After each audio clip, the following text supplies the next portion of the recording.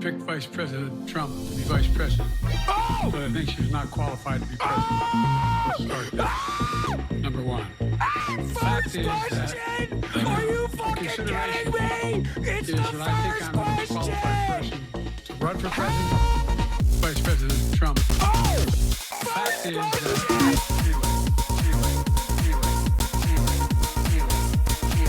Vice President Trump.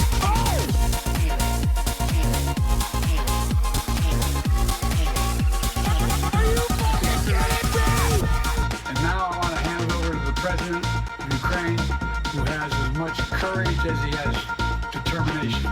Ladies and gentlemen, President Putin. President Putin. He's a big President Putin. President Zelensky. I'm so focused on being Putin, we got to worry about it. Vice President Trump.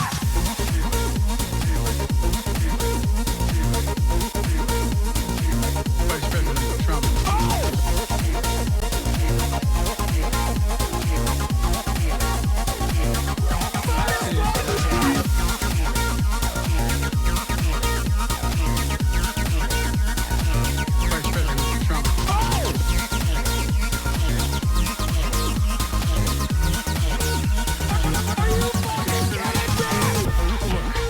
What's going on, everybody? Vice President. I hope everyone's having a fantastic evening, fantastic afternoon, fantastic pre-noon, no matter where you are in the world. I'm Hassan Piker, and this HasanAbi broadcast coming to you live from sunny California, Los Angeles, folks. We're live and alive, and I hope all the boys, girls, and MBs are having a fantastic one because today's a beautiful day. Today's a Wonder World day. Today is Wednesday. That's right. It's July 24th, 2024, 10:52 a.m. on a beautiful Wednesday.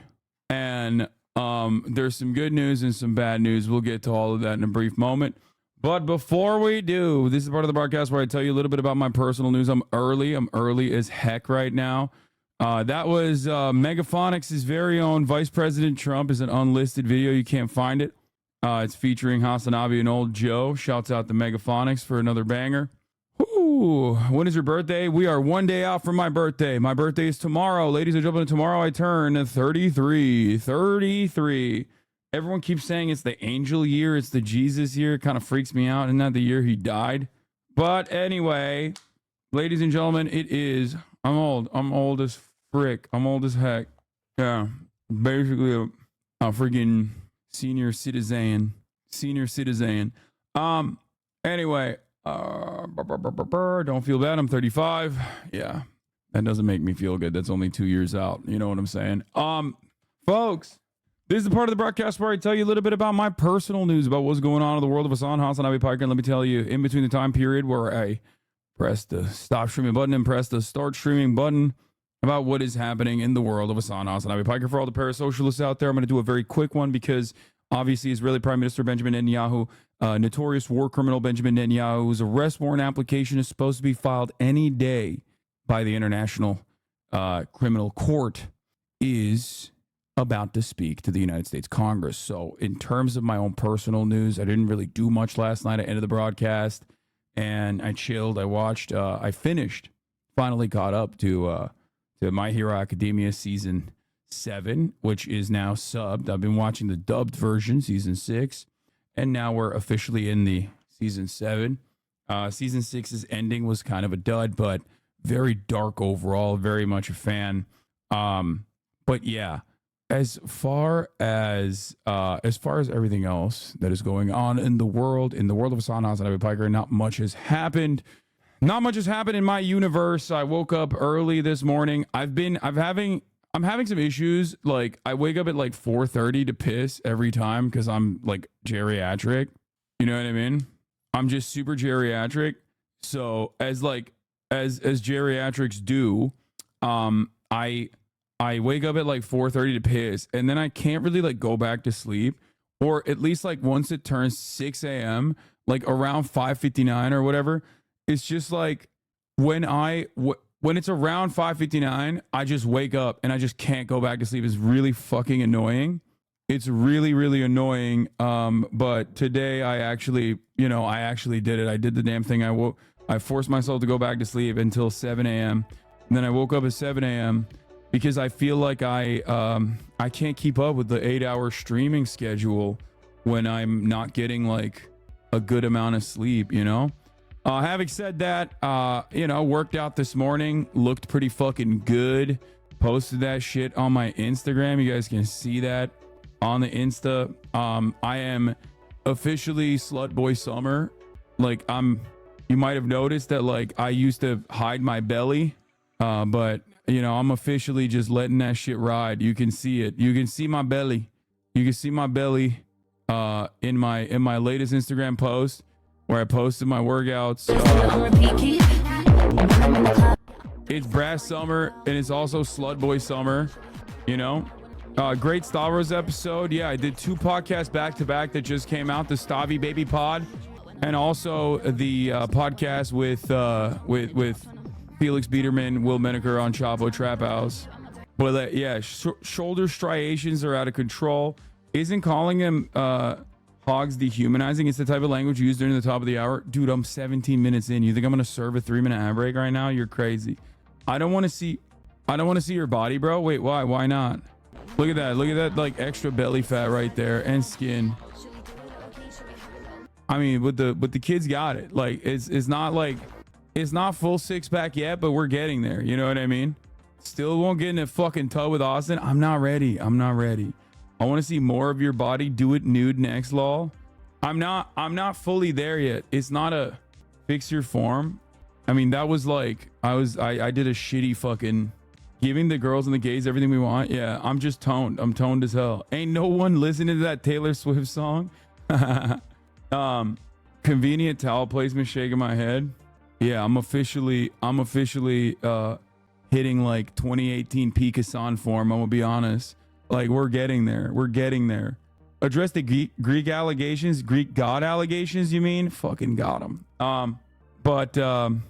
Brad Summer actually received news it was bottom autumn now. Yeah, that's what I said last night, but it's still Brad Summer. So, what was I saying? What was I talking about? What did I want to say? Harley donated $5. I've been watching for a couple days ago. Oh, hell yeah. Thank you for inspiring me to start my own gym journey. Always. So, yeah, worked out. Feeling pretty good. Immediately fucking dove in and wanted to cover BIBI NETANYAHU obviously speaking to Congress. Loved you on Stavi's Friends. 65 minutes of unadulterated Balkan posting was just what the doctor ordered. Great guest calls too. Hell yeah. It's hard to build muscle at your height. Yes. I mean, it's not hard to build muscle. It's just hard to make it look super muscular. That's the issue. So that's what it is. My favorite part of the pod, the advice you gave to the wedding question. I don't even remember. It's like long fucking time. But yeah, I'm in my skinny era. It's skinny summer for me. It's slutty summer for me. I'm being extra slutty with it. It's all good. You know what I mean? Like, are you going to be open to doing an OnlyFan? Yeah. Just kidding. What is this? W-Unk? Yeah, we're nice. But, yeah. Hasan really, he chill. He's like Unk, like actual Unk though. You know what I mean? Like just a regular schmegular guy. Yeah. That gives life lessons. What life lessons did he give you? Nothing. But Yeah, I would that's think, what I I would think that we get. I haven't heard Hode still. Chat thinks I need to hear it. Damn, cutie, let him fucking hype me up a little bit before. My biggest enemy, dude. They posted you on gay Twitter. Gays after a breakup, no context gay. What is this even? I don't even know what this means, dude. Hasan, help me. My good friend thinks Trump will be more anti-war than the Democrats. Yeah, that's an unfortunate piece of misinformation that you're going to have to deal with for the rest of your life if the Democratic Party continues advocating for like how sick they are with NATO, and like Americans are going to consistently look at that. Americans are going to consistently look at that and just be like, yeah, no, these guys, there's a lot happening in the world whenever Democrats are in charge, it seems, because Americans don't think about this shit that much. Anyway, on that note, Israeli PM Netanyahu is about to address Congress, so I'm gonna fucking blast the frick off. You already know what it is. All right, we're gonna get that's why I started early. War criminal BB speaks to captive audience, excited at prospect of more dead brown children. 86 Dems and 1 rep boycott. Kamala isn't there. Massive protests in DC. Brandon speaks later tonight. Later, he's not dead. If you took the day off, something funny would have happened in DC. Just saying. Okay, chill. 100 plus Congress interns are boycotting Netanyahu's address today, citing constituent demands. The overwhelming demand is clear. Prime Minister Netanyahu must be held accountable for his crimes against humanity. It's our moral obligation, bro. They're interns. Like, come on now. Anyway, all right, that's a good blast off meme. Let's freaking go. Feder bitch update. Yeah, Thomas Massey's also boycotting. Yeah, that's why I said 1 Republican and 86 Dems. Anyway. War criminal BIBI speaks to captive audience with the prospect of more dead brown children. Kamala isn't there. Mass protest in DC. Brandon speaks later. He's not dead. What else was I going to talk about today? There's a lot of stuff to cover today, dude. Chris Tyson. Weird text messages. I looked into it last night because I was like, the fuck is going on? Everyone apparently was yelling at me online on Twitter. Because I'm specifically avoiding covering it, and not because insanely important things that are happening in the world. So of course we'll talk about that. Dude, stop drinking medicine straight from the bottle, bro. I'm sipping lean. You know what I mean? Literally once in a generation history is happening. Yeah, shit that's gonna be covered in history textbooks. You know what's not gonna be covered in history textbooks? What happened with the Mr. Beast franchise? Okay, excuse me. I don't think that's going to be a part of.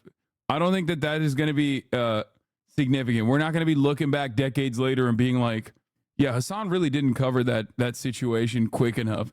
And these motherfuckers did this with Cody Code too. It's like, bro, I'm sorry. Okay, I have a finite amount of bandwidth. You understand?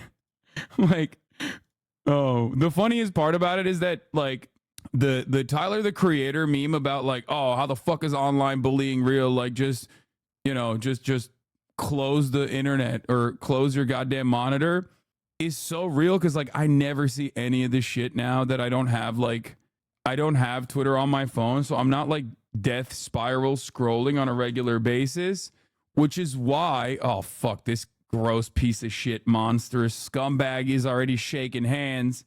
But anyway, last thing I was gonna say in terms of that drama coverage and all the people that immediately went from oh, you don't care about the victims to okay, well the victim was paid off and that's why they're saying they weren't groomed, to Hassan, why aren't you covering this? You're such a hypocritical piece of shit in a matter of 3 minutes.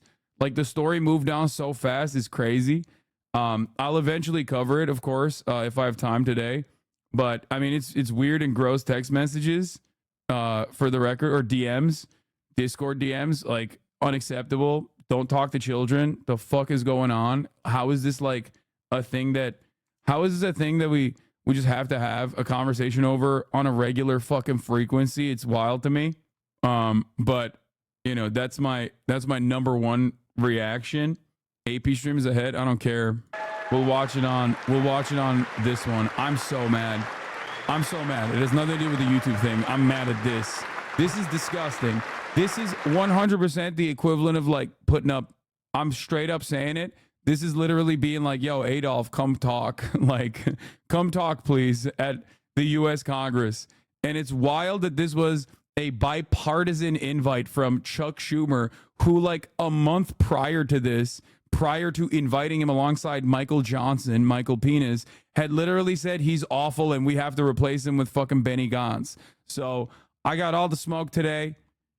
Listen, we're gonna be Israel posting today. Okay, I'm gonna be talking about Israel. So I know that that's something that a lot of fucking fair weather Democrats who only talk about want to talk about progress but never want to talk about this issue. You're going to hear a little bit about that. Okay, so buckle in. Oh, bad news. What was the bad news? I mean, aside from this fucking warmongering piece of shit with an arrest warrant application out right now at the International Criminal Court speaking to the U.S. Congress, the other bad news is Kamala Harris is potentially looking into Pete Buttigieg. And that's horrible. That's like tomatoes. I'm throwing tomatoes, okay? Please don't do that. Please don't fucking do that. That's a horrible idea. Anyway, let's get started. Speaker of the House, Mike Johnson, Senator Ben Cardin, Minority Leader Hakeem Jeffries, Senate Majority Leader Chuck Schumer, Senate Minority Leader Mitch McConnell, Senators, members of Congress, distinguished guests. Mr. Speaker, I want to thank you for giving me the profound honor of addressing this great citadel of democracy for the fourth time. We meet today at a crossroads of history. Our world is in upheaval. In the Middle East, Iran's axis of terror confronts America, Israel, and our Arab friends. This is not a clash of civilizations. It's a clash between barbarism and civilization. Gross. Piece of shit. It's a clash between those who glorify death and those who sanctify life. Bro, dude, you are the barber. You are the barbarism. You are doing the barbarism. For the forces of civilization 40,000 in a conservative America estimate. and Israel must stand together. They're clapping for him! Because when we stand together, something very simple happens. We win, they lose. It's going to be so hard for me not to say terms of service violations right now. Like every fucking person, they're giving him a standing ovation the entire time. And my friends, I came to assure you today of one thing. We will win. Ladies and gentlemen, like December 7th, 1941, and September 11th, 2001, October 7th is a day that will forever live in infamy. It was the Jewish holiday of Simchat Torah. It began as a perfect day, not a cloud in the sky. Thousands of young Israelis were celebrating at an outdoor music festival. And suddenly, at 6:29 a.m., as children were still sleeping soundly in their beds in the towns and kibbutzim next to Gaza, suddenly heaven turned into hell. 3,000 Hamas terrorists stormed into Israel. He's gonna do gory details of October 7. He's gonna lie about some of the things that happened. Of course, he's not gonna bring up the fact that the IDF also messed up majorly, and that he is seen as like part of the reason why October 7 happened, like how it was ever allowed to happen. We're not even going to get to any of that real shit. He is a monstrous piece of shit. They raped women. Yeah. They beheaded men. They burnt babies alive. None of that is real. They killed parents in front of their children and children in front of their parents. They dragged 255 people, both living and dead, into the dark dungeons of Gaza. Israel has already brought home 135 of these hostages, including 7 who were freed in daring rescue operations. One of those freed hostages, Noor Gamani, is here in the gallery, sitting near my wife, Sarah. On the morning of October 7th, the entire world saw Noah's look of desperation as she was violently abducted to Gaza on the back of a motorcycle. I met Noah's mother, Leora, a few months ago. She was dying of cancer. She said to me, "Prime Minister, I have one final wish. I wish to hug my daughter Noah one last time before I die." 2 months ago, I authorized a breathtaking commando rescue operation. Our special forces, including a heroic officer named Arnon Zmora, who fell in this battle. You guys are mentally ill. Noah and 3 other hostages. If you think we're mentally ill for saying that, like, a person who is designated as a war criminal, okay, who has been responsible for the death and destruction of an entire fucking area, filled to the brim, an open air prison, filled to the brim, 40,000 dead, the majority women and children. If we think that that guy is a piece of shit and that makes us mentally ill, then yeah, I guess we're fucking mentally ill. We're the ones who are mentally ill. You're right. Like, this is equivalent to Adolf Hitler giving a speech and the American Congress giving him a standing ovation. Like, straight up. It's insane. There is no world in which this would like ever happen. Many hostage The only families are also here with us today, including Eliyahu Bibas. Eliyahu Bibas is the grandfather of those two beautiful red-headed boys, the Bibas boys, toddlers. And they were taken hostage with their mother and and Eliyahu's son. The entire family was taken hostage. Two beautiful red-haired children taken hostage. What monsters. And with us also is Iris Chaim, whose son Yotam bravely escaped Hamas captivity with two other Israelis, and tragically they were killed making their way back to our lines. We have with us also the families of American hostages. They're here. dude, this is, oh my God, I hate this. I hate this so much. But I do think, okay, here's my hopium. Here's my hopium. This is so fucking gross, and it will literally bring back attention to Gaza, because everyone was talking about in the past 7 days, in the past 2 weeks, things heated up. Since the debate, basically no one was talking about Gaza. Benjamin Netanyahu coming out and swinging for the fucking fences in the immediate aftermath of an ICJ decision that declared Israel to be an apartheid state, that Israel must immediately evacuate all the territories that it currently occupies and go back to 1967 borders.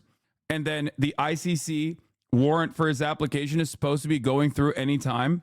When he's giving a standing ovation like this, okay, when you're giving a standing ovation like this, there are two things happen. One, people are going to be like, why the fuck does anybody care about like a foreign leader this much? What the hell is going on?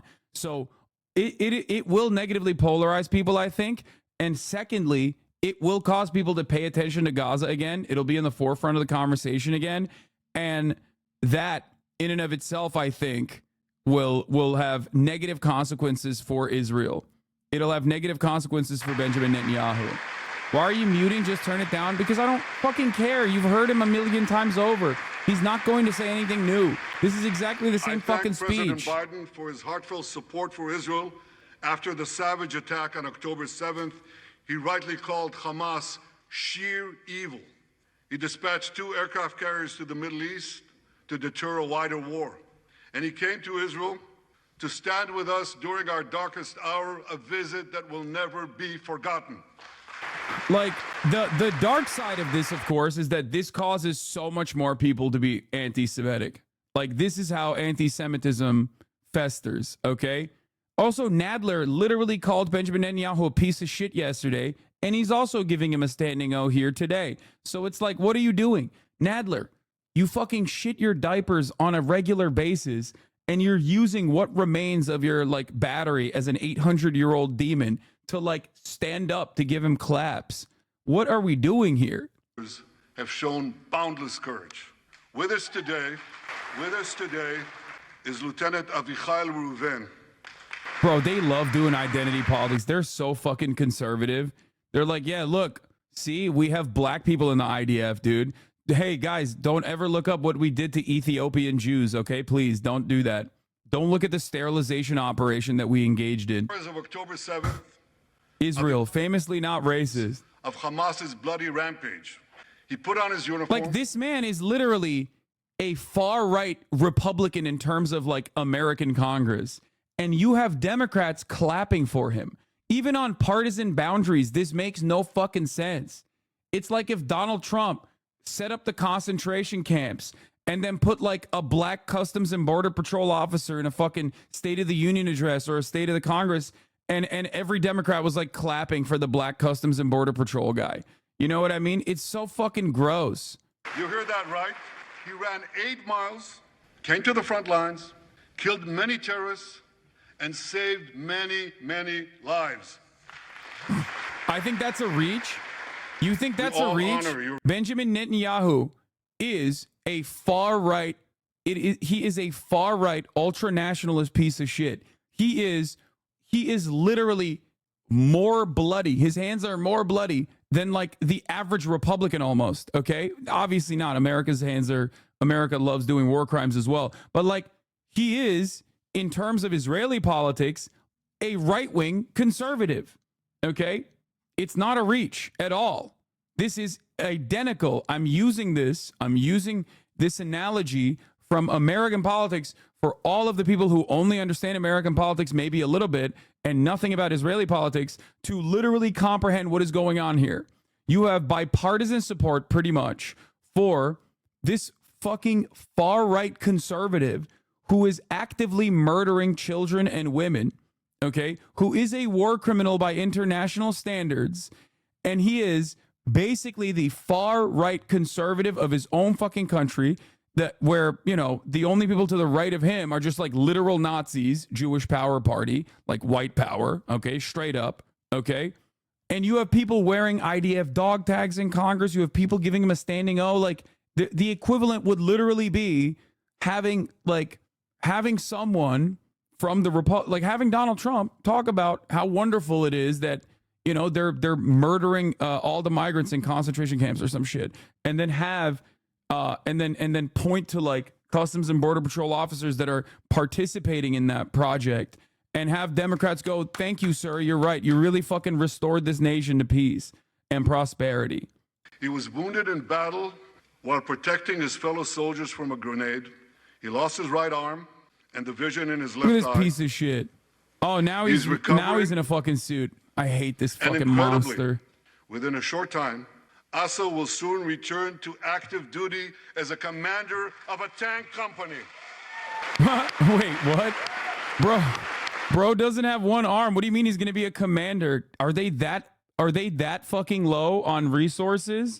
That's crazy, dog. That's crazy, dog. I just learned there is a fourth hero here, Lieutenant Jonathan Ben Chamo, who lost a leg in Gaza and continued to fight. He's like, you guys don't understand. We literally are running out of people. We're running out of people. We're running out of tanks. We're running out of people. Please. Isn't BIBI from Pennsylvania? My friends, yes. These are the soldiers of Israel, unbowed, undaunted, unafraid. It's... Listen, you don't understand. He was bravely trying to snipe yet another child in the head, and then accidentally slipped and fell and lost his leg. As the Bible says, Am kelavi yakum. They shall rise like lions. They have risen like lions. The lions of Judah, the lions of Israel. Why are they clapping for any of this? Ladies and gentlemen, the men and women of the IDF come from every corner of Israeli society, every ethnicity, every color, every creed, left and right, religious and secular. All are imbued with the indomitable spirit of the Maccabees, the legendary Jewish warriors of antiquity. With us today is Yechiel Leiter, the father of one of those Maccabees. Yechiel's father escaped the Holocaust and found refuge in America. As a young man, Yechiel moved to Israel and raised a family of 8 children. He named his eldest son, Moshe, after his late father. Moshe became an exemplary officer in one of our elite commando units. He served with distinction for 2 decades while raising 6 beautiful children of his own. On October 7th, Moshe volunteered to return to combat. 4 weeks later, he was killed when a booby-trapped mine exploded in a tunnel shaft right next to a mosque. At his son's funeral, Yechiel said this: "If the state of Israel had not been established after the Holocaust, the image engraved in our collective I know the memory Leiter family would have been personally. the They're photograph settlers. of that helpless Jewish boy in the Warsaw Ghetto holding his hands up in the air with Nazi rifles pointed at him. But because of the birth of Israel," Yechiel continued, "because of the courage of soldiers like my son Moshe, the Jewish people are no longer helpless in the face of our enemies." Escape the Holocaust just to be abandoned by Israel and have the genocidal state brainwash his son and then lose them to Israel's genocidal operation? I know. He's like, dude, listen, he was on his way to go fucking smell some Palestinian underwear that he found in a fucking hollowed out apartment complex, and he blew up. Please rise so we can honor your son's sacrifice.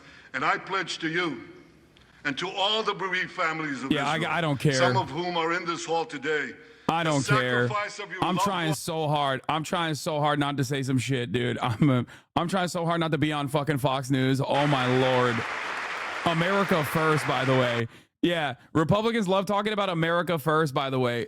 There is no world. I don't think that actual Republicans that aren't like the psychopathic biblical evangelical Protestants that think like Israel is going to bring about the rapture, outside of those guys, I don't think any Republican listens to this fucking rabid, monstrous piece of shit and watch their representatives and watch their senators get up and give more of a rabid applause to a foreign nation's leader than their own president when their own president fucking speaks, okay? This is a more rabid audience, a more bipartisan audience than when a Democratic president addresses Congress, than when a Republican president addresses Congress. This is incredible, okay? This is incredible shit. There is no better representation that America is completely bought and sold to corporate interests, that American Congress is completely bought and sold to whatever our foreign policy is going to be in the Middle East than what you are experiencing right now, okay? There is no way, I do not believe that like Republicans in fucking Alabama that aren't like super invested in this televangelist narrative of the rapture coming are going to look at this and go, wow, I really love that my congressperson is out there clapping like a fucking seal when this guy is saying like, we have to defend Israel. It's the most important state. Like, no shot. No fucking shot, dude. They refuse to make the simple distinction between those who target terrorists and those who target civilians, between the democratic state of Israel and the terrorist thugs of Hamas. We recently learned from the National Security Director, U.S. Director of National Intelligence, that Iran is funding and promoting anti-Israel protests in America. They want to disrupt America. Yeah. So these protesters burn American flags even on the 4th of July. And I wish to salute the fraternity brothers at the University of North Carolina. Oh, God. Oh, I'm going to throw up. The American flag. Bro, this is American culture war shit. He's doing American culture war issues, brother. I'm telling you, he is just a Republican. Just a Republican, okay? He is literally doing American culture war notes. For all we know, yeah, Iran clapping is USA to Israel's prime minister is so fucking funny. Yeah, no, totally. But they're there. Hey man, I don't know how y'all do it in Israel, but we got a thing called free speech here, okay? It's motherfucking America. This shit ain't Israel, okay? You can't fucking complain and cry about what is done to the American flag. Suck my fucking dick. You have officially it's called the First become Amendment. Iran's Constitutionally idiots. protected too, bitch. Bitch ass. It's making me imagine having a fucking foreign leader coming into U.S. Congress, shitting on American citizens and having their own fucking American representatives go, hell yeah, you're right. Suck my fucking dick, you monstrous pieces of shit. You fucking cowards. All of you. Shame on every single person. Proclaiming gays for Gaza. They might as well hold up signs saying chickens for KFC. Gross, dude. These protesters chant from the river to the sea, but many don't have a clue what river and what sea they're talking about. They not only get an F in geography, they get an F in history. They call Israel a colonialist state. Don't they know that the land of Israel is where Abraham, Isaac, and Jacob prayed, where Isaiah and Jeremiah preached, and where David and Solomon ruled? Why is Hakeem Jeffries clapping at that? Why are you clapping at that, you fucking donkey? For nearly 4,000 years, the land of Israel has been the homeland of the Jewish people. It's always been our home. It will always be our home. It's not only the campus protesters who get it wrong. It's also the people who run those campuses. 80 years after the Holocaust, the presidents of Harvard, Penn, and I'm ashamed to say my alma mater, MIT, couldn't bring themselves to condemn the calls for the genocide of Jews. You remember what they said? They said, it depends on the context. Well, let me give these befuddled academics a little context. Anti-Semitism is the world's oldest hatred. For centuries, the massacre of Jews was always preceded by wild accusations. We were accused of everything from poisoning wells, to spreading plagues, to using the blood of slaughtered children to bake Passover matzahs. These preposterous anti-Semitic lies led to persecution, mass murder, and ultimately to history's worst genocide, the Holocaust. Now, just as malicious lies were leveled for centuries at the Jewish people, malicious lies are now being leveled at the Jewish state. No, don't applaud. Listen.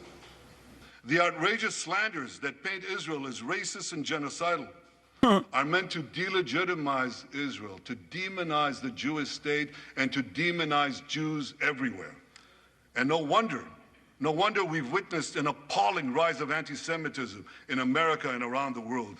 Yeah, dude, no, this definitely won't contribute to like an appalling rise of actual anti-Semitism after Americans literally see something that they're not used to and they're like, why is this foreign leader getting so much play? Why does he have so much motion in American Congress? You think this doesn't contribute to anti-Semitism? This is literally like an American Nazi's wet dream, okay? This is an American Nazi's wet dream. They're going to be like, they will run this over and over again to be like, see? They will take advantage of the lack of critical thinking. They will take advantage of the lack of critical thinking that the average American has on this issue. Because on the one side, on the Israeli front, Israel consistently uses Judaism as a cynical deployment, a cynical shield to be like, yeah, we're doing this for Jews around the world. Joe Biden then reiterates that point and says, not a single Jew would be safe without Israel being a Jewish ethno-state. So Americans also associate Israel with Judaism when they shouldn't, okay? But there is no greater way to make that argument like, oh, see, look, Jews control the media, Jews control the fucking Congress, like, look at this, is exactly what Nazis are going to say over and over and over again, especially as these fucking dickheads are giving him a standing ovation. Aren't getting enough food. It's not because Israel is blocking it, it's because Hamas is stealing it. It's just, all of this is objectively a here's lie. Another. The ICC prosecutor accuses Israel of deliberately targeting civilians. What in God's green earth is he talking about? The IDF has dropped millions of flyers, sent millions of text messages, made hundreds of thousands of phone calls to get Palestinian civilians out of harm's way. But at the same time, Hamas does everything in its power to put Palestinian civilians in harm's way. They fire rockets from schools, from hospitals, from mosques. They even shoot their own people. Yeah, when they try to leave. Bro, he's literally just talking about Israel. He's literally just talking about Israel. Listen to this. He boasted that Palestinian women and children excel at being human shields. His words, excel at being human shields. What monstrous evil. For Israel, every civilian death is a tragedy. For Hamas, it's a strategy. They actually want Palestinian civilians to die so that Israel will be smeared in the international media and be pressured to end the war. Bro's like, we just can't stop killing Palestinian babies, okay? We won't stop. We can't stop. And Hamas loves it. They take advantage of our fucking unimaginable violence. And the worst part about killing all of those Palestinian babies is that we look bad. People go, hey, man, why are you killing so many babies? It's really fucked up. Virtually every single thing he has said has been the vast debunked. Majority of Americans every single thing he has said is either pure projection, it's Israel doing shit that he's attributing to Hamas, or they've been completely debunked. Will they bring up a Trump-style interpreter on CNN to address all of the lies he has told? I don't know. But as for the minority, I'm not holding my breath. That may have fallen for Hamas's con's job, I suggest you listen to Colonel John Spencer. John Spencer is head of urban warfare studies at West Point. He studied every major urban conflict. I was going to say in modern history. He corrected me, no, in history. Israel, he said, has implemented more precautions to prevent civilian harm than any military in history and beyond what international law requires. That's why, despite all the lies you've heard, the war in Gaza has one of the lowest ratios of combatants to non-combatants casualties in the history of urban warfare. And you want to know where it's lowest in Gaza? It's lowest in Rafah. In Rafah. Remember what so many people said? If Israel goes into Rafah, there'll be thousands, maybe even tens of thousands of civilians killed. Y'all burned an entire fucking week, tent city down. I Fuck you mean? I visited our troops as they finished fighting Hamas's remaining terrorist battalions. I asked the commander there, how many terrorists did you take out in Rafah? He gave me an exact number, 1,203. I asked him, how many civilians were killed? He said, Prime Minister, practically none, with the exception of a single incident where shrapnel from a bomb hit a Hamas weapons depot and unintentionally killed two dozen people. Two to three The civilians answer do is not die for one Hamas practically terrorist. none. That's You not wanna even know true. why? Because Israel got the civilians out of harm's way, something people said we could never do, but we did it. I know. The reason why Congress looks full right now, even though half the Democratic caucus is not there, is because they put seat fillers on. The war in Gaza, they should be commended for it. I want to thank all of you here today who forcefully opposed the false accusations of the ICC and stood up for the truth. These lies are not only libelous, they're downright dangerous. The ICC is trying to shackle Israel's hands and prevent us from defending ourselves. And if Israel's hands are tied, America is next. And I'll tell you what else is next. The ability of all democracies to fight terrorism will be imperiled. That's what's on the line. So let me assure you, the hands of the Jewish state will never be shackled. Israel will always defend itself.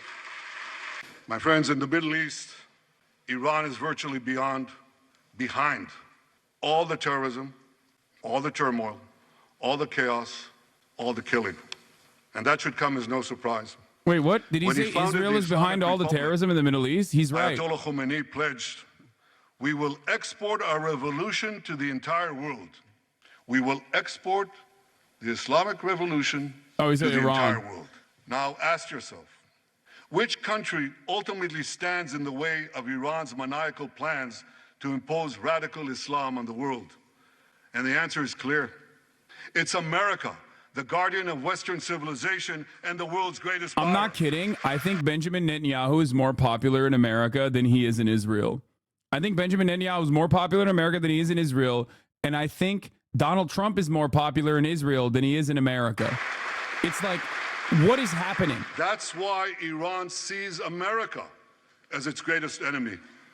Last month, we heard a revealing comment, ostensibly about the war in Gaza, but about something else. It came from the foreign minister of Iran's proxy, Hezbollah, and he said this: this is not a war with Israel. Israel, he said, is merely a tool. The main war, the real war, is with America. Iran's regime has been fighting America from the moment it came to power. In 1979, it stormed the American embassy. It held scores of Americans hostage for 444 days. Since then, Iran's terrorist proxies have targeted America in the Middle East and beyond. In Beirut, they killed 241 U.S. servicemen. In Africa, Netanyahu claims they bombed civilian American casualties amount to embassies. practically none. He In says Iraq, Israeli force should be they commended supplied for the number of explosives to civilians maim killed. and kill thousands of American Okay, soldiers. let's see if they In keep that America. energy. In America. Why is chat so anti-American? sent Dude, death that's so squad. funny that you're saying that. Like, because we're not dick riding a fucking foreign nation. Because we're not dick riding a foreign nation's leader, absolutely just rubbing his penis on every single seat in fucking Congress as they give him a standing O behind every word in a way that they don't even do when an American president is speaking. There are more partisan protests when a fucking American president speaks and talks to its own fucking Congress. And that's anti-American? You think that's anti-American because we're not sufficiently dick riding Israel, a foreign country? The fuck is being American to you? Oh, sorry. If you do not immediately get on your knees and suck Benjamin Netanyahu's dick and balls, you are not sufficiently pro-America. Suck my dick. Yo, what up? That's why the mobs in Tehran chant death to Israel before they chant death to America. For Iran, Israel is first, America is next. So when Israel fights Hamas, we're fighting Iran. When we fight Hezbollah, we're fighting Iran. When we fight the Houthis, we're fighting Iran. And when we fight Iran, we're fighting the most radical and murderous enemy of the United States of America. And one more thing. When Israel acts to prevent Iran from developing nuclear weapons that could destroy Israel and threaten every American city, every city that you come from. We're not only protecting ourselves, we're protecting you. Yeah, Iran is going to invade America any day now, guys. Any day now. Like, how can you say you love this fucking nation and then simultaneously look at all of the fucking poverty everywhere? Okay? The roads are fucked. There's no infrastructure. Bridges are falling apart. You can't pay for education. Everything is too expensive.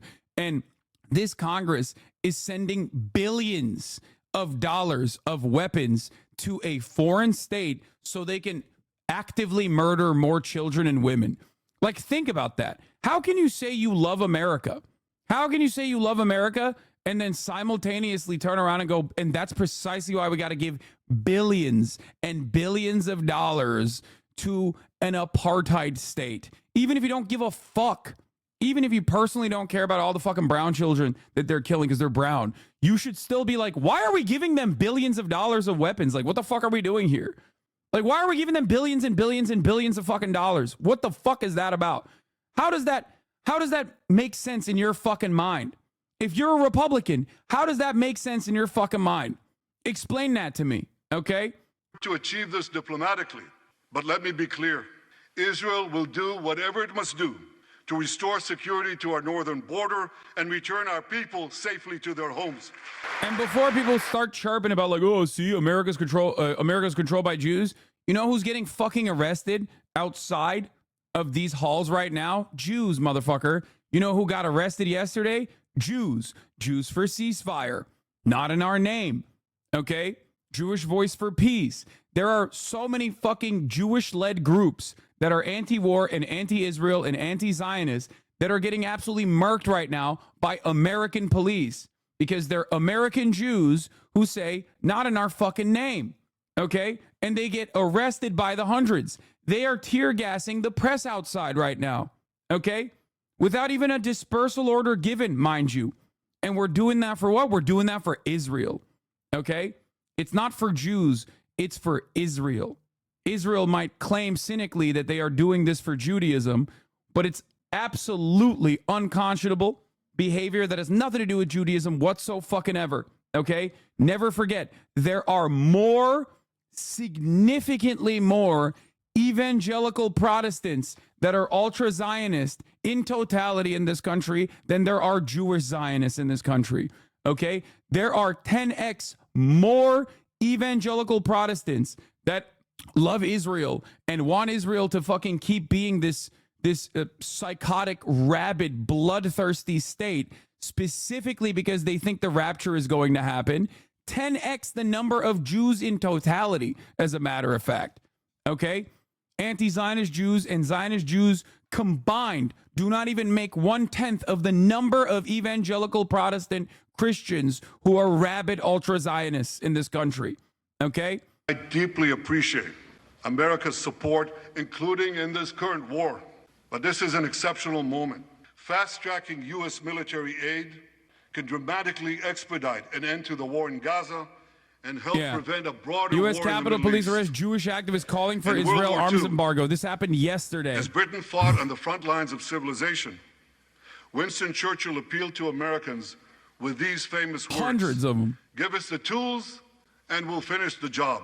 Today, as Israel fights on the front line of civilization, I too appeal to America. Give us the tools faster and we'll finish the job faster. My dear friends, The war in this Gaza just could happened. end tomorrow if Hamas surrenders, disarms, and returns all the hostages. Look at that. Netanyahu's giving a smug-ass speech in Congress. Karmit Katzir, whose father and brother were murdered on October 7th and her mom kidnapped, is arrested by Capitol Police for wearing a shirt demanding Netanyahu seal the deal. Like, there are Israeli... But if they don't, there are Israeli Israel American will fight Jews until who we are destroy literally Hamas's there to military protest Benjamin capability. Netanyahu, whose fucking family members have been killed on October 7th, and they're protesting Netanyahu, and we're arresting them. Okay? We are so fucking cucked, dude. That's what total victory means, and we will settle for nothing less. The day after we defeat Hamas, a new Gaza can emerge. My vision for that day is of a demilitarized and de-radicalized Gaza.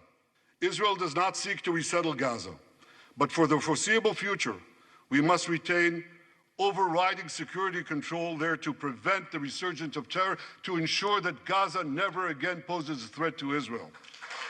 Gaza should have a civilian administration run by Palestinians who do not seek to destroy Israel. That's not too much to ask. It's a fundamental thing that we have a right to demand and to receive. A new generation of Palestinians must no longer be taught to hate Jews, open the gate, but rather to live in peace with us. you can put the car in. Those twin words, demilitarization and de-radicalization, those two concepts were applied to Germany and Japan after World War II, and that led to decades of peace, prosperity, and security. Bro, that is what has to happen to Israel, my boy. That's what happens to that's what needs to happen to Israel. Regional partners. The demilitarization and de-radicalization. I'm trying a regular diet Dr. Pepper for the first time ever, by the way, unrelated to everything that's going on. And peace. That's after yesterday's shenanigans. I got a regular diet Dr. Pepper. Now here's my vision. Not sure if I like it. For the broader Middle East, it's also shaped in part by what we saw in the aftermath of World War II. After that war, America forged a security alliance in Europe to counter the growing Soviet threat. Likewise, America and Israel today can forge a security alliance in the Middle East to counter the growing Iranian threat. All countries that are at peace with Israel and all those countries who will make peace with Israel should be invited to join this alliance. We saw a glimpse of that potential alliance on April 14th. Led by the United States, more than half a dozen nations worked alongside Israel to help neutralize hundreds of missiles and drones launched by Iran against us. Thank you, President Biden, for bringing that coalition together. The new alliance I envision would be a natural extension of the groundbreaking Abraham Accords. Those accords saw peace forged between Israel and 4 Arab countries, and they were supported by Republicans and Democrats alike. I have a name for this new alliance. I think we should call it the Abraham Alliance. I want to thank President Trump for his leadership in brokering the historic Abraham Accords. Turns out the real unity ticket was Benjamin Netanyahu. Turns out that's the real unity ticket, like boys. Americans, Israelis were relieved that President He Trump will unite emerged this country safe and sound from that dastardly and attack save the on him, bloodlust that we have. dastardly attack on American democracy. There is no room for political violence in democracies. I also want to thank President Trump for all the things he did for Israel, from recognizing Israel's sovereignty over the Golan Heights, to confronting Iran's aggression, to recognizing Jerusalem as our capital and moving the American embassy there. That's Jerusalem, our eternal capital, never to be divided again. My dear friends, Democrats and Republicans, despite these times of upheaval, I'm hopeful about the future. I'm hopeful about Israel because my people, the Jewish people, emerged from the depths of hell, from dispossession and genocide. And against all odds, we restored our sovereignty in our ancient homeland.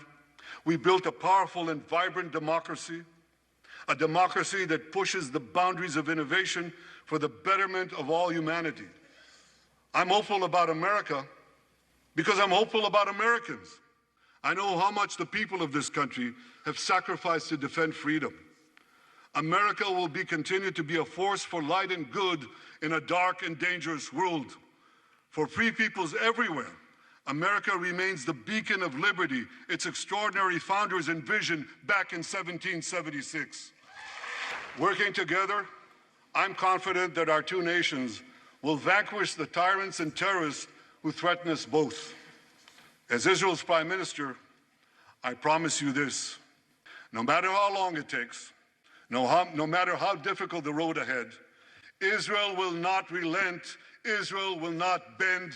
We will defend our land. We will defend our people. We will fight until we achieve victory. Victory over liberty, rather victory of liberty over tyranny, victory of life over death, victory of good over evil. That's our solemn commitment. And we will continue to work with the United States and our Arab partners to transform a troubled region from a backwater of repression, poverty, and war into a thriving oasis of dignity, prosperity, and peace. In this noble mission, as in many others, Israel will always remain America's indispensable ally. Through thick and thin. Here's the latest polls.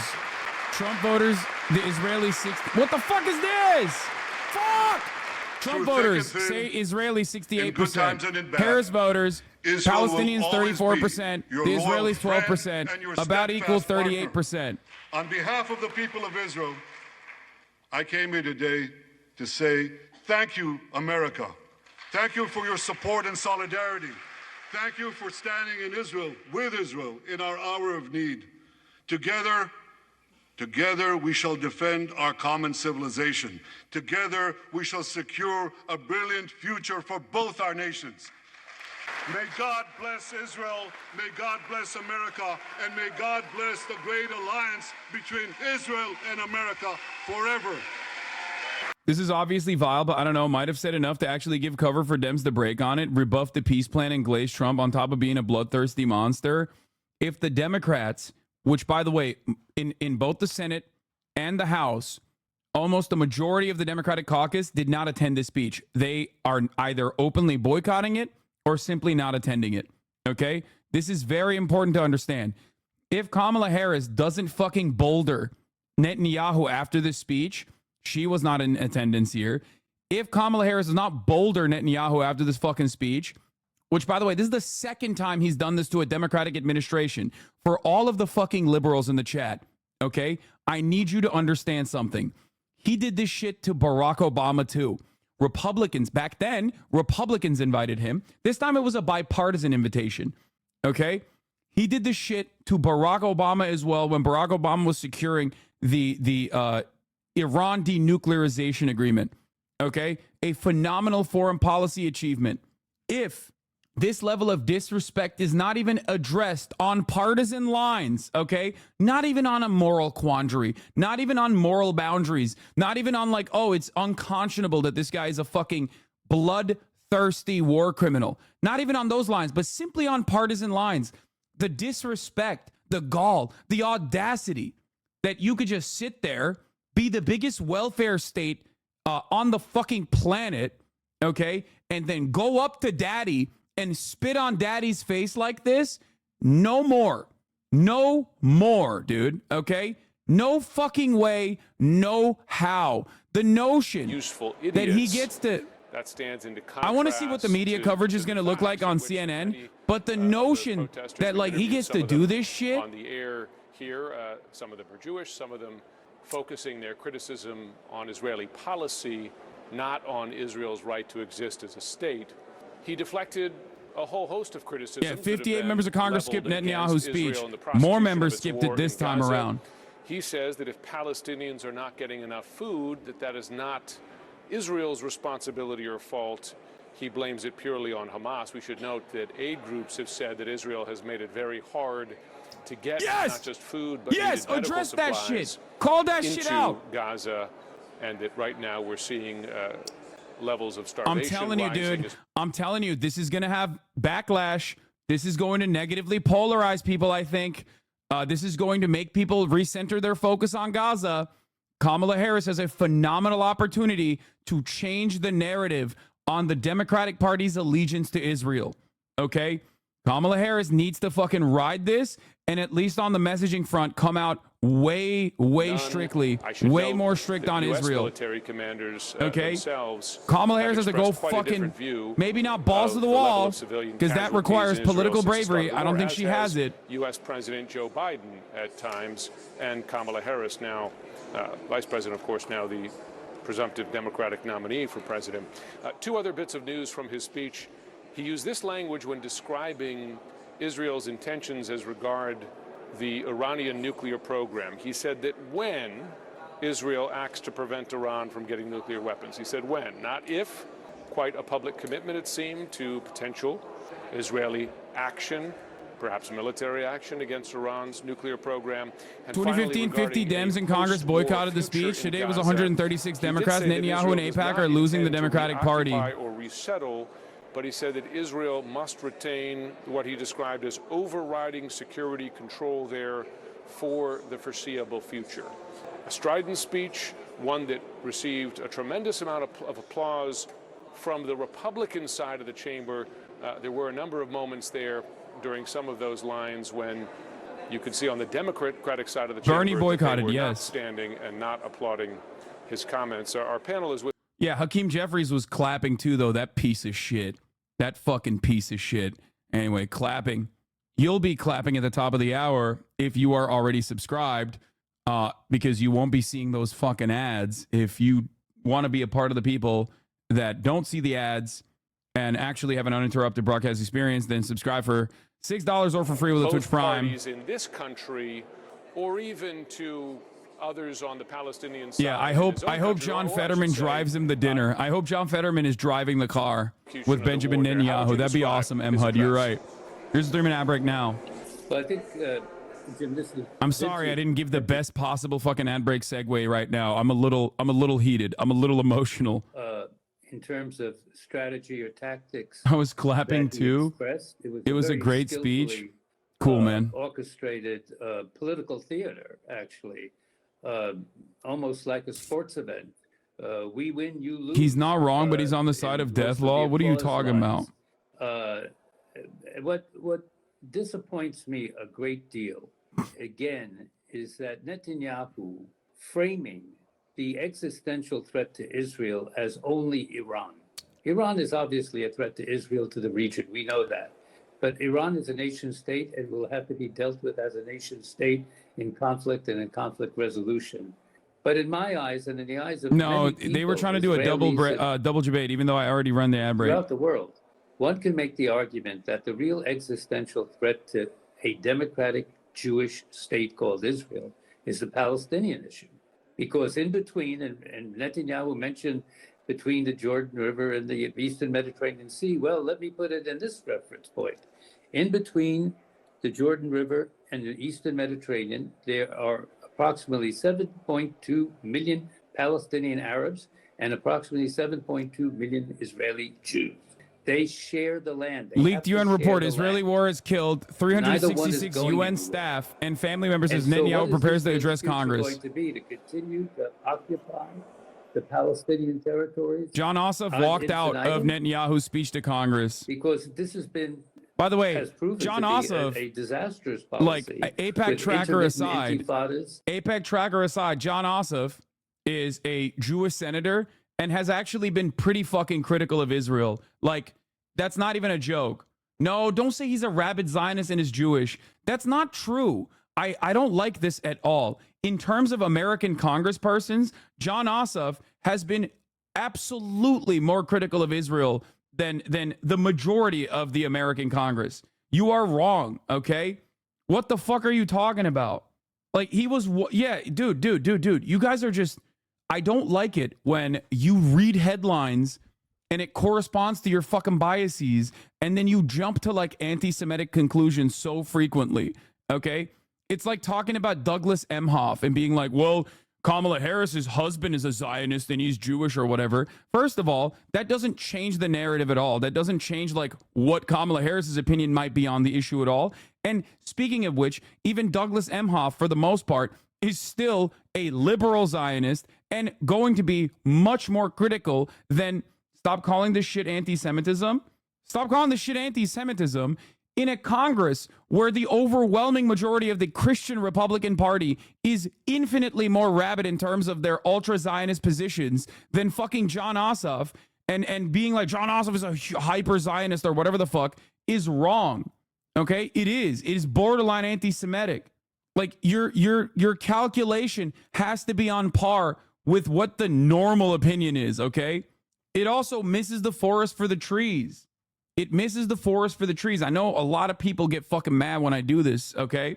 But you're hyper focusing on what someone's ethnic background or what someone's religious background is like a fucking dumbass, okay? That address, 9 senators not present, and the Vice President Kamala Harris not present. It's not Chatter's fault that Did you Israel's doing hear everything in its power to fuel anti-Semitism. No, this community is not one of those communities, though. Okay, that's ridiculous. What you've seen is not the Prime Minister of Israel. You've seen the Republican senator from Jerusalem speaking to his colleagues on the Republican side, and every. I've literally had goyim in my life say that anti-Zionist Jews are feds, which is so weirdly anti-Semitic and strange that I can't figure out how we made this jump. It's the most normal American perspective, I think. Americans are so unimaginably reactionary, and like there are a lot of Christian ultra-Zionists that are so aggro, like they're so anti-Semitic and so aggro. This was a series of 100 Chinese restaurant fortune cookies. Just a bunch of incoherent cliches laid on the table. It was filled with inaccuracies. It was mendacious. It was manipulative. But back to your question, it catered to Republicans. And you are right when you said that the most you're going to hear from CNN is going to be liberal Zionism that's hypercritical of Benjamin Netanyahu. At this stage, it's like, I'll take it. But you have to remember something, okay? The most you're going to see is like liberal Zionism, okay? They're going to be like, oh, we hate Benjamin Netanyahu. Benjamin Netanyahu is bad. And it's true. He is bad, okay? That's like the most radical approach that you're going to hear. But the fact that they don't have like rabid ultra-Zionists on the fucking panel chirping about how beautiful this speech was is a genuine improvement in comparison to like 5 years ago, which is wild. Things have changed dramatically since October 7. The calculation has changed dramatically since October 7. Like Waleed was talking about here, in terms of like U.S. congressional support, okay? In terms of U.S. congressional support, this is very important to take note of, okay? In 2015, 50 Democrats in Congress boycotted Netanyahu's speech to Congress. Today, it was 136 Democrats, okay? Isn't the left protesting anti-Semitic if they against Zionists too? I don't know. No, dude. No, it is not. It is not anti-Semitic to be anti-Zionist. Okay? I think that things are changing. That's why I feel a little bit hopeful. And when I look at all the death and destruction that is happening in Gaza, I still maintain a shred of optimism. That you could possibly make in a case like this. It is very clear, even though when you look at the statistics from Gaza, the Palestinians, 97% of Jews are Zionists. That's also not true. Do not differentiate between combatants and civilians. It is still very clear that thousands of women and children have been killed in these Israeli actions. And as a result of this, anytime you do something like that as a military force, you are definitely putting yourself at risk to be sanctioned by international legal organizations such as the International Criminal Courts or the International Court of You Justice. losers don't know what Zionism is? Trump is God.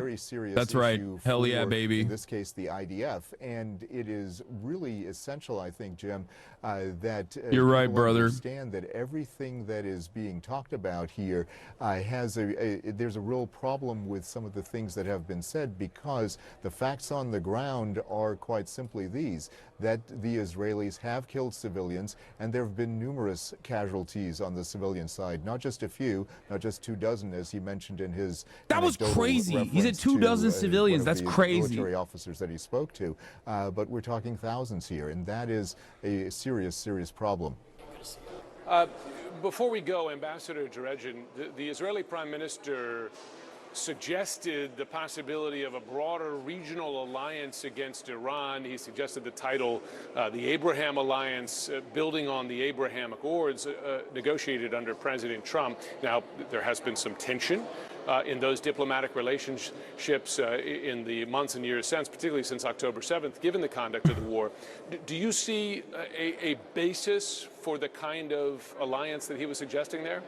I think it's sheer empty rhetoric on the part of Netanyahu, because what Hamas did brutally on October 7th was to raise the price of normalization of Arab countries with Israel to the point where the top Saudi officials have said that normalization with Israel will now have to be predicated on, quote unquote, irreversible steps toward the creation and establishment of an independent Palestinian state. You cannot build a so-called Abraham coalition on sand. It has to be built on dealing with the critical land for peace issues between Israel and Palestine. And that's why this is empty rhetoric on Netanyahu. Well, you speak from experience, also, Jim, certainly.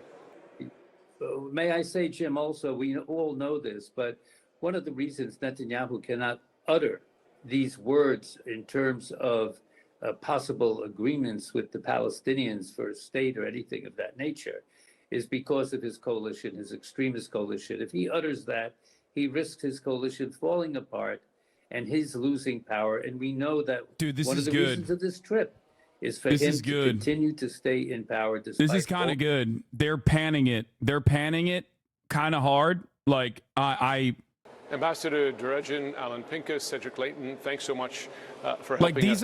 These are like Israeli, like these are ambassadors to Israel, okay? Like that is, yeah, dude, hit it on partisan grounds at the most. Initial reaction from a foreign policy-minded Dem, Chris Murphy. As you guys know, Chris Murphy is famous for saying, we tried to do a coup in Venezuela and Trump fucked it up. He said, a setback for U.S.-Israel relationships. Very clearly playing the Trump. Pretty extraordinary to show up to the U.S. and put yourself in the middle of an American political contest. Is that extraordinary? Is that surprising? Or is that just so perfect? Just so perfect and so normal for Benjamin Netanyahu and for Israel to do so. Okay? Like, what did you think was going to happen? That's why it was a massive misstep that this decision was bipartisan.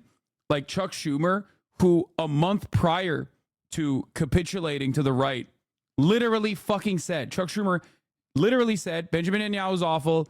Benny Gantz is our guy. Okay. And then a month later, he was like, yeah, no, he's awful. And that's why I welcome him to address the United States Congress. He put his fucking name out there alongside Hakeem Jeffries. Okay. What an unimaginably idiotic thing to do. What a silly, stupid fucking thing to do. So stupid. So stupid. But like I said, the possible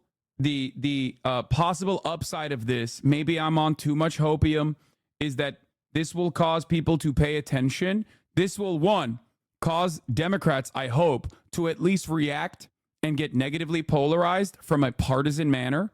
Okay? That's number one. And number two, this will cause Americans to literally pay attention to Gaza again, which will force the Democratic Party's hand into making a distinction between their unconditional support and loyalty to Israel and the Republican Party's unconditional support and loyalty to Israel. Okay?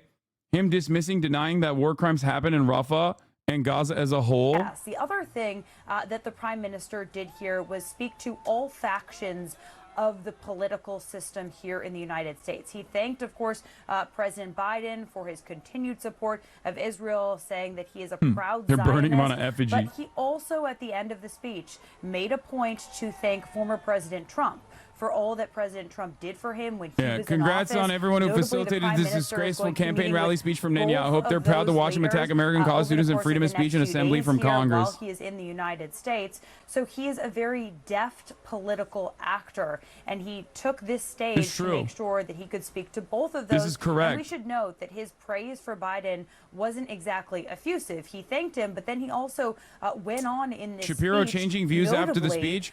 Governor Josh Shapiro called Prime Minister Netanyahu Netanyahu, one of the worst leaders of all time, saying the leader is steering Israel in the wrong direction. Expedited at this time. Yeah, he's angling He for a said, VP "Give us the slot. That's tools why he's saying faster, that. And we'll finish the job." Of course, quoting Winston Churchill in World War II, making that plea to the United States at the time This is for from weapons. January. So that was a notable remark that he made. We'll have to. Never mind. He's not. He was saying that from January. That's when Chuck Schumer was shitting on him too. I think that's literally that. By the way, that's from January. So that's before he also came out and popped off against the college protesters in his own state. So, you know, I'll take that with a grain of salt. Don't know where his current opinion is.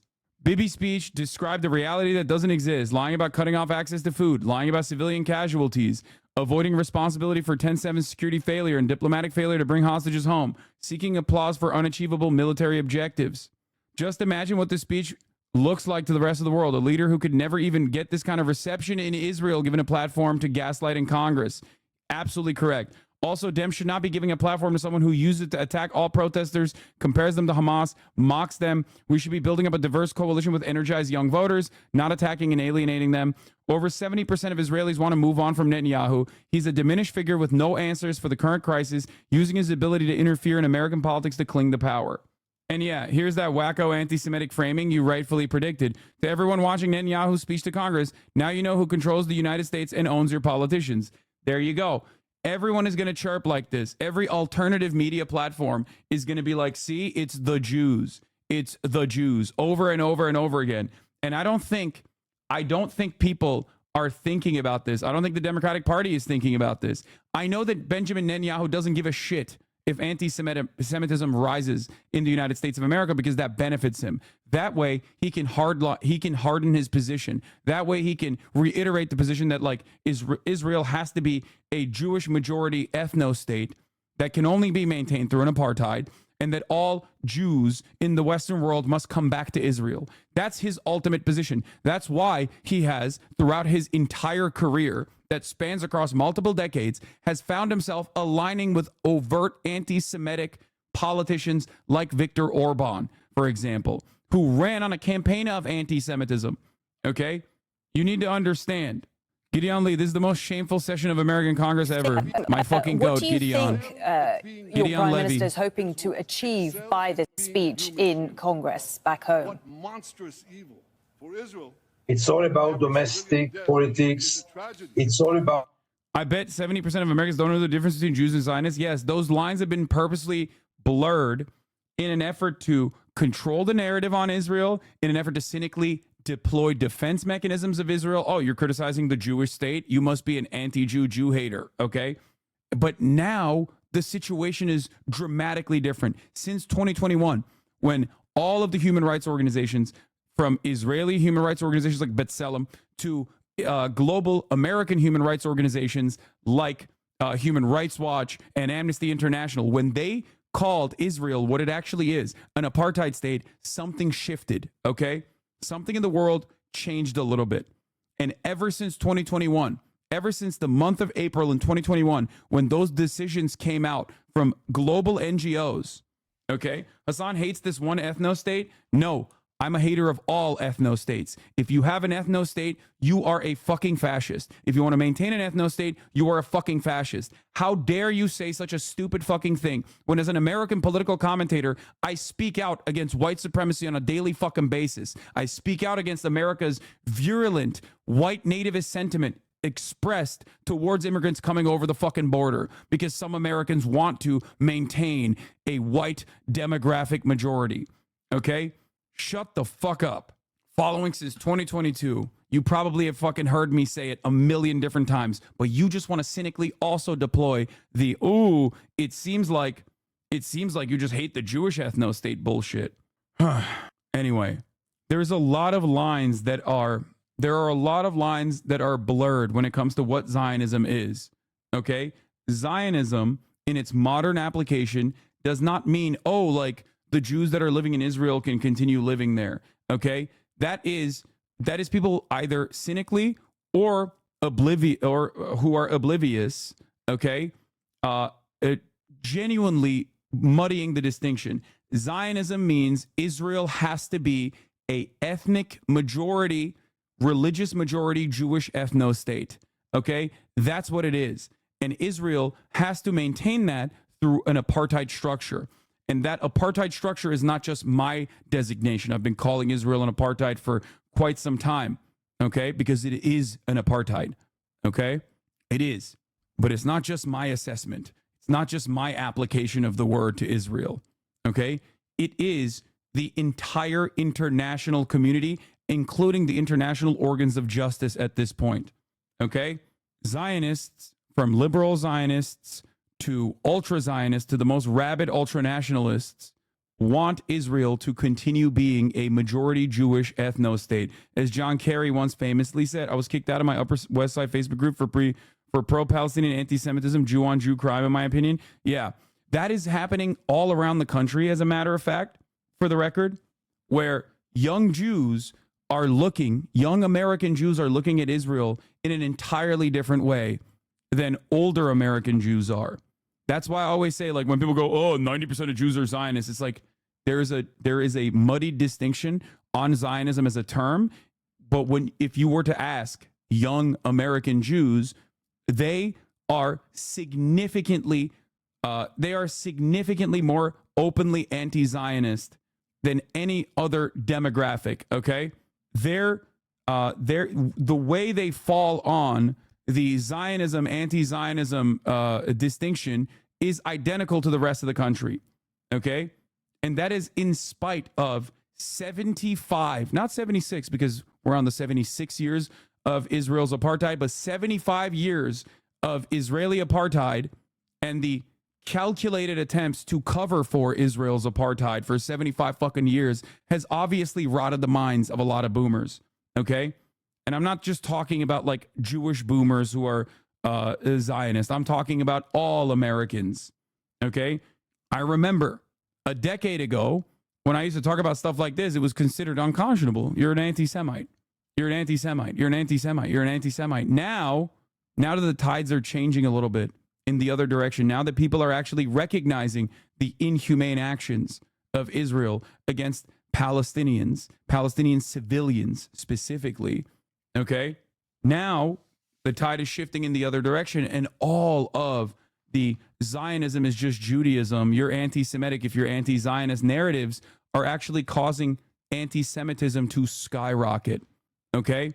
What was once a defense, a cynical application of shrouding Israel's fascist sentiment and fascist and violent actions under the auspices of Judaism is now allowing Nazis, charlatans, opportunists to create a narrative by using that exact same sentiment. I've been warning against this for quite some time, okay? It's terrifying. It is a very dangerous gamble. About regaining his image as an international statesman. It's all about the Congress cheering and applauding. I've been to Israel and seen the apartheid firsthand. It only made me more radically anti-Zionist. I have had arguments with family members and eventually stopped going to my Reform temple, which was super progressive except for Israel, of course. I hate what this is doing to the Jewish people, where in order to be considered a Jew, you have to support a genocide.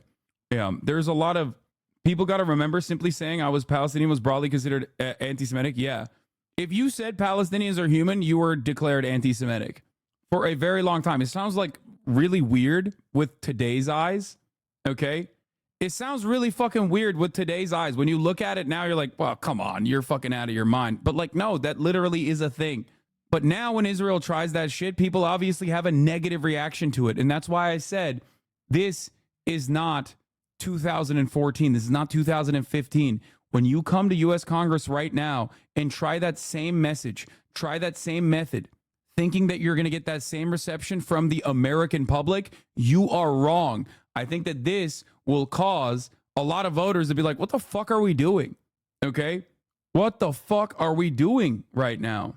Note, had observed Senator John Ossoff walking out on Prime Minister Netanyahu's speech to Congress. I'm told Ossoff thought the Prime Minister had concluded his remarks and left the vote before going to a meeting. Coward. Come on, Ossoff. You popped off. You popped off way before everybody else on Israel's actions. Have some fucking backbone. I've had the 90% of Jews are Zionists used against me. Where the fuck does that idea even come from?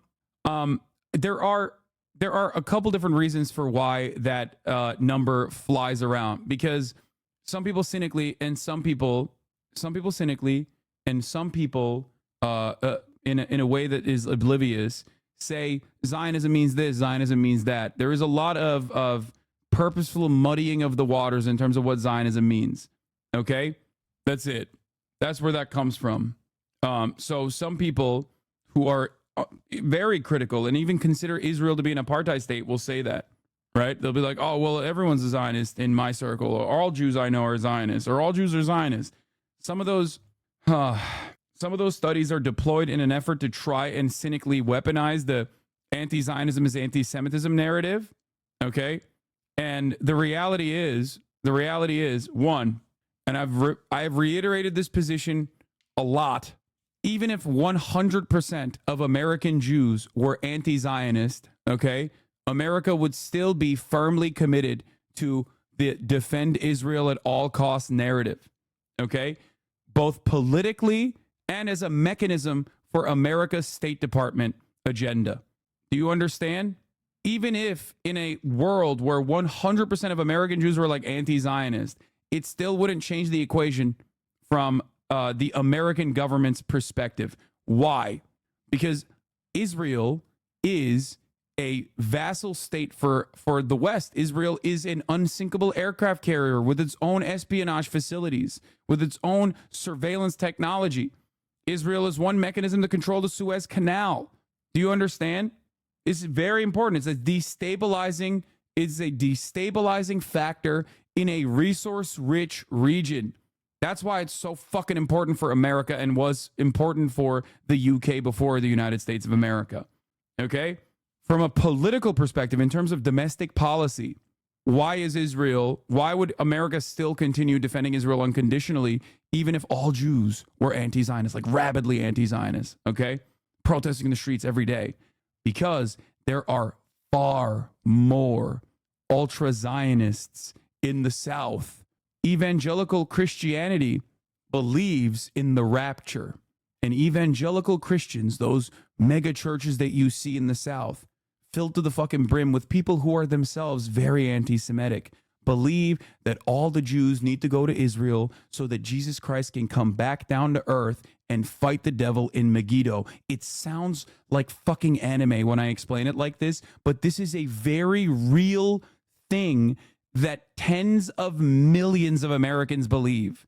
Do you understand? Not even tens of millions, more than 10 million Americans, significantly larger numbers. It's so nutty. But the biggest constituency for pro-Israel sentiment in this country are not Jews. It's actually evangelical Christians, okay? They are the largest donators to the settlement, to the 501c3s that actually facilitate the sales and the death and destruction of Palestinians in the West Bank and occupied territories. Do you understand? It's Christians who believe in this cultish, psychopathic, biblical interpretation that the rapture can only happen if Israel only is given to the Jews. Okay? Yeah, here is our 95% of Jews really Zionists. 2 weeks ago, the writer Barry Weiss published an essay in Tablet. Fuck Barry Weiss, by the way. Another fucking rabid freak. To support her point, she noted that 95% of Jews support the Jewish state. This statistic is commonly repeated in Jewish and mainstream media. This year, it's been cited in several opinion pieces. This is from 2020, by the way, remember, from Jewish Currents, phenomenal magazine. Couple of my friends right there, as you guys know. Anyway, fuck Barry Weiss. Barry Weiss is a donkey. This year, it's been cited in several opinion pieces and peer-reviewed academic article. Last year, among various appearances, it showed in the Wall Street Journal, a New York Times letter to editor, and a JTA op-ed. The statistic originates from a 2019 article by Gallup senior scientist Frank Newport. In response to Donald Trump's controversial comments that American Jewish Democrats are being disloyal to Israel, Newport set out to examine Jews' political views. Drawing on polling data from Gallup and other news organizations, he contended that Jews generally have more favorable views of Israel than the broader American public, but nonetheless concluded that Trump's actions, have done little to shift Jews, largely Democratic political allegiance, to support the former point. He included an estimate that 95% of Jews have favorable views of Israel. However, as Newport noted in his article, the estimate was not based on a representative survey of American Jews. Not only is this old at this point, okay? Not only is this old at this point, this data is old at this point because it's like it's pre-October 7, okay? It's like so many Americans, especially young American Jews, changing their opinions on Israel and recalculating their relationship to what they have actually seen and heard now versus what they were taught early on. In an email to Jewish Currents, the Newport confirmed his methodology for reaching the 95% figure. He identified 128 people who described their religion as Jewish in broader studies and used that subsample for his calculation. He estimated that the margin of error for his calculation was between 7 and 10%, explaining, with small sample size, there's a significant margin of error.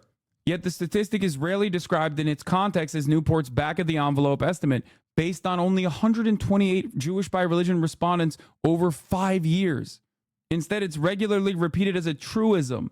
You want to know why? Because previous calculations would allow this, would reinforce the narrative that Israel is a Jewish state.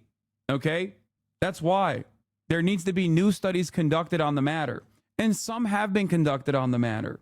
Okay? Some studies have been conducted on the matter that show that, especially in the 18 to 35 demographic of American Jews, their loyalty to Israel or their criticisms of Israel are damn near identical to the rest of the country, okay, with every other demographic in the nation. But why? Why does this get so much fucking coverage? Because it provides ample cover to the sentiment that if you're anti-Zionist, that means you're going up against 95% of Jews. That means you're anti-Semitic, okay? Explain that to Ethan. He's spreading it. Oh, I don't care. I don't know why you guys keep doing this. Like, Ethan himself has been very critical of the state of Israel and has even called it an apartheid state far before October 7. Okay? Like, match your expectations. I don't know why you, like, of course Ethan is going to feel this way or repeat this without examining the fucking data when, like, everyone fucking from anti-Semites to pro-Israel anti-Semites and Jewish people alike use this as a fucking way to be like, well, I guess you're anti-Semitic if you're anti-Zionist. Okay? You have to remember, people have the capacity to be duped by numbers. That's the reason why this shit works so well. That's the reason why people spend a fuck ton of money on this. Okay? I don't know why everybody always comes in here and is like, address this person's comments on the matter. Like, I don't know. I don't know what his actual opinions are. I haven't kept up. But it's like, it's so obvious to me that you only care about this from the angle of like trying to create drama and not necessarily like the actual issue on the hand when I'm talking about something and you just bring up something entirely unrelated. Please stop. The Israeli Prime Minister, it's all about his polished English. It's all about impressing the Israelis that he is what he used to be. This is old too. A prime minister that would be banned almost in any other capital in. Yeah, this is also old. This is from 2021. U.S. Jews have widely differing views on Israel. And this in and of itself shows that the 18 to 35 demographic of Jewish adults also have differing opinions. I think it's like 48% or something. Where is it? 60% of Jews overall say they have a lot or something in common with Jews in Israel. Orthodox Jews, 91%, are more likely than conservative Jews. Reform Jews, 61%. And those who don't identify with any branch, 39% express this feeling. Where is it? Press briefing is live. Television to make your first comments about that decision rather than make. No, I appreciate that. We've always had a protocol here. When the president's not here, we don't do a briefing. Anyway, where is it? Where is it? Where is it? Where is it? Jewish Americans look at age gaps. While Orthodox Jews tend to be relatively young and feel a strong attachment to Israel, younger Jews as a whole are less attached to Israel than their older counterparts. 2/3 of Jews aged 65 and older say they are very or somewhat emotionally attached to Israel, compared to 48% of those aged 18 to 29. And you have to remember, they also mentioned this, Orthodox Jews tend to be relatively young. And in spite of that, and I'm willing to bet that like the overwhelming majority of that 48% is Orthodox Jews that say they feel a strong attachment to Israel. And for the record, a strong emotional attachment to the state of Israel does not necessarily mean that they are like fucking pro-Israel's actions in Gaza or even pro-Israel being an ethno state. So you have to remember that as well. So there is no like good, decent, recent polling on the matter. I'm a Zoomer Jew and I'm not a Zionist. Guess that's how I ended up here. Yeah, there are plenty. I talked about Chris Murphy already. Yes, Chris Murphy said it was a setback for Israel-U.S. relations. A lot of people are very critical of Benjamin Netanyahu's speech, understandably, and I do hope that they push this. They push this on partisan lines at the very least. U.S. Jews aged 18 to 34 divided over whether Israel's response to Hamas' October 7 attack is acceptable. Percentage of Jewish Americans who say the way Hamas carried out his attack on October 7 unacceptable. Percentage of Jewish Americans who say Israel's carrying out his response to attack is unacceptable. 42% to 52%. Wait, where is the rest of this? I want to see like the actual data broke down. Oh, 18 to 34. Ages 18 to 34, 42% say unacceptable, 52% say acceptable. This is in April. Boomers were forced to grow up protecting their values no matter what, giving them more reason to hate the other side and fuel the fire. Why won't the majority condemn this shit, especially young people? You have to remember, a lot of young Jews are Orthodox Jews that are significantly more conservative. With the exception of Netai Karta, which is like an ultra-Orthodox Jewish sect, there are a lot of very far-right Orthodox Jews in the United States of America, and they're very young. So the 18 to 35 numbers are muddied by that. And even then, it's still 42%, which is, again, this is in February. It was published in April. Yeah, it's fine.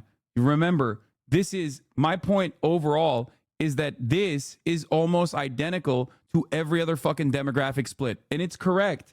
Southern evangelical Baptists often import Israelis to preach in their churches, all for rapturism. I live in the Deep South in a town with 70K with over 100 evangelical Baptist churches. It's scary as fuck to be Palestinian here. Yeah. Netai Karta are good on being anti-Zionist Jews and nothing else. It's true. Yeah. My fam is Orthodox, and if they knew I was anti-Zionist, they'd most likely shun me. And I know I'm not the only one in this situation. Yeah. I mean, there's plenty of HasanAbi heads in here as well that feel this way. So something you have to remember, something you have to fucking remember, once again, is that people that say this is monolithic in their interpretation are wrong. Okay? They're completely wrong. And this is happening with like a groundswell of media defense. So the fact that 42% of young American Jews under the age of 35 consider Israel's actions post October 7 to be bad in the month of February is an insane number. Okay? Because that's in spite of the programming and just that's in spite of the programming and social conditioning that you get from every aspect of your development. Okay? Like the amount of propaganda on that front is unimaginable. You cannot understand it. Like most Americans don't think about this shit. It's an afterthought. But if you're growing up in a Jewish community, it's not an afterthought. It's every part of your existence. It is carefully crafted. It is carefully crafted propaganda. Fucking birthright is like one of the most significant aspects of this process. It's every day. That's why so many members in this community have talked about. So many members in this community have talked about, like Jewish HasanAbi heads have talked about, like the alienation that they feel from their fucking friends and family members because of their opinion on Israel. Like they just treat you like you're a former Mormon at that point. They just like break you. They just break off from all sense of community that you've experienced when you're growing up. It's wild. I'm part of a Reformed Jewish congregation who does volunteer work with other Christian groups, and they're always riding for Israel way harder than any of the Jewish people in my congregation are. It's honestly kind of weird. Yeah. I've been called a terrorist by other Jews for calling for a ceasefire. Yeah. I went to Jewish summer camps type thing, and they made us talk to IDF soldiers. Yeah, it's in every aspect. It's in every aspect. Abi Türkçeyi nereden öğrendin? Türkiye'de öğrendim abi. Türkiye'de büyüdüm. 18 yaşına kadar. This guy asked me where I learned Turkish.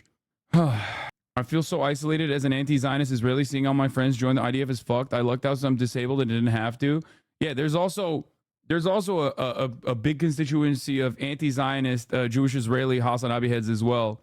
Like pretty much every single one.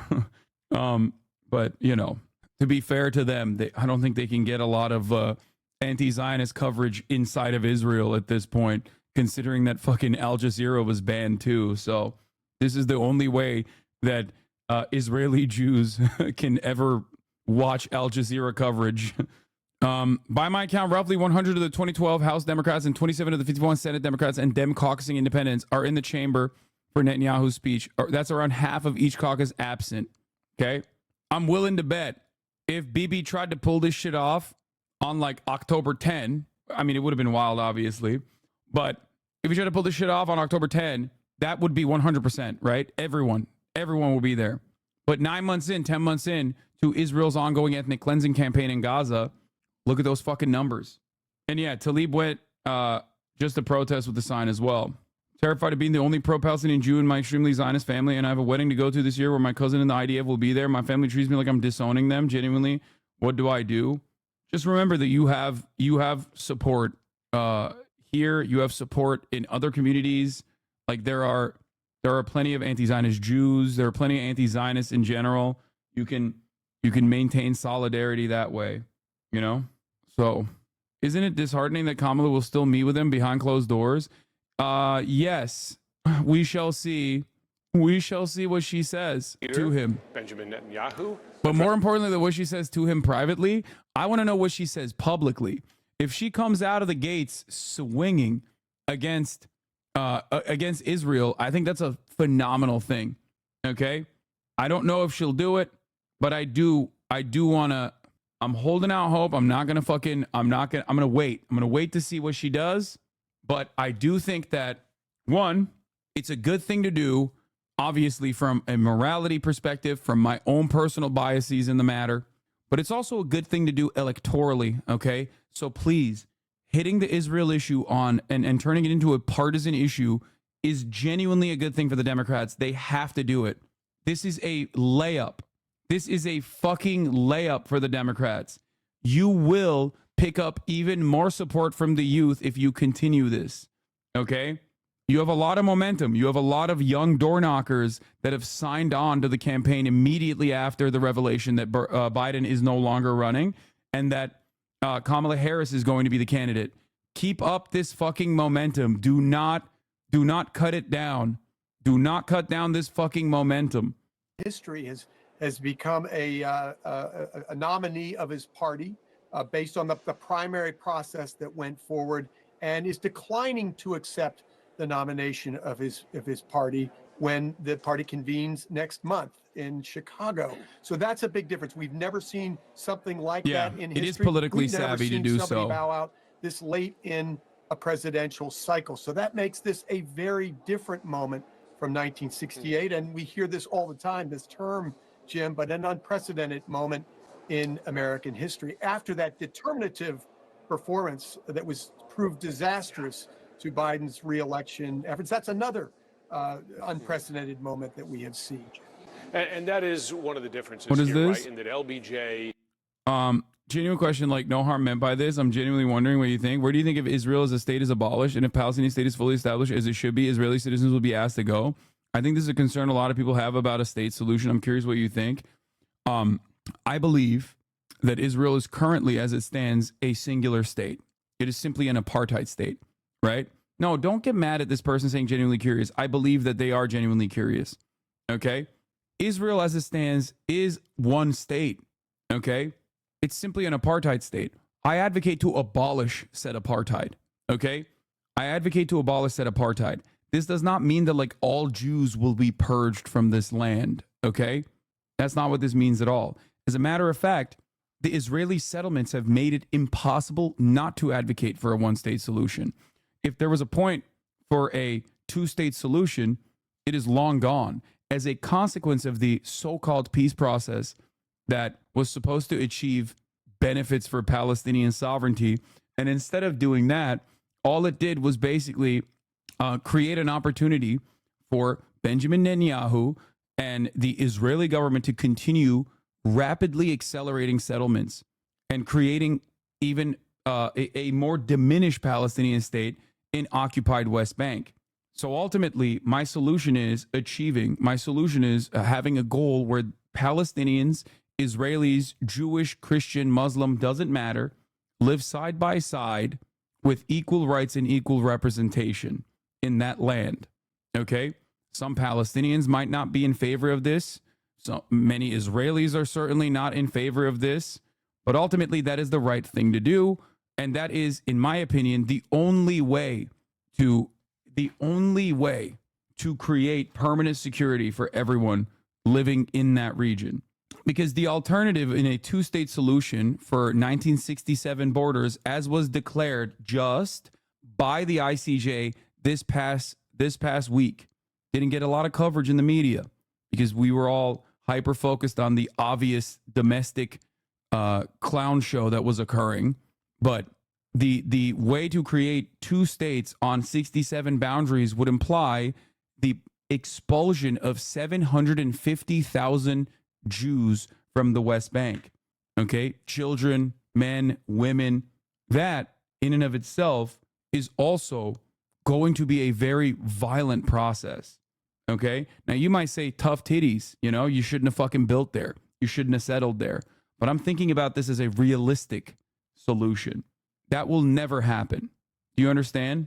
In spite of the the illegality of said settlement process, it still doesn't change the calculation in terms of 750,000 people being moved from one location to the next. That can only happen in uniquely brutal ways. Israel did it in 1968.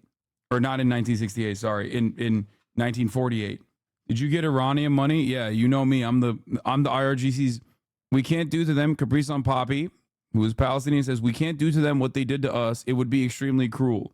Now, in terms of what I look at, it's history, right? Like what has happened in these situations in the past. You had the Reconstruction, which was a failed project, and the abolition of slavery that came in the aftermath of the abolition of slavery, right? And that led to, Felix is going to be here soon. Felix is coming up today. Yeah, Felix Biederman, not XUC. Anyway, we're gonna move on. We're gonna move on to some Kamala Harris stuff that's going on as well. Do you think Israel would ever give up land to create a contiguous Palestinian state and make up for the West Bank land stolen? No, absolutely not. Anyway, these are all issues that I've addressed a million times over.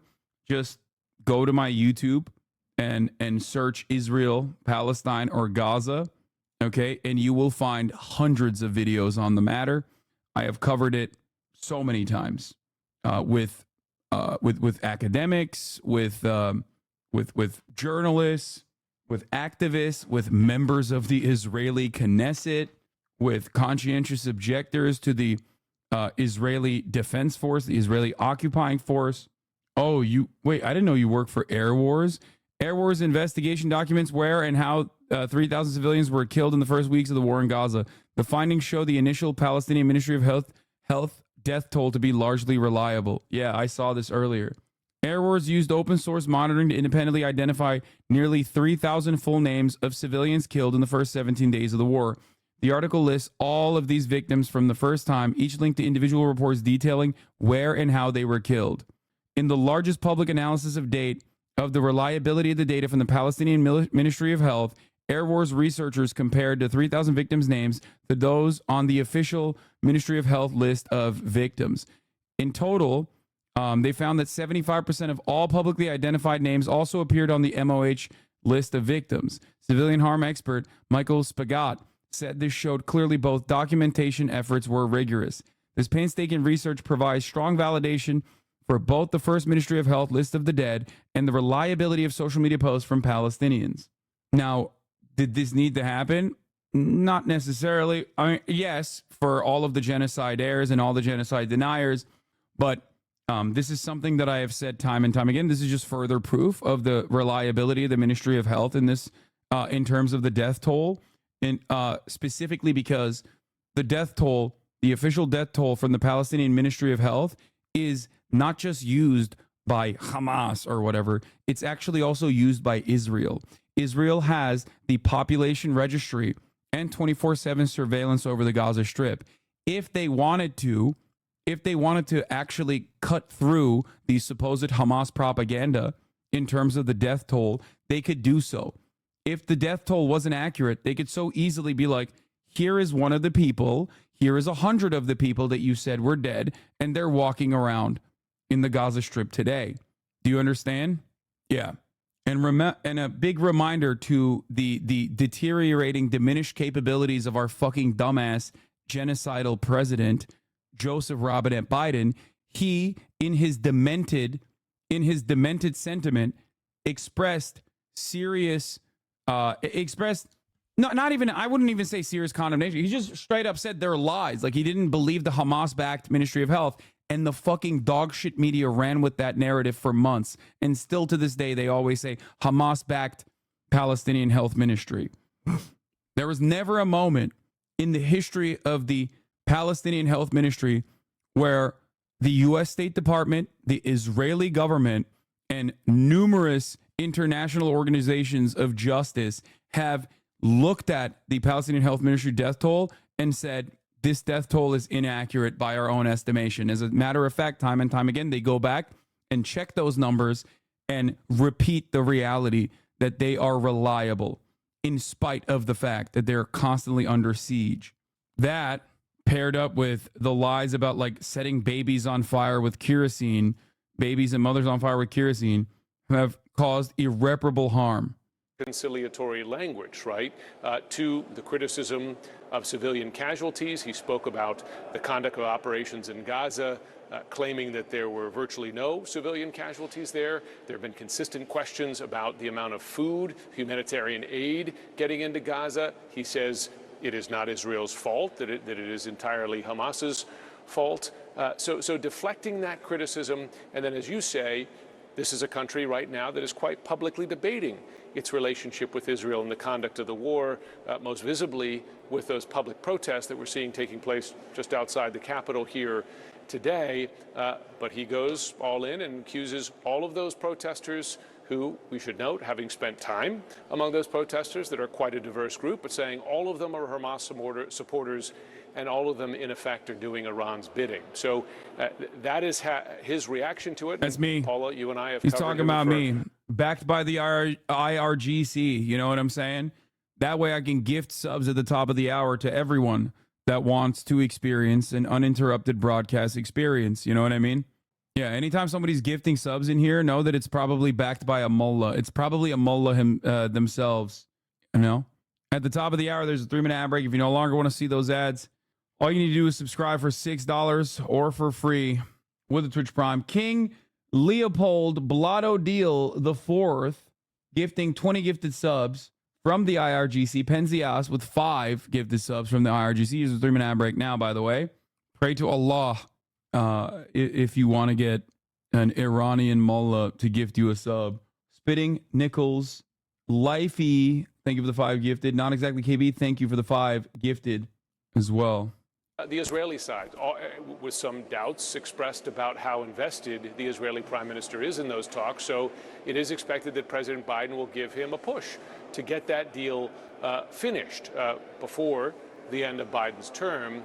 Kamala Harris, perhaps, I don't want to say a difficult meeting, but Kamala Harris, one of the first senior officials in this country, Democratic Party leaders, to come out publicly and criticize the conduct of the war in Gaza for the large number of civilian casualties. So you can expect that that won't be entirely a warm embrace. And then Donald Trump. They've had their personal differences, but they have also, and as you heard from Netanyahu, Cunt Cubine, thank you for the 5 gifted subs. Relationship. Netanyahu praising Trump for instance, moving the U.S. embassy from Tel Aviv to Jerusalem, overturning a long-held U.S. policy, and also for his steadfast support for Israel. So I think you could see the potential there for them perhaps burying the hatchet and moving forward. But it also shows the difficulty for an Israeli leader. There's a quite contested U.S. election coming up. And based on the results of that election, you would have a different approach to Israel. Not an end of the relationship, certainly not an end of the alliance, but perhaps with a Democratic president, more of a willingness to criticize Israeli policy. Yeah, we will see how he fares in the next few days, as you said, especially as he gears up for those meetings. Jim Sciutto, really appreciate you having on board there as we parse the This reaction. is once again a unique opportunity for Kamala to when there is so much interest in what she is going to do, when there's so much momentum, so much youth mobilization, okay? It is very important for Kamala Harris not to fuck this up, okay? This is a perfect opportunity to even talk about it from a partisan framework. The fact that she did not attend this meeting is good. Okay, the fact that she did not go to the speech is good. It's bullshit. Like, oh, she had to go to a fraternity meeting or whatever. That's silly. That's like somewhat of a cowardly way to boycott it while still boycotting the speech, right? Well, not boycotting, but like refusing to attend the speech.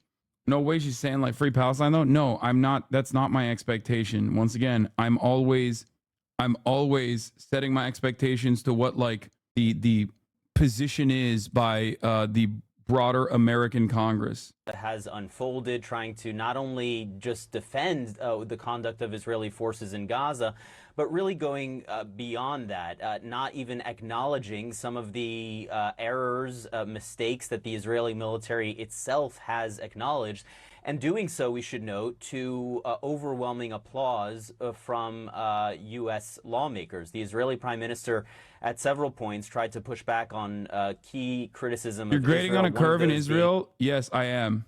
I am grading on a curve when it comes to like support or criticism of Israel. Yes. Arrest warrants for the Israeli prime minister, accusing the Israeli government of starving people in Gaza. And while the Israeli prime minister threw out a bunch of numbers about the number of aid trucks that have gotten into Gaza, what he didn't talk about is the clear and convincing evidence that humanitarian aid organizations talk about on the ground, which is that Israel simply has not allowed enough aid in, hasn't done enough to provide safe routes for those aid trucks to actually get in, to deconflict those routes with Israeli military activities. And we've also seen the ways in which Israel can turn on and off the spigot of aid depending on the political moment in which it finds itself. He also tried to claim that Israel is effectively has one of the best civilian to combatant ratios in the world, citing this expert, the only expert that he's ever cited on this issue, a man named John Spencer at West Point. I can tell you I've talked to a number of military experts in terms of civilian casualties in warfare, and they all say that it's very clear that that Israel simply does not do as much as most modern militaries do to reduce the number of civilian casualties, that the number of civilians killed per strike in Gaza is far higher than when you compare it, for example, to the U.S.'s bombing campaign in Syria, which was not viewed as a positive from a U.S. military point of view. Now, beyond these kind of individual fact checks, I think overall what was clear is that the Israeli prime minister was trying to strike a very bipartisan tone as he tried to defend Israel, tried to prop up support for Israel, and he tried to really bring the United States in, trying to make the case that Israel's fight in Gaza, Israel's fight against Hamas, which he then broadened out to Israel's fight against Iran, is really not only an Israeli fight, but an American fight, saying this is your fight too. And as he was doing so, what he focused on more than anything, at a time when these negotiations are still ongoing, U.S. and Israeli officials indicating that a deal might be within reach, he didn't really focus on that potential ceasefire agreement. He focused far, far more on this notion of defeating Hamas, vowing multiple times that Israel will continue to fight until... Here's Chris Murphy. Once again, he's like a pretty fucking aggressive foreign policy hawk. Just left Netanyahu's speech. I've spent my career fighting for a strong U.S.-Israel relationship. I want Hamas defeated. That speech was, as I expected, a setback for both the U.S.-Israel relationship and the fight against Hamas. The speech was more a commentary of U.S. politics rather than a path forward for Israeli and U.S. security. The suggestion that any American who objects to the humanitarian catastrophe in Gaza is a Hamas sympathizer was way out of bounds. The downplaying of the humanitarian crisis was astonishing to hear. The truth is that the civilian deaths in Gaza will be a bulletin board recruiting material for terrorists for years. That hurts Israel and the U.S. It was a speech designed to bolster Netanyahu's political standing and U.S. Republican messaging. Netanyahu would have been better off spending this time finalizing a deal to bring the hostages home and end the war instead of coming here to comment on U.S. politics. I'm actually stunned the coverage is not total shit. I mean, Like I said, it's a very different time, man. It's a very different it's a pleasure time. to be with you, Paula. I think that there are two main themes here. On one, it is conciliatory, and that is that that Netanyahu was extremely careful to stay out of the American political context right now. Bullshit. He was equally positive, equally thankful to both Republicans and Democrats, very carefully. Come on, bro. He hyped up Donald Trump. Get out of here. So that that he avoided the pitfall of getting I gotta dragged pee. into this American presidential election period. But beyond that, and I think that both of your correspondents were quite accurate in the way they characterized his comments. Not a word about the Palestinian, innocent Palestinian civilians, not a word about any positive image, not only of the current conflict, but of what comes afterwards. His only talk was about a Gaza that's disarmed and de-radicalized, he said, but still under constant Israeli security control. Nothing about what happens afterwards, nothing about anything that's positive. Some of the things that he said were clearly not true. And of course, he smeared just about everybody, no matter how sincere they were, smeared everybody who has expressed concern about the situation in Gaza, calling them pro-Hamas or Iranian useful idiots. This is not a way to build up support, nor is it a way that he's going to bring Americans together in support of where Israel is right now. Yeah, and notable, in fact, that some of those protesters are not just Jewish. Many of them are just peace activists who want Hamas to release the hostages and equally would like the suffering to end for those in Gaza. I want to ask you, though, as regards to U.S. Middle East policy, where does someone like President Biden go now with this? Because he is going to be in a room behind closed doors. Do you believe that the president now, the fact that he is not running again, do you believe this makes him a little bit more free to perhaps be a bit tougher with Netanyahu and get him to that ceasefire deal? Well, I think that there's no question that the president is going to continue to press Netanyahu to be more forward-leaning, more cooperative in trying to end the Gaza conflict, end the humanitarian disaster in Gaza. Think a little bit more about what comes afterwards. For the president, it's not only a question of his own legacy, but it's also understanding that, particularly within the Democratic base, he needs to bring people along because their willingness to vote for Kamala Harris is going to depend an awful lot on whether they think that he's doing what he needs to do, not only to protect Israel, but also to do something favorable for the Palestinians. So he's going to continue to press. Whether or not he's ready to really put his foot down with Netanyahu, and whether that means anything to Netanyahu is an open question. And what do you believe will come of the meeting with Donald Trump? I mean, at this point in time, this is, I have to remind anyone, a very close election that is upcoming. He definitely went out of his way, Netanyahu, to praise the Trump administration and the former president himself. What do you believe will be the contours of that meeting on Friday?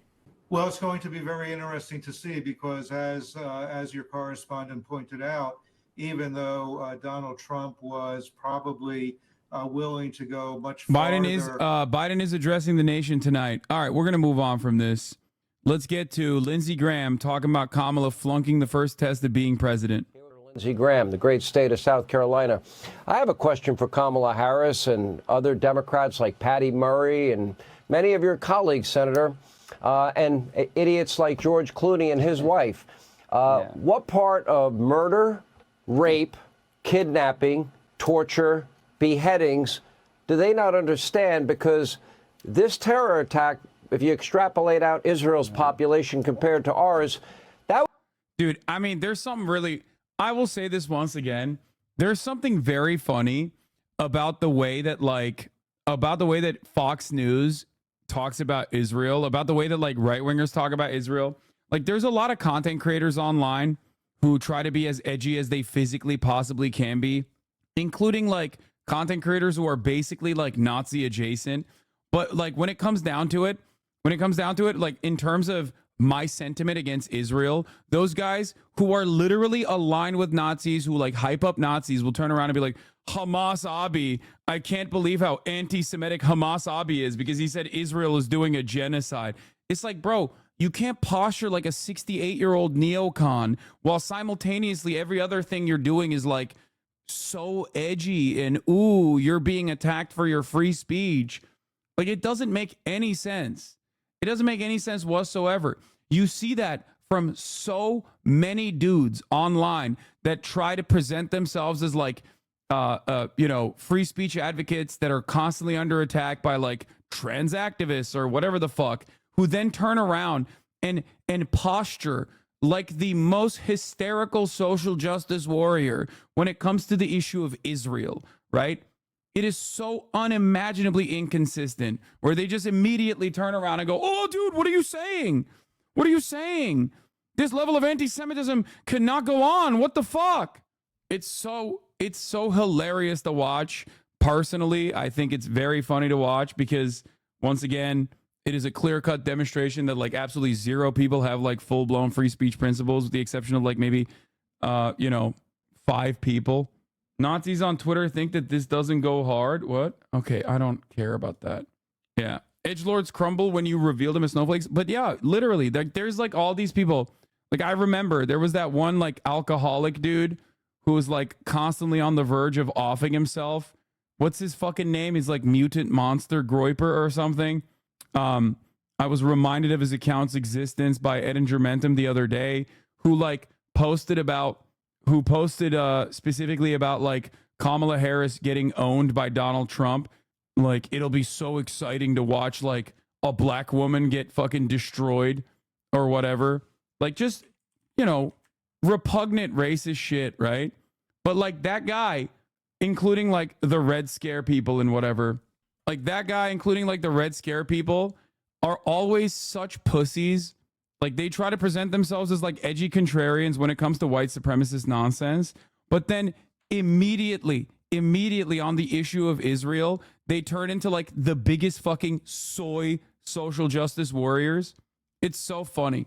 It's hilarious to watch, in my opinion. I think it's like, just, watch them fucking chirp about how scary the sentiment is that you're saying that like Israel can't be an ethno state. That would be the equivalent of 40,000 dead Americans in a day. What part of that is this wing of her party missing? That's a really good question. Here's my view on this. Everybody who wants to kill the state of Israel and all the Jews and wipe it off the map. Dude, Lindsey Graham is my favorite Israel dick rider because he is so ferocious, okay? Like, he loves bouncing on that dick up and down. He loves contorting himself. It's not even blowing bubbles at this point. It's far beyond blowing bubbles. Like, we're not even talking about guzzling. Remember, Lindsey Graham famously said that he trusts the Israeli Defense Force more than he trusts the American military. Like, that level of dick riding, that level of dick eating, the throat goat himself. And no, I am not being homophobic because Lindsey Graham is a secretly in the closet gay man. I'm just simply using this as a term of reference in terms of his defense of Israel. Okay? Yeah. Lindsey Graham still can't get married in Israel. Okay? Israel. Am Israel high. Map wants to kill us too. We're the great Satan. So I don't understand why we would pick a group of people who would actually want to kill us. Now, she's the de facto nominee for the Democratic Party in 2024. This is an astounding bad decision not to appear behind BIBI as Vice President of the United States. I can't believe that Kamala Harris is not participating in the most democratic speech ever made. The most moral nation on the country, Israel. Israel's the most moral nation, the absolute best nation on the country. Okay? Am Israel high. I wish, with all my heart, I wish I was Israeli. Okay? I think about it every day. Now, of course, I'd had to go to Cyprus real quick for a trip if I wanted to live La Vida Loca in Israel, if I wanted to get married to my life partner, and then maybe I'd be fine. Okay?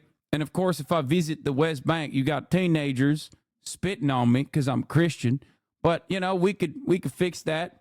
I love Israel. I love Israel more than I love America. Okay? That's right. This is a signal to Hamas, Hezbollah, and Iran that we literally do not have Bibi's back. This is really her first major foreign policy decision, and she's gotten an F. She's so worried about the Hamas wing of the Democratic Party, she cannot sit behind the Prime Minister of Israel, our best ally in the region, one of the best in the world. It's not only despicable, it's really a bad decision. She's thrown gasoline on the cause of Hamas, Hezbollah, and Iran by doing this. I take it a step further. In my view, Joe Biden and Kamala Harris, when they would not support Israel's right to win their war against radical Islamic terrorists. Dude, just substitute Israel with like Saudi Arabia, okay? That's my favorite thing. It's like substitute Israel with like Lithuania, any country, Estonia. It's like, I cannot believe how unconscionable it is that these guys, these disgusting cretins, are not offering full-throated support to the nation state of Estonia, okay? It's just like, what are you saying? What are you fucking saying right now? Like, why should they? Like, why is that already like beyond the pale? Like, we've moved on. Like that, it's a given that we have to do it, right? We have to do it. And that premise is never even addressed. You know what I mean? That premise is never addressed. Like, why the fuck? Why should the American president and the American vice president offer the most unimaginable amounts of support to a foreign nation like this? Why? Like, what do you mean? Hamas attacked them. Hamas killed their citizens. For the record, this also doesn't even go with fucking Ukraine, okay? Ukraine is in a defensive posture against a larger nation that has invaded it, okay? So on the morality front, obviously an allegiance with Ukraine is very different from a moral calculation. An allegiance with Ukraine is very different than an allegiance with Israel, right? Having said that, however, even if they did this for Ukraine, which they do the exact opposite for Ukraine, by the way, maybe not Lindsey Graham, but like Fox News on the regular is like, what the fuck are we doing? Like, why are we giving so much money to Ukraine? Why are we giving so much money to Ukraine? Why are we giving so much money to Ukraine? And then they fucking literally turn around and they're like, if you do not say Am Israel Chai 4 times when you first wake up in the morning and then commit to giving $4 billion of weapons to Israel, then you are an anti-Semite and I want to put you in jail. I want to execute you for treason. Like, what are you saying? What are you saying? Who's the fucking junior partner in this coalition? Who? Like, are we... why do they get to dog walk us? Like, what do you mean? You're Fox News. Like, what are we talking about, man? It's so weird. Citizens, raped their citizens, beheaded their citizens, kidnapped their citizens. That, to me, is a complete surrender. Joe and Kamala surrendered in the war on terrorism, as far as I'm concerned. Well, they surrendered to the radical left. Now, this is what you need to... Yeah, no, totally, dude. God, I wish. Yeah. Joe Biden has basically done everything but execute a Palestinian child on television, okay? What are you talking about? What the fuck are you talking about, dude? Joe Biden has done everything, okay? Like, there is not a single thing that Joe Biden is not... There's not a single moment where Joe Biden hasn't been, like, unconditionally Israel's most loyal soldier. And it's not even just, like, this iteration of Israel's brutal campaign in Gaza. It's, like, throughout the history of Israel. Joe Biden was alive when Israel wasn't a thing, okay? And he has always kept up this energy in terms of his relentless dick riding of Israel. understand. I wish everybody in America could watch her show. She's the most liberal senator I've known since I've been in the Senate. She's the most liberal person in the history of America to ever receive a party's nomination for President of the United States. She signed up for the Green New Deal, Medicare for All. There's no liberal horse that she won't ride. So she's picked the radical left Hamas wing of the party. She's afraid to offend them. She's more afraid of them than standing up for our friends in Israel. This is a chillingly bad decision. It empowers the enemies of Israel. It makes America weaker in the eyes of our allies. I cannot tell you, she flunked. Yeah, this argument is so funny because it's like, yeah, what do you think makes America look weaker? Okay? Not being able to fucking rein in their goddamn attack dog as the most arrogant, entitled piece of shit on the fucking planet gets to come to America in the eve of an ICC decision that has declared him under the Rome Statute countries a war criminal that must be apprehended instantly. Like, he couldn't give that speech in Germany right now. You understand? Germany loves dick riding Israel too, but he would not be able to give that speech in Germany. He would not be able to, once the ICC application is processed, he will not be able to go to any European country. Okay? And he's so comfortable fucking dog walking American leadership while Israel as a nation would cease to exist without unconditional American support. My tax dollars are funding Israel's security, man. What are we talking about?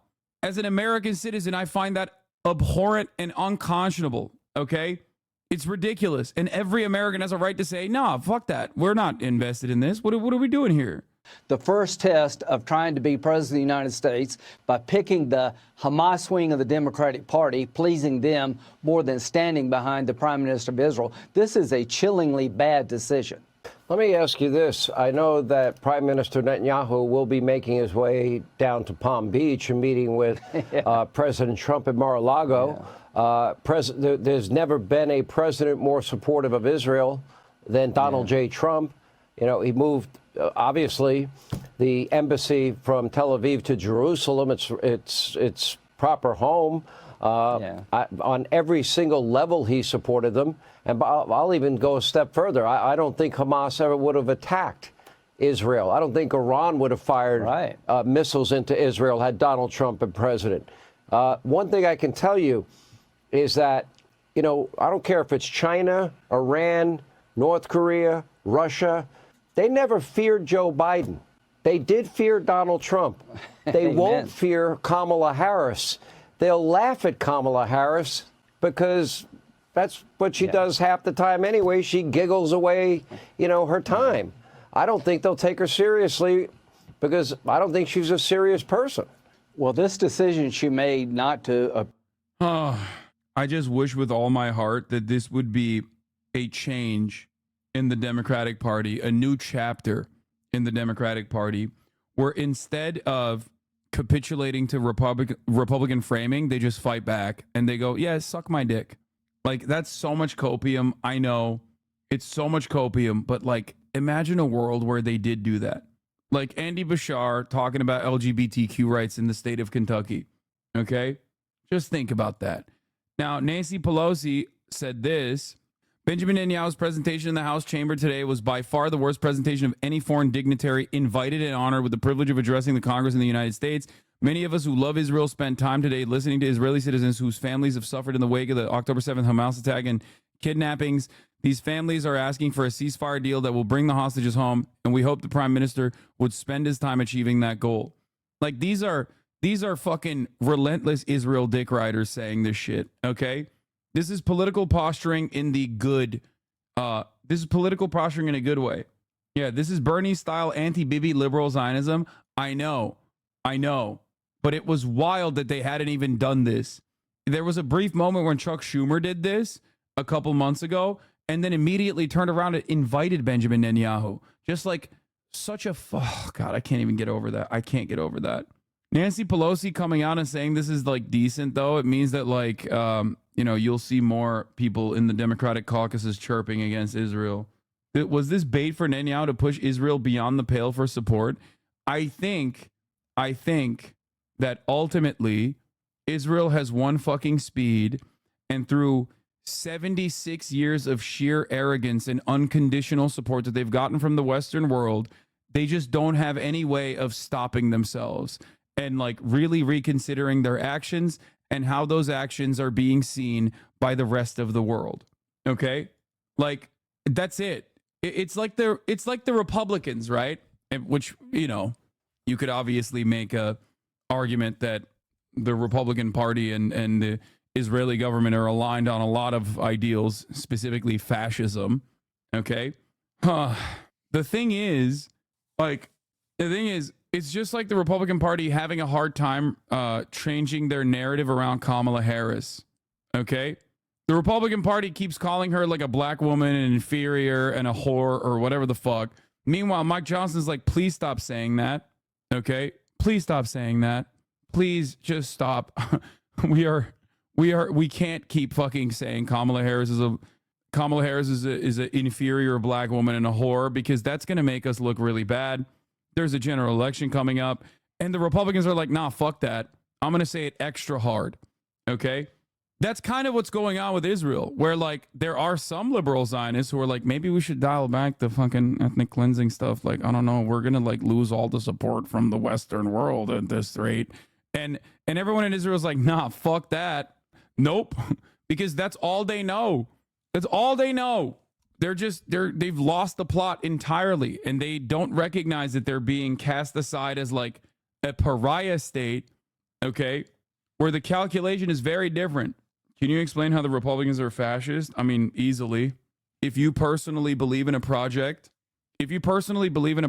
of going into brown people's communities and their homes and utilizing like a militarized police force in the form of BORTAC, in the form of CBP, and doing dragnet operations and ripping away tens of millions of people from their homes, only to process them swiftly and then engage in like mass encampments, concentrating a certain subsect of the population into camps, into detention facilities, and then purging them from the country.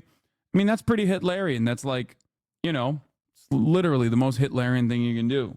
The Republican Party just had a convention this past week. People had mass deportation signs. Like, what do you think is going on? Appear as vice president behind BIBI when he addresses a joint session of Congress is a very poor decision, reinforcing to the world that she does not have Israel's back. If you give in to aggression, you'll get more of it. The choice between Trump, Vance, and Harris, and somebody yet to be named, on Israel is clear as night and day. It's also clear on the border, on inflation, on taxes. This is a right track, wrong track election. 70% of Americans believe we're on the wrong track. If you believe that, you're right. If you think Harris is going to get us back on the right track, you're very wrong. She is the face of wrong. I guess it's almost no different than the Mexican repatriation of the 1930s. No, it's not. And ironically enough, the continuation of that program that extended into Eisenhower, the Bracero program's second deportation that occurred with an operation called Operation Slur, Operation, I won't say it, is exactly what Donald Trump has promoted. Operation W word, okay? That literally is what Trump is hyping up. He keeps saying it was awesome when we deported 1.3 million Mexicans, some of which were Mexican American citizens, by the way, okay? Like he keeps saying it's awesome and it's great and we should do that. Like that's what he keeps repeating. And the worst part about it, yeah, the opposite of Operation Dry Front, opposite of those words, Dry Front, would be the name of the operation. Okay? Anyway, he keeps fucking repeating that, and it's wild that like no one in the media or no one in the Democratic Party has been like, hey, I don't know if you know that, but like that was a dark part of American history. Like that's actually like pretty wildly racist that you're trying to do that again. It's basically in line with just being like, we should put all the Asians in concentration camps again type shit. You know what I mean? Like if someone was like looking at FDR's legacy and saying, I love internment camps for every Asian in this country, we should do that again. It was so sick. We should repeat it. Like, that's what it is. Wrong track policy in America. She is not ready for this job. She's been wrong at every turn about things that matter to you and your family. And what she is about to do tomorrow by not showing up is going to make life much harder for our friends in Israel. What does it say about the D.C. elites, the Pelosi, the Schumers of the world, the Hakeem Jeffries of the world, the D.C. elites, the Nantucket elites, that would be the Obamas, the Hollywood elites, the money elites, the George Clooney's of the world? They have more power over the Democratic Party and the voters that went to the polls during these. Yeah. You really care about democracy, dude. This is such an idiotic fucking narrative. I'm skipping the rest of this. Like, it's just, I've addressed this so many times, but like, it's such a stupid narrative, especially because one, the democratic process will take place in spite of the Republican attempts to abolish it time and time again in the month of November. That's number one. Number two, 83% of Democratic Party voters polled said that they actually agree with this swap out. And on top of that, Kamala Harris raised $80+ million in a span of 24 hours through small donations, 60% of which were first-time donations, okay? When this decision came down, before she even said a single goddamn thing. Like, it's very popular. If anything, it is one of the first times where I've seen in my lifetime where the Democratic Party responded to the wishes of the demographic majority, the Democratic Party's base of support. Anyway, we're continuing. VP Harris ripped for ditching Netanyahu's address. Okay. One thing I want to say about the ditching Netanyahu's address that she was ripped for is this unimaginably racist thing that I saw this morning from the brilliant, bold, beautiful mind of Brian Kill Myself. Okay, let me see if I can find it real quick. Hold on, let's scroll down. Wait, what? They deleted it? What happened? Or did I get blocked by this person or something? Compare him to President Biden, who was muddling his way through speeches. People know he couldn't go more than better, right? Yep, couldn't go more than 15 minutes. She's very good on the prompter. No one even doubted that. She had 3,000 people there. Why are they there? A lot of them have to do with, hey, I'm a Democrat. I thought we were going to go down in flames. Now we have a shot. But the problem with Kamala Harris, number one, she has not had her record exploited heavily. Let's see. Some people are saying he said colored. Some people are saying he said college. Maybe he said college. I'm open-minded. As you know, I'm a big fan of Brian Kill Me. I say his name all the time on this broadcast. Okay. I routinely bring up his name on this broadcast because, you know, it's a very fun way to say something while avoiding the terms of service violations. Because people thought and marginalized her. Even in the Democratic Party, they said, wow, what a bad choice Joe Biden made. Number two is she hasn't sat down for an interview. When she sits down in an interview and says, do you want to fund ICE? Where do you stand on Medicare for all? Why didn't you show up? JW Grimy, thank you for the 75 gifted subs. God damn, son. Thank you. The most recent decision, already you got a question. She will not show up for the Prime Minister's joint session of Congress today. She'd rather address in the summer a sorority, a college sorority, like she can't get out of that. So that's her decision, and that's her decision. I mean, it's too close. He might have said college. I think he's saying college sorority. She'd rather address in the summer a sorority, a college sorority, like she. Yeah, I think he's saying college. It is ironic to claim that the Bracero program wasn't fascist when Hitler showed up, took inspiration from his predecessors with the U.S. treatment of Mexicans from 1917 onwards, with the gasoline disinfection plants on the U.S. border that spread immigrants with gasoline and insecticides, most notably in El Paso. Like, come on, yes, that is fascist shit. Yeah, 100%. Yeah, I think he said college sorority.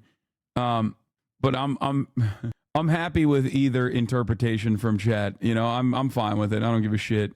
But I do think he actually said college sorority. For fuck's sake.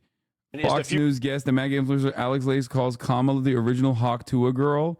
Oh, that's awesome. And there's the DEI press secretary telling you that the DEI vice president is the future of the party here. And so the future. Bro, just substituting the N-word for DEI is so obvious. Come on, dog. The DEI press secretary for the DEI vice president.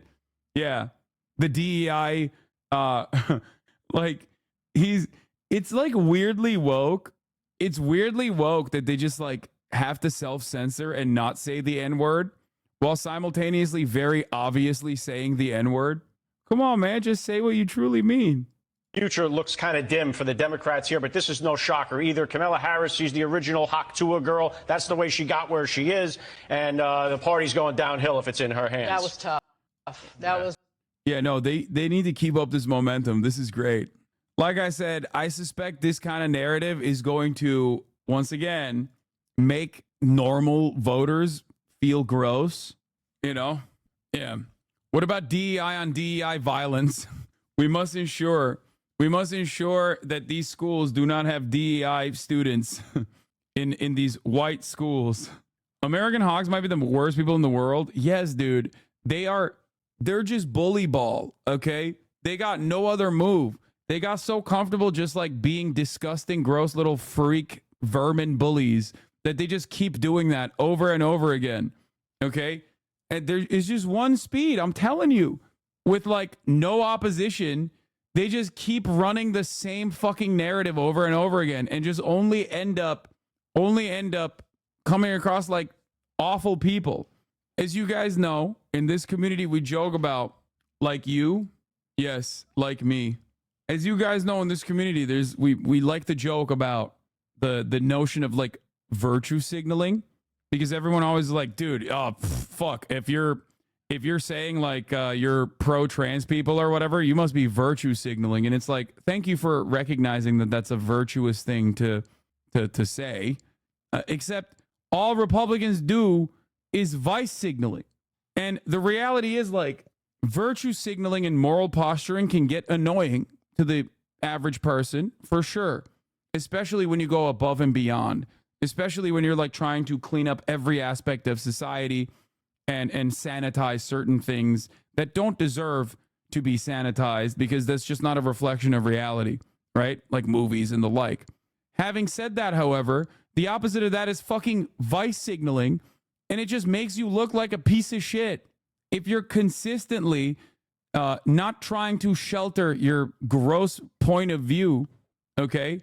If you're consistently not trying to shelter your, or hide your gross point of view, you're just going to look like a fucking asshole. People can't get enough of vice signaling. It's crazy. They love that shit. No, dude. No, that's online. I'm telling you right now, that's just online, brother. Okay? We are so brain broken from Twitter and from like our content creators also vice signaling on a regular fucking basis that you forget that like the average person, even a fucking Klansman, doesn't like to be called racist. A Nazi doesn't like to be called a Nazi, because everyone understands that those are bad things. Whether it's a strategic decision to hide your actual opinions, or whether it's just because you genuinely don't think that that's a good association, everybody understands that those are bad values to be associated with. The only place where people actually cast that aside entirely is online, where you have this veil of anonymity that allows you to fucking chirp in the most insane ways possible. Okay? I disagree, bro. There are genuinely people IRL living with their Nazi racist bubbles, being proud of being called that. The representation of people like that online are significantly more overrepresented than the representation of people like that in the real world. Okay? You're so wrong if you think that like normal Republicans that live in like the fucking Pennsylvania suburbs, okay, are just actively going, we need to do skull measurements on Kamala Harris to figure out how fucking inferior she is. Okay? No, they don't want that. Okay? They just want to think about it. They're the type of people who absolutely fucking lock their doors when they see a black person walking near their car. Okay? But they don't like the idea, they don't like the association with like old forms of virulent racism that they know is a bad thing. Okay? They want to say the N-word? No, not even. No, that's another fucking aspect of this conversation. Like here, I'll give you the greatest example. Something that happened to me personally, right? On Reddit, on certain subreddits, the notion that me, a white guy, saying cracker was like the most racist thing that anyone could ever do was prominently displayed. So much so that like this AstroTurf mobilization caused Twitch to take action, right? And they banned me for like 7 days. Okay? That's not a real thing in the real world. Like absolutely zero people would look at that and go, yeah, it's really fucked up. Your anti-white racism is out of control. That's not a thing. Like in Florida, race people call themselves the Florida crackers. Like, what are we talking about? But if you're trapped in this echo chamber, or if you're trapped in a certain part of the internet, and you never really have a lot of interactions with real people in the real fucking world, okay, you might be left with this false notion that like, no, people are actually very upset about anti-white racism, specifically a content creator getting fucking banned. Why double down on this? See, he's doing it again. There are still people who do this, okay? Like, this person unironically thinks that in the fucking real world, there are people who would be upset with the notion of being called a white person, calling other white people crackers, okay? Like, this is the most not outside person on the planet. If you legitimately think that this is doubling down and not me obviously fucking reiterating something so unimaginably stupid as an example, you have to literally go outside and touch grass immediately, okay? I'm prescribing you a grass touching session.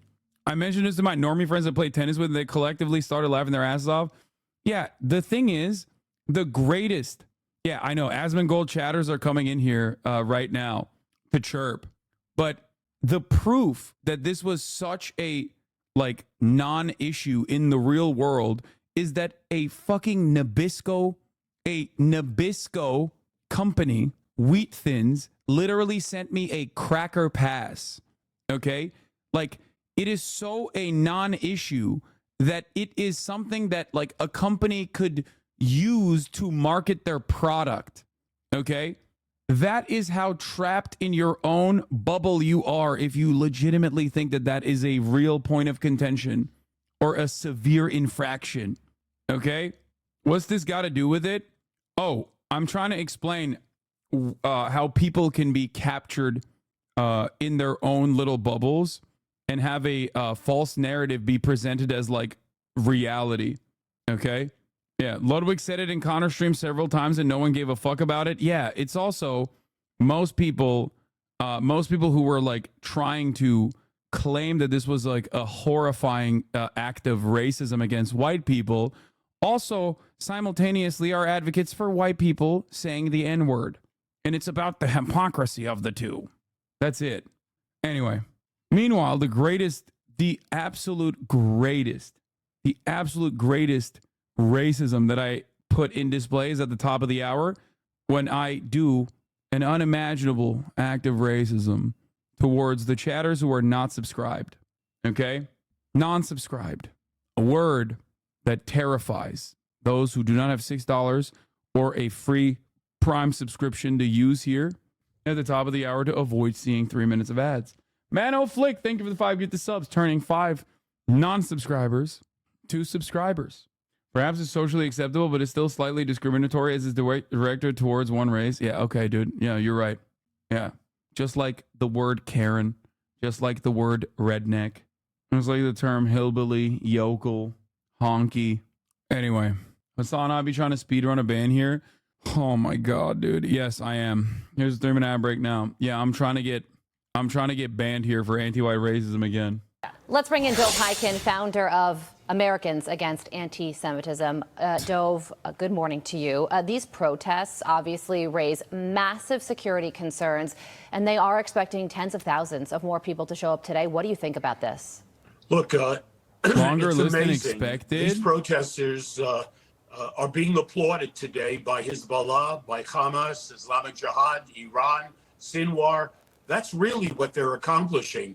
Sinwar is thrilled to see what's going on in America. Yeah, I can't listen to this, man. Oh God, fuck this guy. All right. Well, here's Harris improves on Biden's performance against Trump. Okay, here it is. New polls are coming out since the swap out, and it's been looking pretty good momentum-wise. Tim Walz, pro ceasefire. Vote going to uncommitted, and we've seen that already in about 40,000 votes right now, 20% of the vote going to uncommitted, and we've seen that already in this primary in Michigan. What message are voters in your state trying to send to President Biden, and what do you want to see President Biden do? This is from the actual Super Tuesday coverage, where they had Minnesota Governor in response. Yeah, look, they're engaged. We're really proud in Minnesota. Civic responsibility. We have some of the highest voter turnouts. These are voters that are deeply concerned, as we all are. The situation in Gaza is intolerable. And I think trying to find a solution, a lasting two-state solution, certainly the president's move towards humanitarian aid and asking us to get to a ceasefire, that's what they're asking to be heard. And that's what they should be doing. We've gone through this before, and we know that now we make sure we've got 8 months. We start bringing these folks back in. We listen to what they're saying. That's a healthy thing that's happening here. But I would note that that the former president lost twice as many votes here in Minnesota to Nikki Haley. And I've seen some of these exit polls out of North Carolina and others. 80% of folks said they're not voting for him who voted for Nikki Haley. We'll get. Damn, it seems like Tim Walz is very aware of what the uncommitted voting campaign, especially those margins for the uncommitted voter campaign, spells for Biden's reelection. You made a great point earlier or yesterday that uncommitted is a material undercount because non-voters aren't represented. Yes, it's a point that I made on this day as well. And a lot of people tried to not talk about that or just avoid examining that reality because they were hopped up on fucking copium.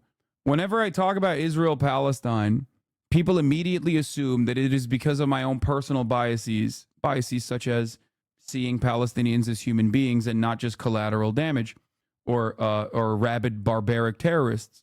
But it's not just the biases that I have, okay? There's also an electoral consequence. Minnesota, Wisconsin, and Michigan are 3 must-win key states for the Democratic Party beyond. Pennsylvania is the most must-win state. But these 3 states have shown significant numbers of active Democratic Party voters participating in the primary process to demonstrate their distaste with the Biden administration's actions in terms of in terms of our allegiance with Israel. Okay, he's my governor, and I've been involved in organizing here for Black Lives Matter in Palestine. He has routinely ignored us and canceled meetings with us last minute, like every time. Listen, I'm not saying he's fucking waving the Hamas banner or some shit. Okay, yeah, I saw the Twitter leak. The protected users leaked API. I saw the uncommitted voting campaign was phenomenally successful. It was. Please don't whitewash Harris. She isn't any better than Biden. Dude, this is not a whitewashing of Kamala Harris. This is me urging the Democratic Party to do the right thing, both in terms of what I believe is the right thing to do morally, and also the smart thing to do electorally. Okay? Please calm the fuck down. It's not me saying Kamala Harris is going to be like, oh, one state solution tomorrow. That's not whitewashing. It's not. What are we talking about? Oh, here, let's see what the possible paths to victory are. Victory over Donald Trump. The path to the White House goes through Wisconsin. Saying they will, quote, play offense in the blue wall states of Wisconsin, Michigan, and Pennsylvania that Biden was able to flip in 2020. And the Sun Belt states of North Carolina, Georgia, Arizona, and Nevada, where the campaign argues the vice president's advantages with young voters, black voters, and Latino voters offer multiple pathways to literally these two, Palestine, these specifically the ones in the West Coast, immigration. I'm not fucking Harry Enton, but I know what the fuck I'm talking about, dude. Okay? For the president, including women, younger voters, black voters, and Hispanic voters. Those groups critical to Biden's victory in 2020. I've been saying this for fucking months, okay? For months. When Biden was at the top of the ticket, I've been saying this for months. Horrible instincts to just like go with a right-wing reactionary framing on immigration if you want to capture any of the youth vote, any of the Hispanic vote in Nevada, Arizona, New Mexico. These are places where you have to take a different approach. Okay, not one that is just like a lighter version of the Republican Party sentiment against immigrants. Today about capping the cost of insulin at $35, passing the child tax credit, addressing student loans, among other policy issues. Jake. All right, Eva McCann in Indianapolis, thanks so much. Let's bring in former Democratic presidential candidate and former DNC chair and former Vermont governor, Howard Dean. Governor, good to see you. I first want to ask you about President Biden and his address to the nation this evening. What do you expect him to say about leaving the 2024 presidential race and about Vice President Harris's presidential run? I expect him to explain what his thinking is, which I think is fairly clear. And I expect him to thank the American people. And I expect him to explain why Vice President Kamala Harris is the right person for the job. And I think that's pretty straightforward. The Democratic National Convention is less than a month away. Do you think President Biden will give a primetime speech? I suspect so, but I have no inside knowledge of that at all. But don't forget that we're going to nominate Kamala Harris probably sometime in the next 10 days because of the chicanery that's going on in Ohio, insisting that we have the nomination settled. Are you live until Biden's address? Yeah, it's in 3 hours, dude. Yes, I will be live at 5 p.m. Pacific when Biden speaks to the nation. Real grassroots campaign in 2004. Given that and given your time as the chairman of the DNC, what do you say to the Democratic voters out there who voted for Biden in the primary and are disappointed that the party is picking the nominee through delegates and not through direct votes? Well, as far as I've seen, there's almost no disappointment whatsoever. Our delegation here in Vermont, which is a pretty liberal state, voted unanimously in favor of Kamala Harris after the president withdrew. So if there's disappointment, I haven't heard any of it, except the stuff that Trump says, and who obviously doesn't care about democracy anyway. A new CNN poll gives an early glimpse into a likely Harris-Trump race. There's no clear winner between them. He's up a few points, but it's within the margin of error, 49 for Trump, 46 for Harris. That's closer than it was in a poll last month between Biden and Trump, when Biden was behind Trump by 6 percentage points outside the margin of error. When a Harris-Trump race is broken down by political party in this new poll, independents, 43% for Harris, 46% for Trump. She needs to improve those numbers significantly among independent voters. How do you think she can do so? Already, there's a lot of criticism of her record, saying that she's a San Francisco progressive, out of touch with the American voter. Well, that sounds like Republican talking points. I don't think anybody gives a damn what the Republicans say. The real key to this, your reporters previously was pretty clear about, is young voters. Joe was not able to rally young voters. He should. He had a great record. Kamala Harris is the excitement of Kamala Harris for young people is extraordinary. I would predict now that third-party candidate RFK Jr. is going to actually take more in this atmosphere. Is going to take more votes away from Trump than, which is probably why they're talking about RFK endorsing Trump and him getting a job. I think that's unlikely. But I think this changes everything. It now gives Democrats a real alternative. And Trump becomes the old codger who probably has some cognitive issues. Trump has cognitive issues, you're saying? Yeah, I mean, it's pretty clear. You get up and make a speech and lie 73 times in 10 minutes. You got some problems there. This new CNN poll also shows Vice President Harris doing better than President Biden when it comes to... You got to be so mad if you're Howard Dean and your campaign imploded because you fucking yelled weird.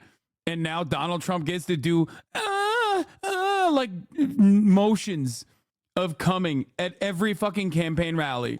Like every campaign rally, Donald Trump does the whole like transgender athlete bit that he does where he's like, and it's like people love that shit. Okay? That is a million Howard Dean screams. Do you understand? So much fucking worse. You know something? You know something? And then we're going to Washington, D.C. to take back the White House. Like, it feels like it's from a different... It doesn't even feel like this was 20 years ago. It feels like this is a different dimension, okay? Like think about that.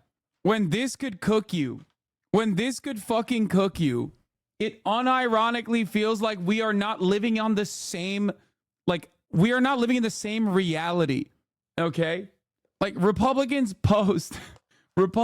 literally post the Donald Trump going at every fucking campaign rally like it's an own, like it's awesome. Okay? Yeah, Dean was one of the better candidates that cycle too. Yeah, I mean, I guess like he was also definitely significantly more progressive. That didn't help him for sure in the media landscape. He was one of the OGs in the blogosphere. Had like a lot of independent media backing him. That probably didn't play a big role. That probably didn't play well in terms of the media coverage on him. But it's like people asking like, why did this doom him? It's like, dude, because it was a different time. Okay, when guys, we're talking about Joseph Robinette Biden ran for president. Okay, in 1984. That was the first time he ran for president.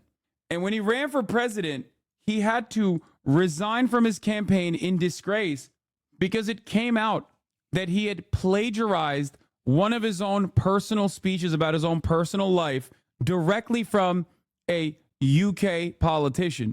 Okay? Did I say 1894? No, I said 1984 or 1988. Yeah, he plagiarized Neil Kinnock's speech about being the first Kinnock to ever go to college. Like, think about how different of a time we live in where, flash forward to 2020 when Joe Biden is plagiarizing experiences that he hasn't had, like getting arrested because he went to meet Nelson Mandela. Like he's imagining different realities and none of that is hurting him. Okay? Or even on the Republican front, the 74 lies that Trump told this last debate. Okay? It's just a very different reality that we exist in now. Very, very different reality. It genuinely feels like we are just not in the same reality now as we once were. But on that note, let's get back to Mamala. Well, this is a wildly different presidential race than just a few days ago. We've heard a lot from politicians about Vice President Harris taking over for Joe Biden at the top of the Democratic ticket. But the crucial question is, what do voters think? And today we're going to get the first snapshot of how they view Kamala Harris, who used her first rally as the presumptive presidential nominee to go after Donald Trump head on. He and his extreme Project 2025 agenda weakened the middle class. Like, we know we got to take this seriously. Can you believe they put that thing in writing? When you read it, you will see Donald Trump intends to cut Social Security and Medicare. He intends to give tax breaks to billionaires and big corporations and make working families foot the bill. America has tried these failed economic policies before, but we are not going back. And I'm here with CNN's David Chalian to break down what we're learning in this important new poll. Take it away. Well, we got our first look at a Harris-Trump race that is no longer hypothetical. And what you see here is there's no clear leader in the top line of the horse race here. A 3-point margin. That's within the margin of error, Dana. Donald Trump at 49% support. Kamala Harris at 46% support. That's about half the margin that we saw in the Biden versus Trump matchup the last couple of months that we polled. That was a 6-point race. This one now is a 3-point race. And if you look here, broken out by party, you see near total consolidation among Democrats for Harris, similar, more than 9 in 10 Republicans for Trump. Take a look here at the independents. Trump has 46%, Harris has 43%. Biden was losing independents to Trump in the last couple of months, according to our polling, by roughly 10 points. Now Harris is just losing them by 3, though remember, Biden won them by 13 points in 2020 when he won that election. Now let's talk about the coalition. What the president, now former candidate for re-election, Joe Biden, really struggled with was holding the Democratic coalition together. Where is Kamala Harris on that? She's definitely making up ground with some of these key core constituencies. If you look here, this is a poll that we did with SSRS contacting people we had polled in April and June, right? So you can actually track the movement. And you see here, young voters, it was a 7-point advantage for Trump in the spring over Biden. Now Kamala Harris has a 4-point advantage among young voters. Black voters, Joe Biden had a 47-point advantage in the spring. Kamala Harris has increased that to a 63 percentage point advantage there. Hispanic voters, Harris narrows Trump's advantage, but I just want to note again, Donald Trump numerically ahead among Hispanic voters within the margin of error. That was a key group in 2020 that Biden won overwhelmingly, so still work there to do for the Democrats. And among female voters, you see that Harris has increased the lead where they were tied among women when it was Biden on the ticket. These numbers are fascinating, especially given that important piece of information you just gave us, which is that these our polling company, our colleagues, went back and talked to the exact same people that they talked to earlier. Okay, let's talk about what voters want from their presumptive new nominee. One of the numbers that just jumped off the page when the poll came back, Dana, was this is among Democrats and Democratic-leaning independents. Do you want the next Democratic nominee, her name is Kamala Harris, we know, to continue Biden's policies or take the United States in a new direction? 53% say continue Biden's policies. 47% say take in a new direction. And for the record, this doesn't fucking mean, like, this, I suspect, means exactly what I've been saying, perhaps because I'm biased, okay? But it means do something different in terms of the least popular aspects of Biden's election chances, Gaza, and immigration, and continue the most popular aspects of Biden's policies, which is social progress, defending, and championing abortion, ensuring that women have bodily autonomy, and also at least like the advocacy for socially or fiscally progressive policies as well. Okay? Like the litany of many economic policies that Biden has unveiled that are objectively popular and well received. A near even split among Democrats looking for a new direction here. I think that is very interesting to watch forward how Kamala Harris campaigns on that. And then we've talked a lot about this all cycle long. Are you voting for a candidate or against a candidate? Take a look at what a difference a couple days make. For Harris, now it splits evenly. 50% of Harris supporters say they are casting their vote for her. 50% say they're doing it against Trump. Look at what that was when Biden was the nominee. Yo! 2/3 of his votes were. Yo! This has not been a thing since 2016. Not even. This has not been a thing since before 2016. Last time Democrats had percentages like this was Obama, dude. That's crazy. It's been damn near 20 fucking years since Democrats have actually said they're not voting against insert Republican, usually Trump. Unfortunately, it's been Trump the last 3 times. That's crazy. Against Trump, only about a third, 37% were for him. Harris changes that equation. Donald Trump, by the way, gets more affirmative support after the assassination attempt, after his convention. He's now up to 74% of his voters who say they are voting to cast their ballot for him. Only a quarter say they're casting their ballot to be opposed to Kamala Harris, Dana. So interesting. So much to dig in on. I'm over at the table now, as you can see, and David's going to be here in just a moment, joining us here already. Excuse me, are CNN's Phil Mattingly and Sung Min Kim of the Associated Press. Hello. Phil, I'm going to start with you. Yep. Excuse me, what's your takeaway? So Biden dead enders kept trying to say the polls are actually going in a good direction. They were lying. This is polls moving in a good direction, just so you understand, okay? This is exactly what it looks like when polls are moving in a positive direction, okay?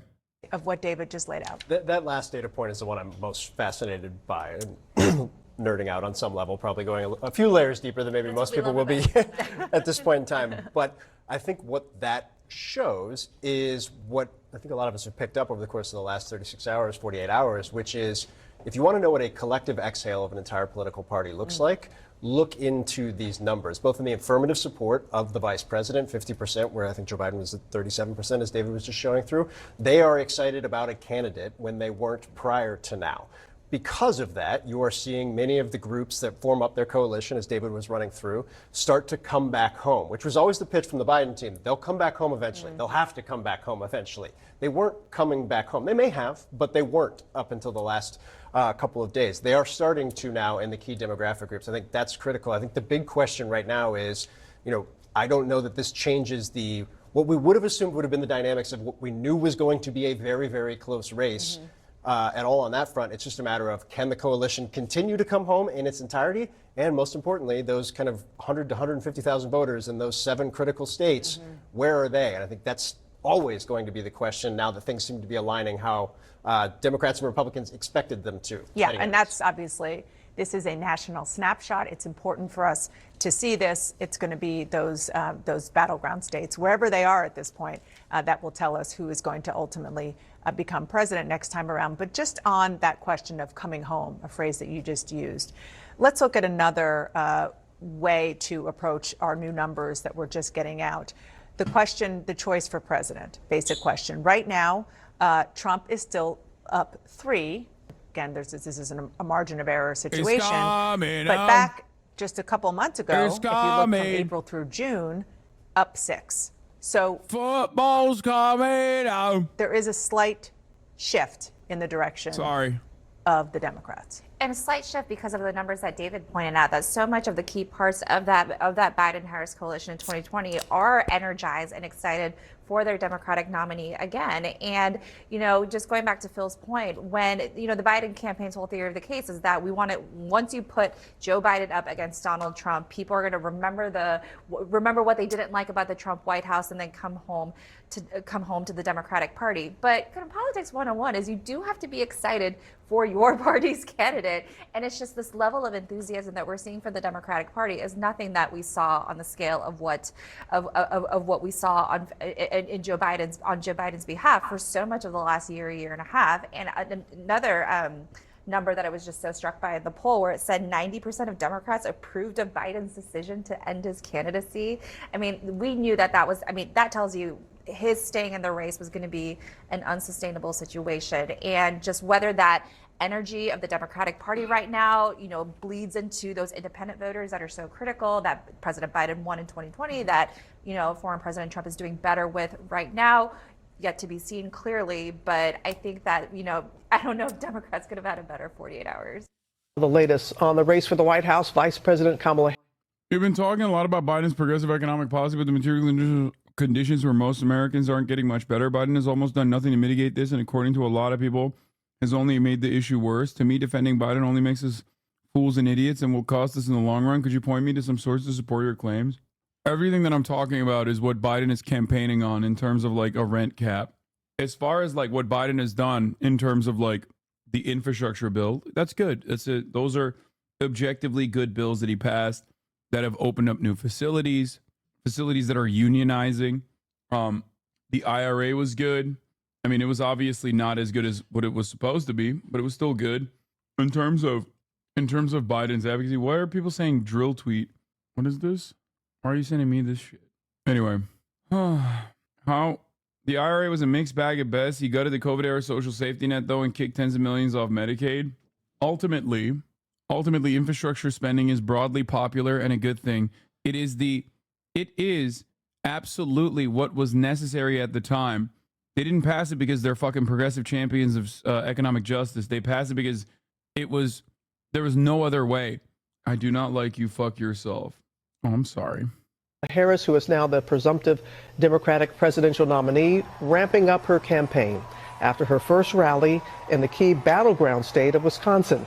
Let's go to our chief White House correspondent, Mary Bruce, for the details. Good morning to you, Mary. Good morning, Robin. Well, I can tell you the energy in that room at that rally was palpable. The crowd was fired up and energized. It was the largest crowd the Democrats have seen in this race so far. And from the moment Kamala Harris stepped onto that stage, it was clear this is now a whole new race. This morning, Kamala Harris is hitting the ground running. Her first campaign rally in battleground Wisconsin, electrifying a crowd of 3,000 supporters. We have doors to knock on, we have phone calls to make, we have voters to register, and we have election to win. Harris already now the presumptive Democratic nominee, as President Biden prepares to address the nation about his historic decision to bow out of the race. With a little over 100 days until the election, the vice president pitting her record against Donald Trump's. Arguing as the former Attorney General of California, she's uniquely qualified to prosecute the case against him. I took on perpetrators of all kinds. Predators who abused women, fraudsters who ripped off consumers, cheaters who broke the rules for their own gain. So hear me when I say, I know Donald Trump's type. And she's wasting no time getting at the issues that will determine this race. We who believe in reproductive freedom will stop Donald Trump's extreme abortion bans because we trust women to make decisions about their own body and not have their government tell them what to do. But also leaning into the economic issues at the top of mind for so many voters. America has tried these failed economic policies before, but we are not going back.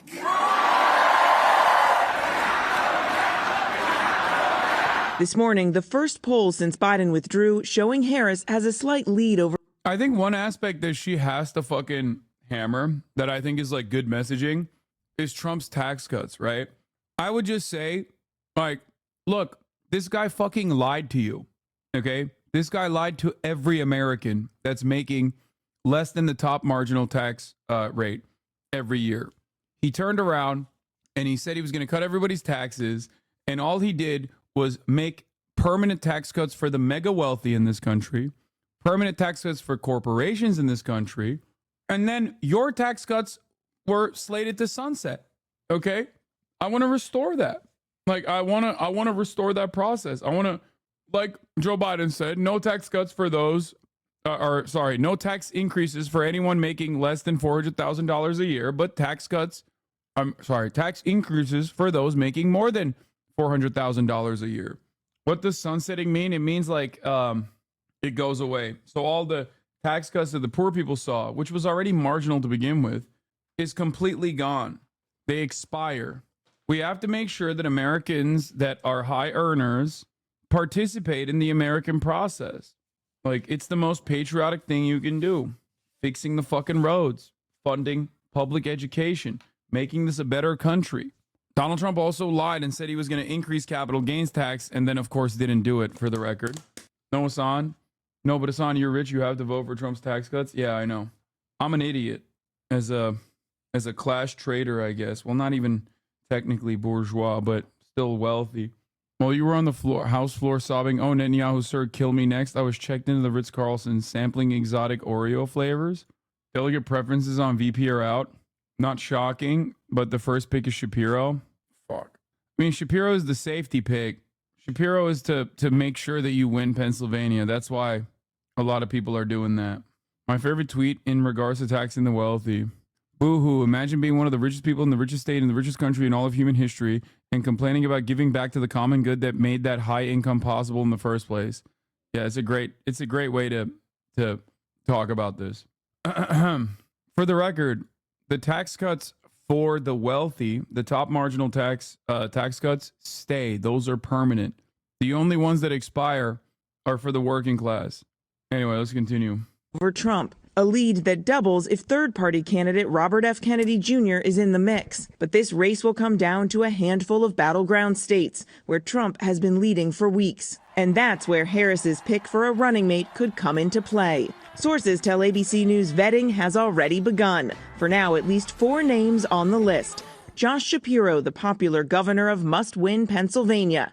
Senator Mark Kelly of critical Arizona, an astronaut and the husband of former Congresswoman Gabby Giffords. Andy Beshear, the young governor who just won re-election in deep red Kentucky. And Governor Roy Cooper, elected twice in North Carolina, a state Democrats have been investing in heavily, hoping to flip blue. Now, a senior administration official tells us that right now Kelly and Shapiro are the leading candidates. But of course, this list could change in the coming weeks. And Harris doesn't just have the ability to focus on the race for now. She also has to It sucks that out of that list, those are the two more conservative ones. It's just like kind of lame. Balance this new role with her official duties, and today that includes a speech in Indiana, and tomorrow a meeting with the Israeli Prime Minister Benjamin Netanyahu back in Washington. Robin. That's right, Mary. Thanks to you. When it comes to Harris herself, a few years ago, you were running in the Democratic primary against Harris. You believed that you were best positioned to beat Donald Trump. Why do you think Vice President Harris is the best candidate to beat Donald Trump now? Well, I think we've seen it even just in the last 48 hours, the speed with which she has brought the party together and the energy with which she has not just, as she sometimes says, prosecuted the case against Donald Trump, but also begun to lay out the kind of vision that is going to make Americans better off. It's a phenomenal contrast between President Trump, who is consumed by his own past, and Kamala Harris, who is talking about our future. I also really admired the focus on freedom. That was a really big part of her comments today and yesterday, because I think that's a big part of what is at stake. I'm old enough to remember. We're just chatting out like him. He's a careerist. He's dangerous. He's a dangerously neoliberal individual who is literally like the classic bicoastal elitist archetype. I mean, he worked at fucking McKinsey. You're just homophobic? Yeah, I'm homophobic. That too. It's not my fault that the two prospects from the Democratic Party that happen to be gay are fucking rugged neoliberals. Okay? Jared Polis and Pete Buttigieg. Both of them are gay. Both of them are unironic, like r/neoliberalism mods. Okay, maybe not Pete, but apparently Jared Polis literally is. He's easily the best orator in the Democratic Party. Stop hating Hassan. Bro, what are you talking about? Look at Donald Trump, man. What are we talking about? Oh, he's the best orator. Like, that shit's not enough. He reads this fucking phony. Okay? He is super captivating for everyone with a globe emoji on Twitter, everyone with a Ukrainian flag in their bio on Twitter. And that's like 150 total people, okay? He's a great orator in the same way that JD Vance is a good orator. They're both like utilizing this TED Talk style of speaking. It matters not how you feel about it. It matters how everyone else reads his fucking, everyone else reads his character. When freedom was something you usually heard talked about on the Republican side and among conservatives. But right now, I think we have many, many examples why Americans will experience more secure freedom under a Kamala Harris presidency than under a return to the chaos of Donald Trump and the systematic reduction of freedom, starting, of course, with Donald Trump following through on his promise to end a woman's freedom to choose and access abortion rights in this country. Well, and Donald Trump said today that he does want to debate Vice President Harris, maybe more so than once. One of the issues that only after backing out of the debate he already agreed to, though, right? Somehow today he has an issue with doing it with ABC. Right, but he didn't when he agreed to it in the first place, right? I mean, I think the interesting thing about this is what changed from when he said he was ready to do an ABC debate and when he now says he's not. ABC didn't change. Donald Trump didn't change. But there's a new candidate, and clearly he hesitates to debate her on the exact same terms that he thought so you think would he's be okay. Scared to debate her? Yeah. Why do you think so? Because I think she is going to be so effective, and she's going to lay bare his inability to talk about anything but himself and his past. I think what you'll see is two things that I'm excited for Americans to see. Yes, the contrast, the way, as she laid out very powerfully, she, as a prosecutor who has defended people from people like Donald Trump, is going to remind everybody about that record, but also a contrast in governing records. She's going to be, I think, very effective in reminding Americans that on issue after issue, they already agree with us. They already agree with her and Democrats. Americans agree with Democrats and disagree with Donald Trump on taxes and his agenda of tax cuts for the rich. They agree with Kamala Harris, Democrats, and disagree with Donald Trump on his removal of the right to choose in this country. And gun violence, marriage, you can go on down the list. Former Mayor of South Bend is literally the most hilarious qualification for a presidential candidate. The fact that he was handed the transportation job is ridiculous. Is it, though? I think they are straight up propping him up to be the most CIA adjacent president that the Democratic Party could ever put forward. He speaks 8 languages. I don't care. I don't. What do you mean? Okay, cool. Great. He's a fucking nerd. Okay. Shut up. I hate how fucking corporate he is. Listen, man, Mitt Romney is also this like brilliant corporate guy. Okay, look at the way the American public perceived him. They're posting him up to give him a higher profile. He can't win a single seat in his state. Yeah. Like Xiaoma, New York City, speaks like 16 languages. You don't see me advocating for him to fucking run for president, okay? What a ridiculous qualification. Obama just said Kamala can't beat Trump. Dude, what's up with these fucking weirdos, dude? You're reminded that Andy Bashar's children go to public school and have for years. Don't get Kentucky facts from this Ron DeSantis fanboy. Yeah, he's so pro-public education that he sends his kids to private school. Yeah, Andy Bashar is not only a fucking massive advocate for public schools, he's anti-charter school, and his kids literally go to public school. Like, no, he's so solid on that front. That's like one of his strong suits, in my opinion. Where is this? Is this New York Post? Obama doesn't believe Kamala Harris can beat Trump, which is why he hasn't endorsed their sources. I like to think that all of the former presidential hopefuls that have dominated, or the presidents that have dominated the Democratic Party, personally have like unimaginably selfish reasons. Joe Biden selfishly didn't want to drop out because he was like, it's my time. Hillary Clinton selfishly did not want Kamala Harris because he didn't want first female president next to Kamala Harris. Obama is looking at it and being like, well, it's a step up from first black president, be a first black woman president. And now I suspect, now I don't trust the New York Post, but in my head canon, I like to think that that's the real reason why. It's their ego, okay? It's their personal ego. The same Obama who forced the Pod Jones to apologize to Joe Biden for speaking the truth. Anyway, Hillary Clinton, of course, endorsed Kamala Harris. I know. Obama's very upset because he knows she can't win. The Biden family source told the Post. Oh, okay, dude. Shut the fuck up. Shut up. God damn it. Sure.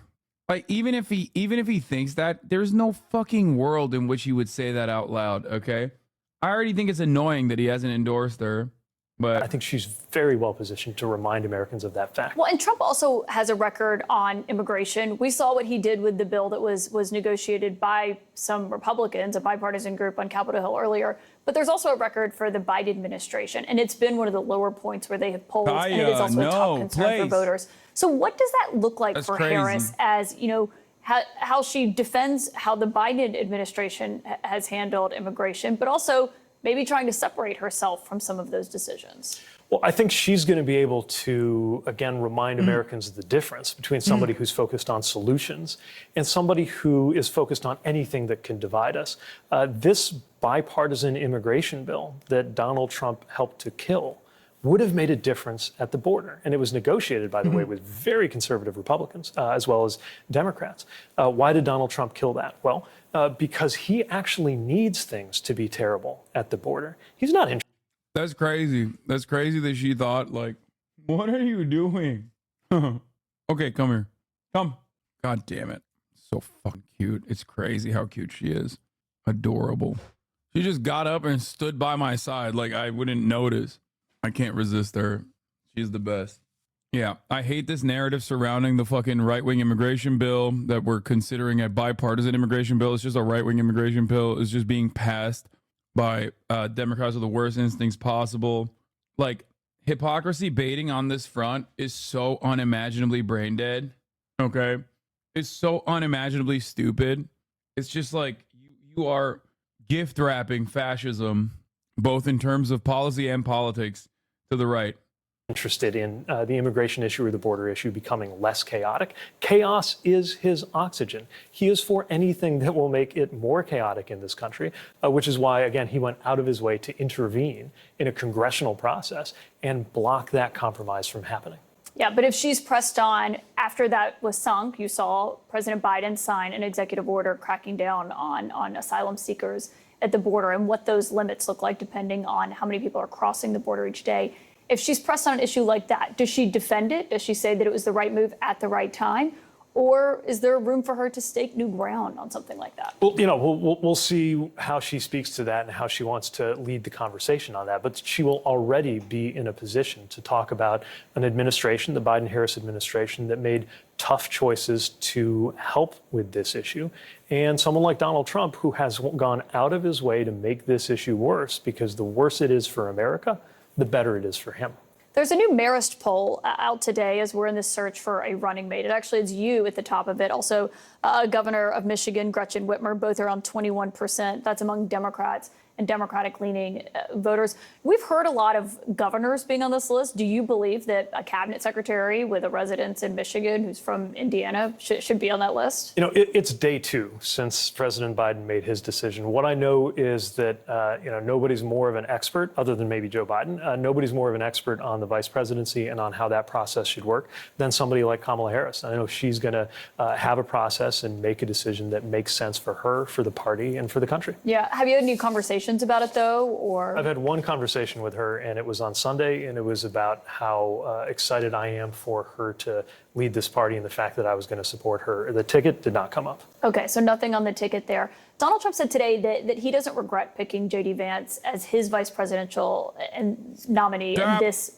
process, despite the fact that it happened before he knew that Harris was going to be at the top of the ticket, as we believe. Do you think that there's someone she could pick as her vice president that would make him regret that choice? Well, again, that's going to be her call, her process. But what I will say is that the choice of J.D. Vance is a regrettable choice because he's somebody who was at his most convincing and effective when he talked about how unfit for office Donald Trump is. And he is not. God, Pete is such a fucking piece of shit. He's so good. Yeah, the most effective counter to J.D. Vance is literally fucking Waltz or Bashar, right? Especially Bashar. He knows that. Ain't nobody fucking likes him in the Rust Belt. They hate him in the Rust Belt, actually, because he's the type of guy who comes in. When he's the type of guy that you see outside of the fucking Motel 6 in your hometown, you know there's mass layoffs coming, okay? And I mean that literally and figuratively, okay? Pete Buttigieg, the only time when a guy like him comes into your fucking town, you're about to watch a facility close down, okay? That's it. That's precisely what he did when he was at McKinsey, and that's precisely how he carries himself. Or there's a chemical spill, and he's haphazardly trying to do PR for the administration. Neither of which are good things, okay? He is like a plague rat. His presence is unsettling. Bashir, on the other hand, and Waltz, on the other hand, are fairly popular, if not very popular, governors with a long track record. Well, not long, but like a decent track record of fighting and winning good progressive policies and good progressive legislation for their constituents, not even just their constituents, but everyone in their states. Okay? So those would be the two perfect foils. I mean, one's Kentucky. Both could claim Appalachia to a certain degree. Both can claim Rust Belt to a certain degree. They're good. They're popular. And those would be the perfect foil to J.D. Vance. If anything, I suspect Pete Buttigieg would be the worst possible pick for J.D. Vance because him and J.D. Vance are cut from the same cloth. For example, they're both gay. Just kidding. Only J.D. Vance is gay. He wears guy liner. No, that's a joke. No, they're cut from the same cloth in the sense that they're both like corpo rats, okay? And they read as corpo rats in a way that is very unsettling to, like, regular Americans. So there are normies in here, dog, I know. But God damn it, I will not be censoring myself because there are normies in this chat. I never have, and I never will, damn it. 1.5, 13. My real truth, my real feelings come out. Don't care. Anyway, there's a lot of talent in the Democratic Party. Pete Buttigieg is not one of them. Not explained any reason, other than, of course, his obvious interest in power, why he would have changed his mind on that. Remember, J.D. Vance's whole identity is that he is connected to Appalachia, a place that is being hurt so profoundly by the opioid crisis. So the fact that he didn't just refer to Donald Trump as an idiot, though he didn't just say all kinds of things about how he was terrible, but compared Donald Trump to opioids. That is literally the darkest, most negative thing someone connected to Appalachia could possibly say about a politician. and that was in public, right? In private, he was comparing him to Hitler, reportedly. He has yet to explain why his opinion would be any different other than his own search for power. So when he says, I watched Donald Trump in office, that's what changed my mind, you're not buying that. That doesn't make any sense, especially coming from the Midwest. He's from Ohio. I grew up in Indiana and live in Michigan. I have seen how the industrial Midwest went into a manufacturing recession under Donald Trump and has experienced a manufacturing renaissance under the Biden-Harris administration. Why is that? Because the Biden-Harris administration has led on policies that have factories rising out of the ground of places, including places like near where I grew up, that haven't seen this kind of investment in a generation. How could J.D. Vance or anybody else initially think that Donald Trump is a disaster, watch him lead the country into a manufacturing recession? This is, by the way, before COVID, let alone everything that happened through the mismanagement of COVID, and then say, oh, now I've seen the light. He's a great leader, and I want to be on his. There's absolutely no delay in his response. He's really conversational. It doesn't feel scripted like other candidates. Fucking hate this community, dog. Y'all are literally going to neoliberal prison, okay? Under the Pete regime, every single one of you are going to prison, okay? I hope, and you deserve it. They're going to send you to prison for being gay. Make him press secretary. Keep that man away from power, okay?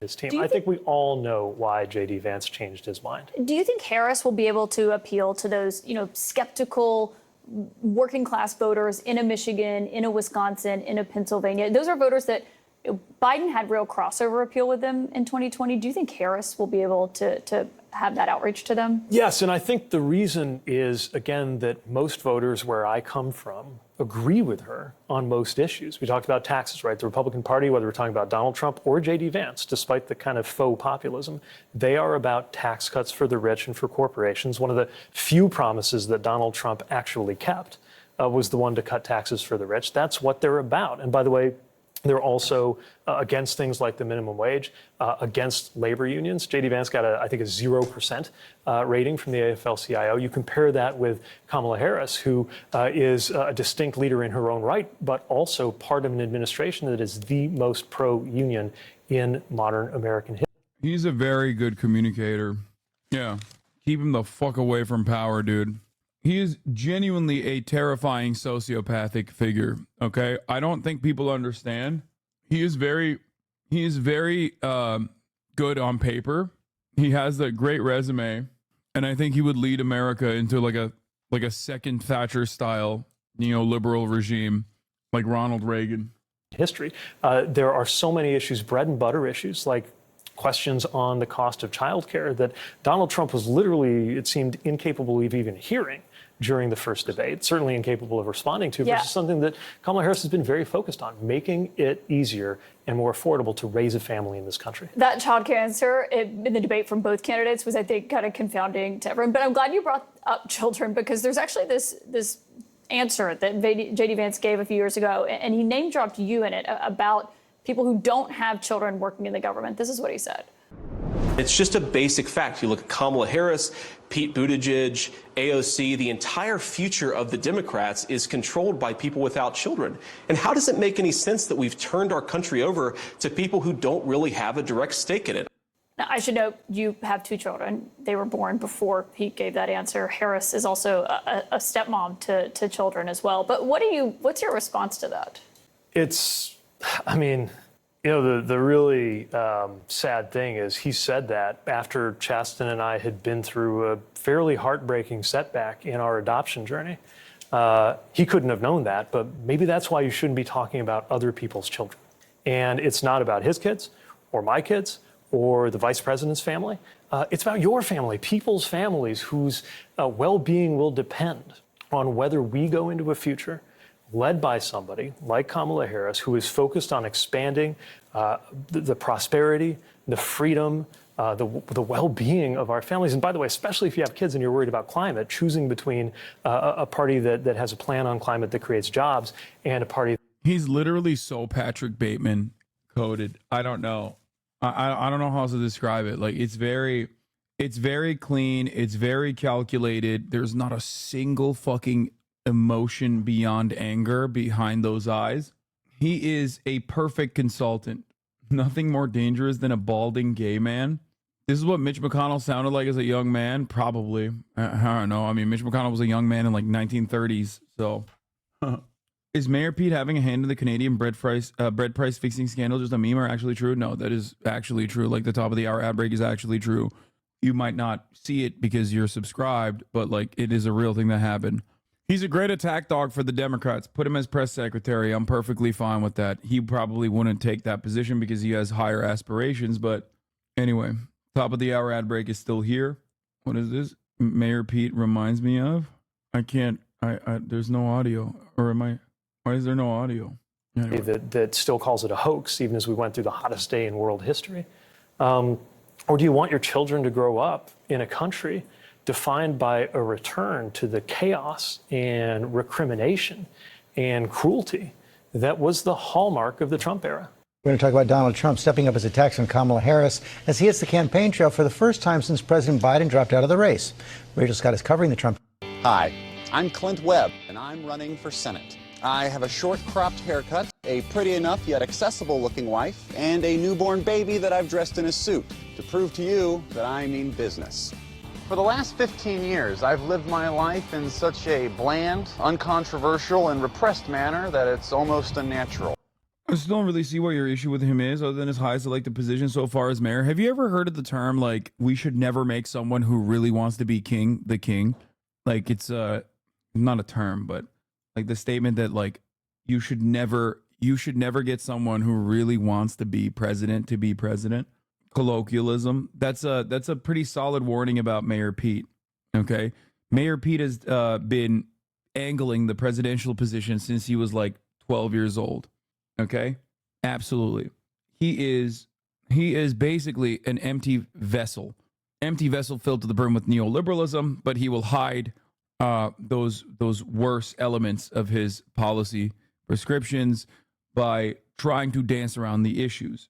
He is hard to pin down on policy prescriptions. Oftentimes, I tracked his campaign very closely in 2019. His record as the mayor of South Bend, Indiana, was abysmal in terms of like refusing to do something about the white supremacy that was going on in his police force at a time when Black Lives Matter was in the forefront of the conversation. So obviously that played a pretty major role against Pete Buttigieg. I believe you when you say we need to be wary of someone. Yes. In South Bend, Indiana, his revitalization attempts were also utterly abysmal, very much neoliberal. It's the classic, like, let's turn South Bend, Indiana into Silicon Valley type shit. That's your metric? Someone wants to be president equals bad? You can't be serious.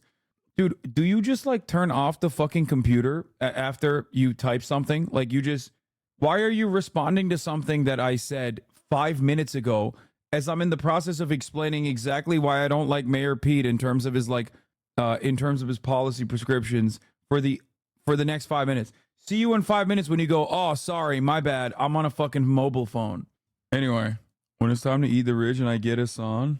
I'm 37, I'm 38, I'm sucking on it and I realize, look at my arm compared to this. This thing is as thick as my hand, dude. 68 or 69? Can I have some? There's not enough, no. Nice.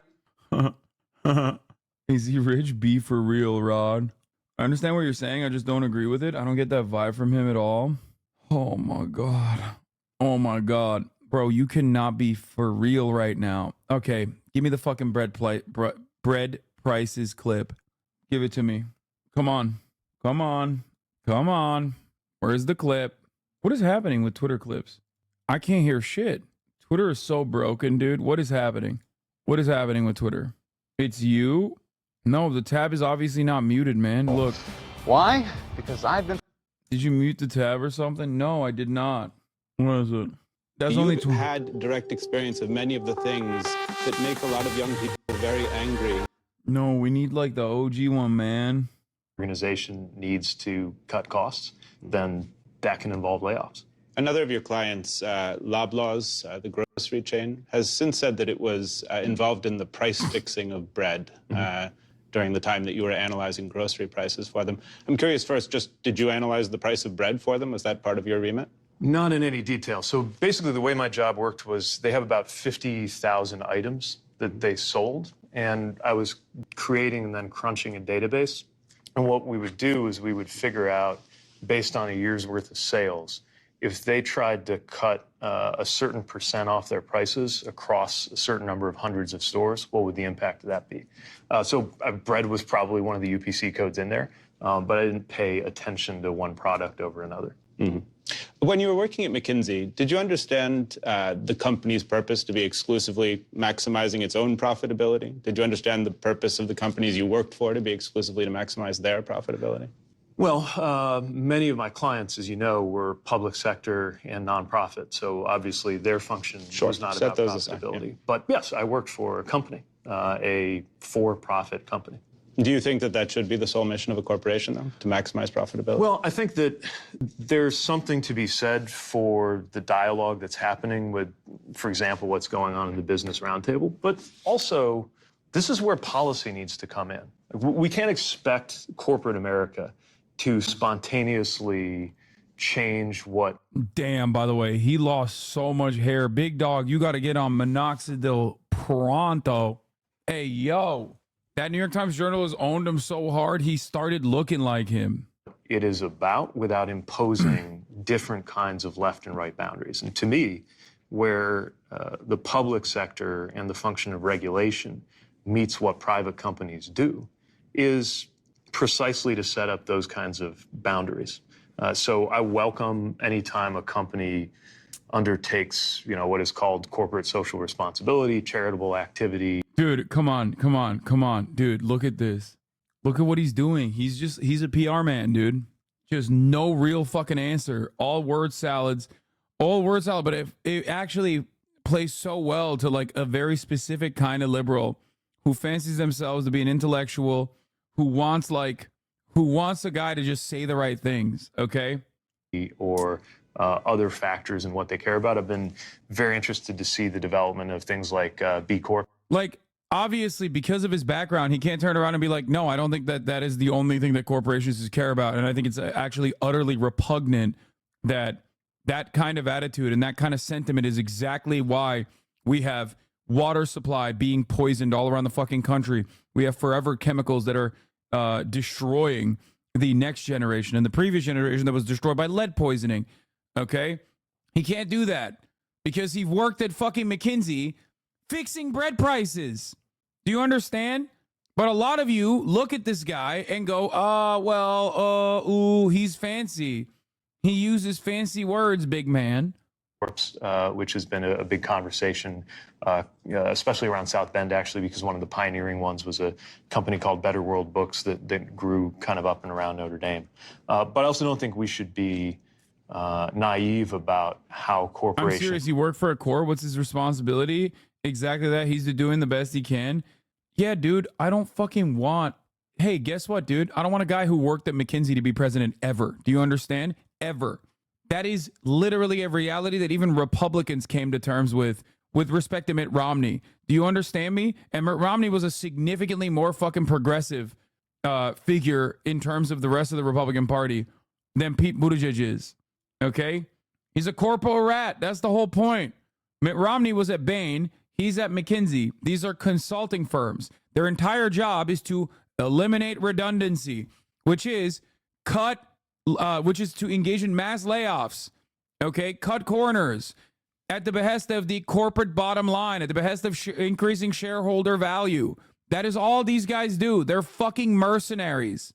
They go from company to company. That's why I said jokingly, when that rat shows up in your town, the coal mine's shutting down. When that rat shows up in town, nurses are getting fucking laid off. Okay? His face is one that only spells doom and gloom for the middle of America. Okay? Oh.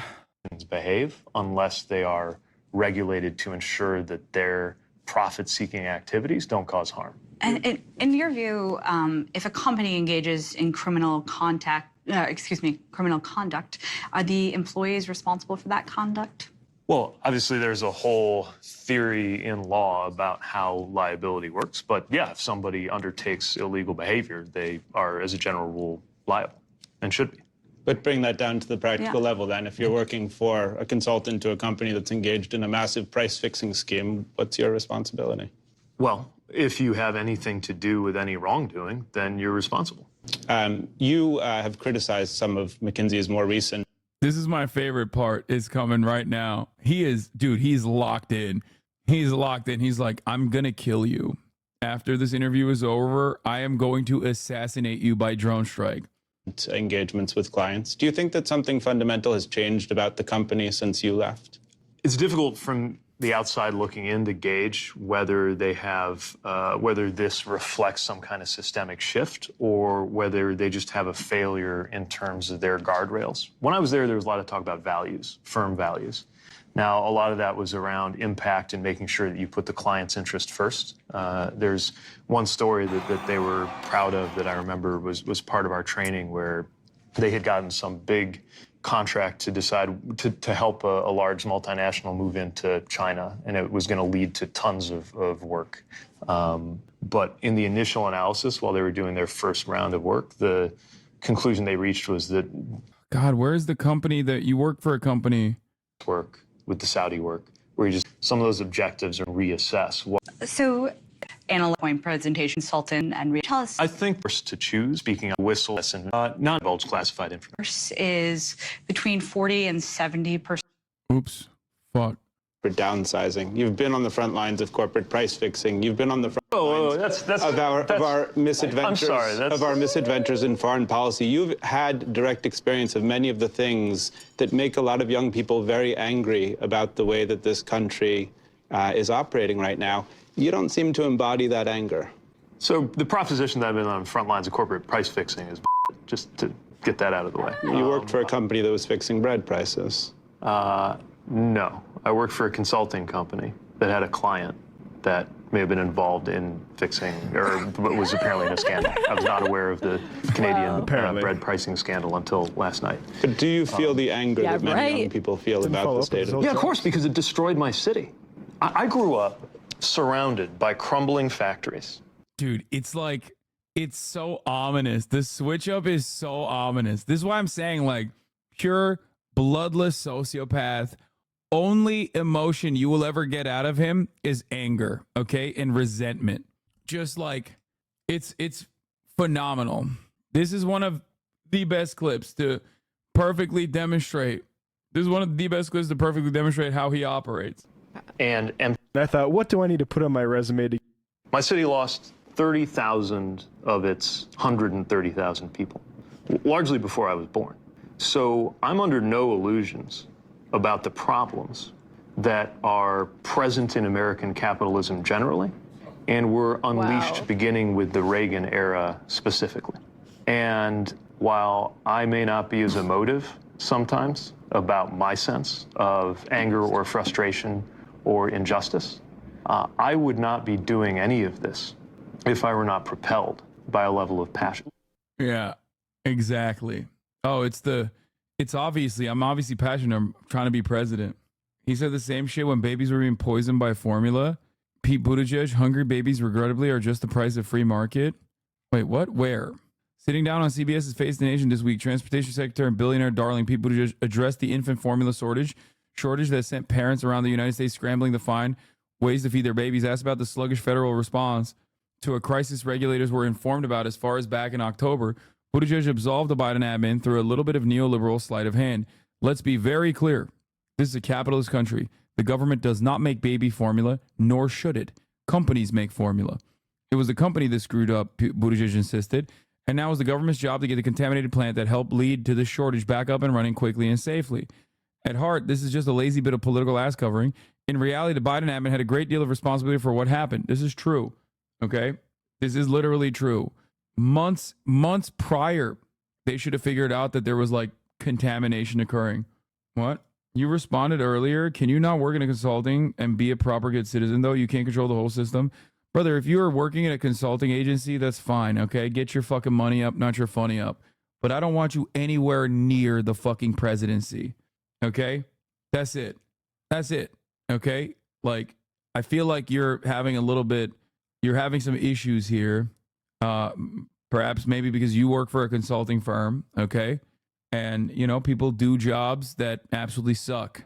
People do jobs that actually harm people. As long as you're not a cop and you're like directly participating in the in an individualized way with the violence that you are subjecting people to, it's you know, we got to do what we all got to do. Okay.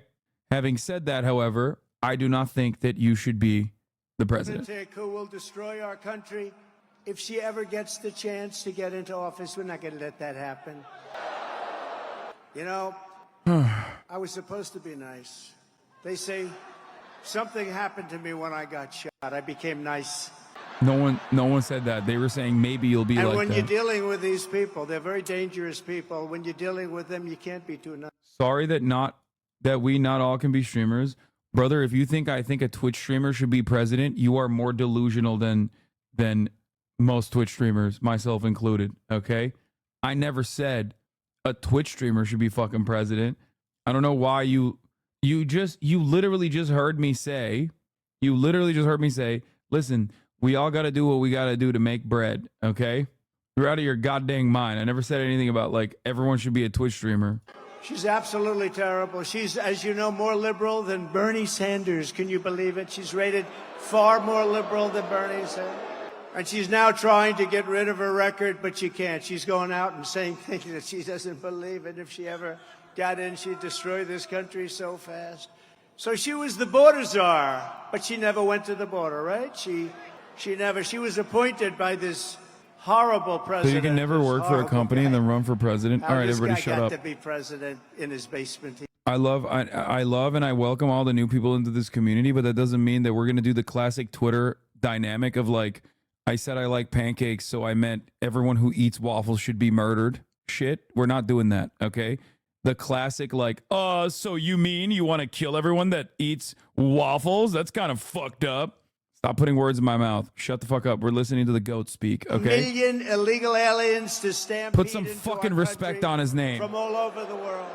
The goat is speaking. As vice president, she cast the tie-breaking votes that created the worst inflation in a half a century, decimating middle-class families and hurting very badly, as you know, all people in North Carolina. And by the way, Laura says hello. Laura, do we love Laura? How good is Laura? She is terrific. She has done a tremendous job. You know, you need a new hat for 2024? Nah, I'm good. They'll say he's I'm good. cognitively challenged.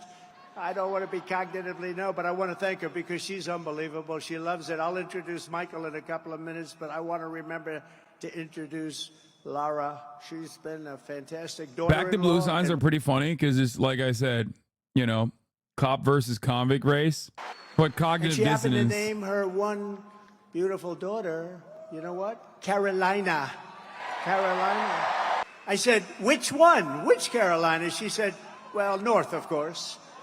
No. Let's call them both. Do you mind if I call them both? Boo. Both been great, frankly. And when Kamala Harris was sent to Europe to deter Russia, what a joke that was, from attacking Ukraine, how did that work out? Russia answered by launching the invasion just 5 days after she left. Putin laughed at her like she was nothing. She is nothing. She's so bad for us. Everything Kamala touches turns into a total disaster. She's destroyed San Francisco with her policies. Check out San Francisco. 20 years ago, it was the greatest city in our country. Today, it's not a livable city. She'll destroy our country if she's elected, so we won't let her be elected. We can't let that happen. Unbelievably, despite all of the damage she's caused, radical, liberal Kamala Harris now wants a promotion to deliver 4 more years of chaos. We've had the worst 4 years. You know, I say about Biden, if you took the 10 worst presidents in the history of our country, added them up, they won't have done the damage that crooked Joe Biden has done. But this November, the American people are going to tell her, no thanks, Kamala. You've done a terrible job. You've been terrible at everything you've done. You're ultra-liberal, and we don't want you here. We don't want you anywhere.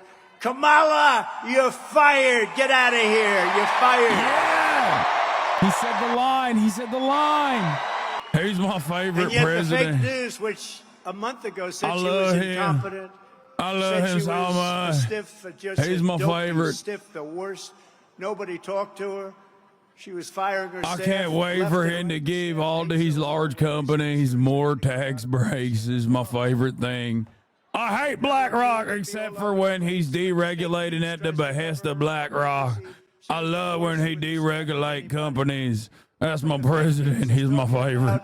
Lying Kamala as if she's the savior of our country. That she's so brave. I've never seen a turnaround like this. 4 weeks ago, she was the worst politician in America. Now they say, isn't it amazing? Look at her. She's so beautiful. She's so magnificent. She has a crowd of 1,000 people the other day.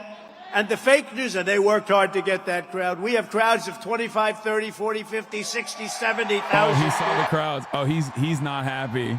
He saw the news coverage of the massive fucking room that Kamala packed.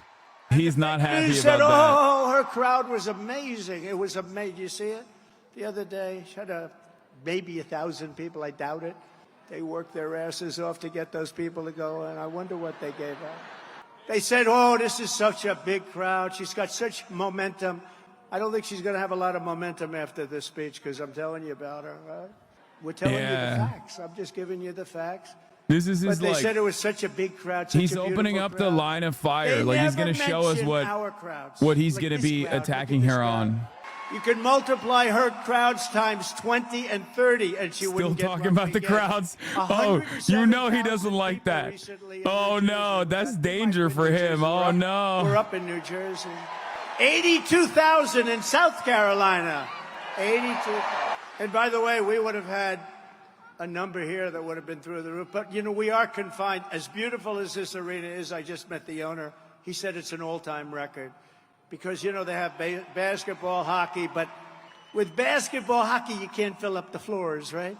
So we set the all-time record, and he's a very nice gentleman, great family. But we set the all-time record. And if this thing were twice as large, it would be filled up with the people outside. 68,000 people in the great state of Alabama, 68,000. And then we did one in the South Bronx, and that can be a rough place. But we did one, and it was like a love fest. This was an amazing thing. Like a love fest. 25,000 people in the South Bronx. We brought every cop from Staten Island to the Bronx. They had to leave early because they're afraid of the dark. Crowd like Kamala, assuming she had 2,000 people, which I don't think she did. But if I ever had a crowd, they'd do headline stories. Bro, he's still, oh my God, the amount of time he's spending on Kamala Harris's crowds is so funny. Oh my God, dude. Cameras back there.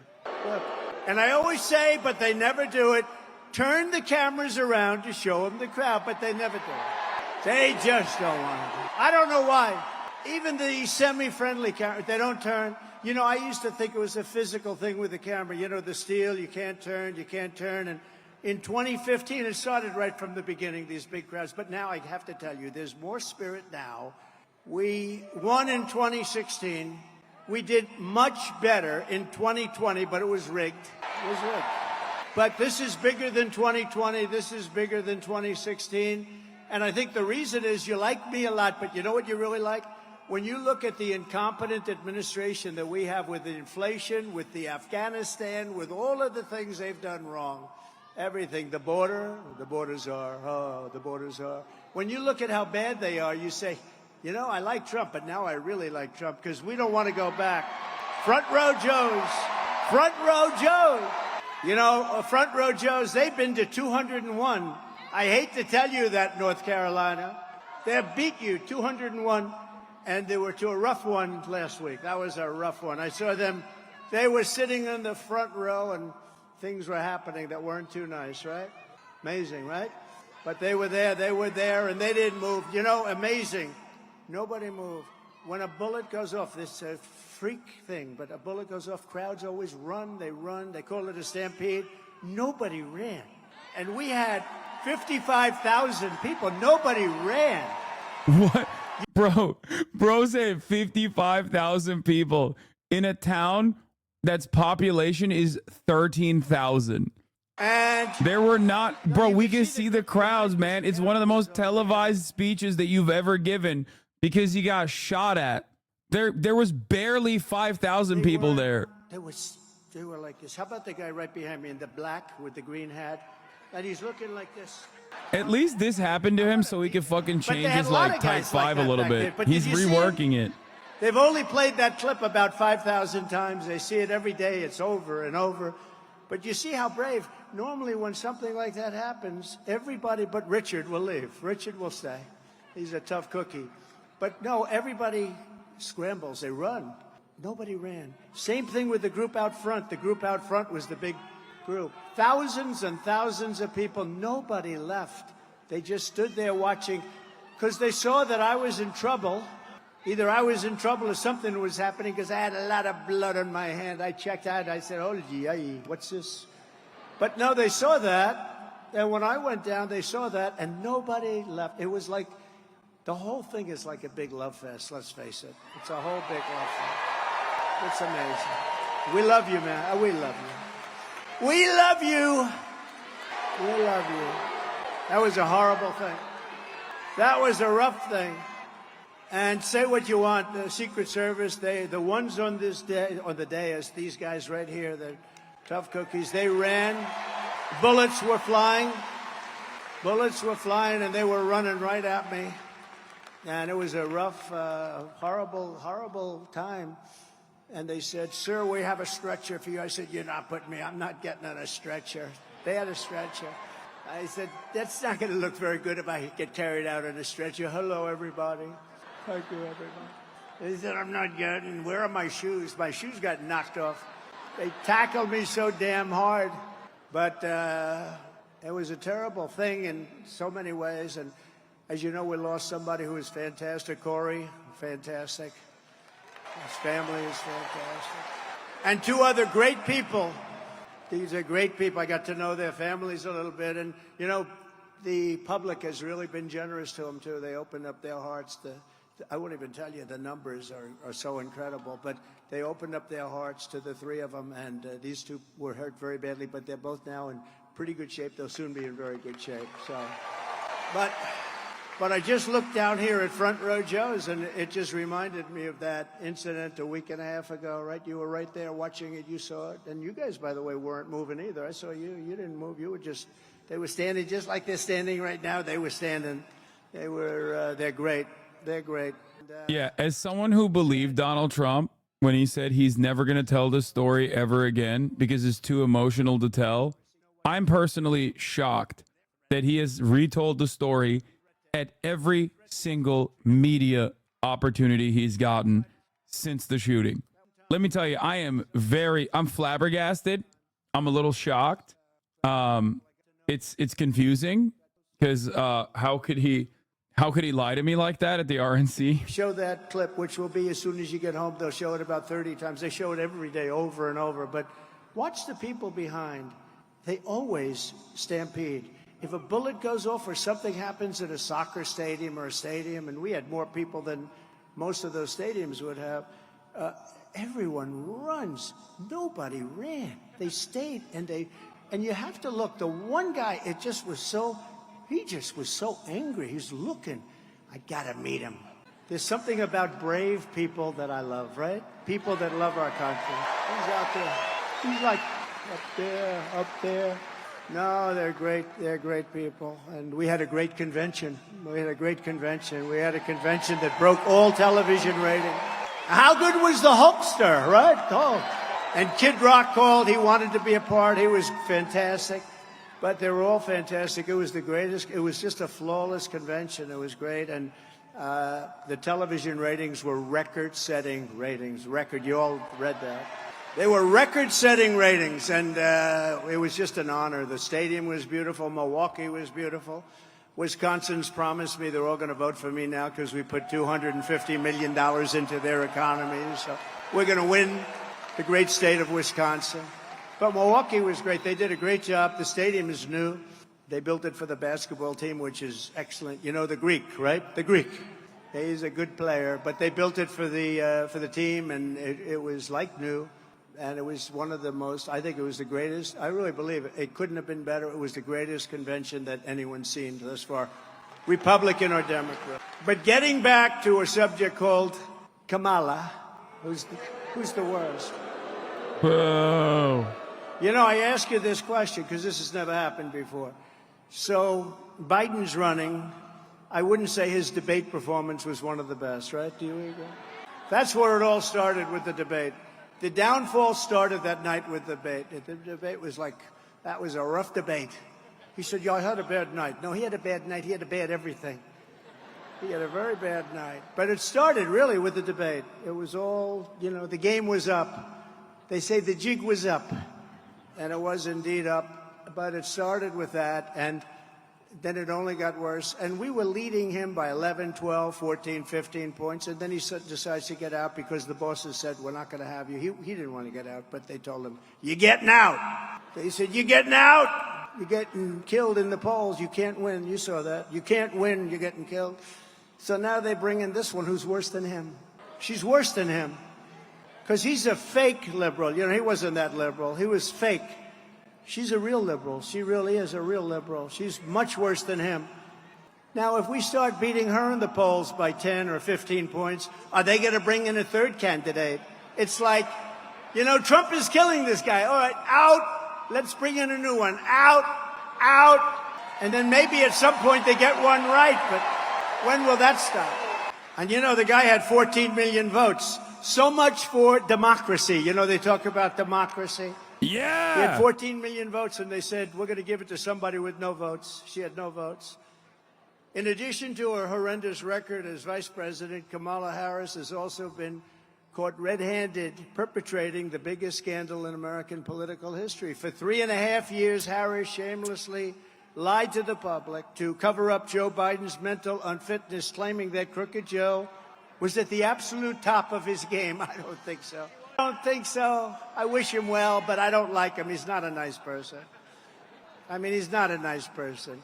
He's trying to put me in jail. Why would I like him, right? That's the first time. Oh, first time. And she's the one behind it. And she's got a new line, you know. She's going, I'm the prosecutor. She's one of the worst prosecutors in history. She destroyed San Francisco. I'm the prosecutor, and he's the convicted felon or something. A radical left judge in an area where every one of these cases, every one of them is brought by them. So think of it. They get me to that position, and then their campaign says, I'm the prosecutor, and he is the convicted felon. That's their campaign. I don't think people are going to buy it. And we won our big case. You know, we won the case in Florida. That was a big one. We won that one. And I got out by beating their Justice Department.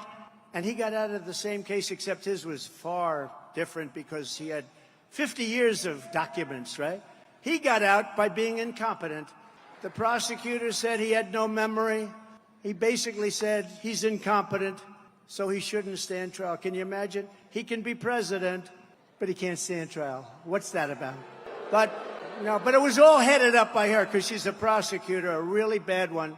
If Kamala will lie to you so brazenly about Joe Biden. He's trying so hard to slap Joe Biden and Kamala Harris together. It's just not going to work. She can never, ever be trusted. She can't be trusted. It's tough. To be fair, it's tough. And it's just tough like to do. crooked Joe Biden, Kamala Harris is unfit to lead. She's unfit to lead. She'll destroy our country. In a year, this country will be destroyed. A vote for Kamala is a vote for 4 more years of dishonesty, incompetence, weakness, and failure. Other than that, she's doing an excellent job. A vote for Trump Vance. How do you like? How do you like him? J.D. Vance. How do you like him? A vote for Trump Vance administration. Yes, he's going to keep saying her name wrong, and I don't think Kamala Harris should ever fucking turn around and be like, wow, that's really fucked up that you're doing that. You're sexist and racist. I think the greatest thing that Democrats could do is just like let them be weird about that shit and not just like invoke identity unless it directs back to policy. Okay, just ignore it. Run a good campaign because that type of shit will relitigate culture war back and forth over and over again. And it's just not like a fun argument for a lot of people. I think it's like very depressive. Just let them be weird on their own. Just make them look weird. Be like, yeah, that's weird. Okay. By comparison. Here's just some of her crazy liberal record. Kamala Harris co-sponsored Bernie Sanders' $32 trillion plan for a socialist takeover of the entire U.S. health system, which will be a disaster and will bankrupt Medicare and Social Security, they're gone. My favorite is like Social Security is a going to be group of fucking North Carolinians who are like, you know, from a diverse background, but like there's still plenty of working poor there being like, yeah, I hate socialized medicine. I hate that. That's crazy. And we all have a big heart, but some of those people are tough, from prisons, from mental institutions. Yeah. Bring up how close Kamala Harris is to Bernie Sanders. That's a good idea. Outlaw private health insurance. Bring up how close Kamala Harris is in policy to Bernie Sanders. That is certainly going to be a really bad idea to do. I mean, I'm sorry, a really good idea to do. I love that. Literally, like on the one front, you have Joe Biden that you're trying to haphazardly slap back on Kamala Harris with. And on the other hand, you have one of the most historically consistently popular congresspersons in the United States of America. Okay? We're going to give you all of these things. They're going to come, even if they're fine in their country. And people are being killed in the caravans, especially women. They're dying on the way up. It's horrible. It's horrible. You have to see the real numbers. She co-sponsored the $100 trillion Green New scam with the goal of completely abolishing the oil, coal, and natural gas industries, which would reduce the United States to a third world country. No more oil. Do you plan on listening to the speech, or are you going to yap over the entire thing? No, I plan on yapping over the entire thing. I don't know if you know this, but like, you know, I'm a political commentator, and the entire reason why we're listening to this old man fucking drone on and on about the exact same shit that he said a million times over is specifically so we can analyze it and do some commentary over it. You know, you have the opportunity to go and watch it on your own, right? Like, I hope you are aware of this. Like, I'm not holding you at fucking gunpoint here. Like, just go watch it on your own then, dumbass. What do you mean? Like, we're going to charge up. It would cost $5 do you think I'm the only trillion. channel That's showing more this right money than now? we would have to file for bankruptcy. And they don't care. They say, let's do it anyway. She said that a 70 to 80% tax hike is, quote, a bold idea that should be discussed. She wants it 80%. You know, I gave you the largest tax cuts in history. She wants to take them away and increase your taxes. I don't think you're going to be too happy. Kamala publicly boasted, quote, there's no question I'm in favor of banning fracking. She wants no fracking.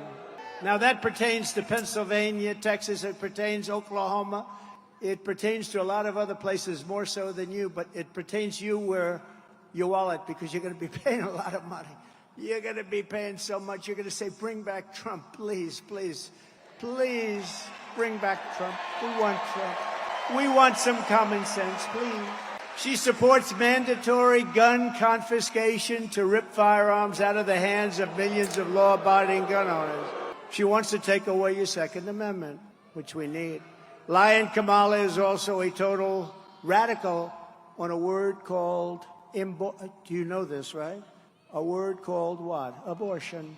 She's a radical, crazy person. When you compare my position on abortion to that of Kamala Harris, my position is 8 points higher in the polls, and that's because she is so radical. She wants abortions in the That's awesome. This framing is not going to work, dude. Right up until birth. This framing is not going to work. The execution Nope. of a baby, because that's not abortion, that's the execution of a baby. I love that he's talking about this in North Carolina, though. Was it Virginia? It was Virginia, right? The one that, the one where the governor, everyone kept saying the governor, who's a doctor, wanted to like execute babies post-birth. He also, I think, had like some blackface controversy, like North Carolina, if I'm not mistaken. So I'm mixing it up. Legislation that would require medical providers to give care to babies born alive after. How the fuck is post-birth landing to anyone? Dude, they're Republicans. Like 90% of their policy is born out of hysteria. Okay? The Republican Party does not have any policy prescriptions for genuine problems that people are facing. It is almost all propped up. It is almost all propped the fuck up by Republican panic, Republican hysteria. That's it. Every policy, like think about it, immigration. Undocumented migrants are invading the country to do like mass rapes and mass violence. Hundreds of thousands of Americans dead. Just completely made up, right? That's not a real thing at all. It's the exact opposite, right?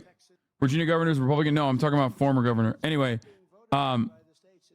completely fucking made up. Yeah, he'll say like illegals are stealing jobs, but they're also stealing the jobs of criminals, and they're also eating away at our fucking social safety nets.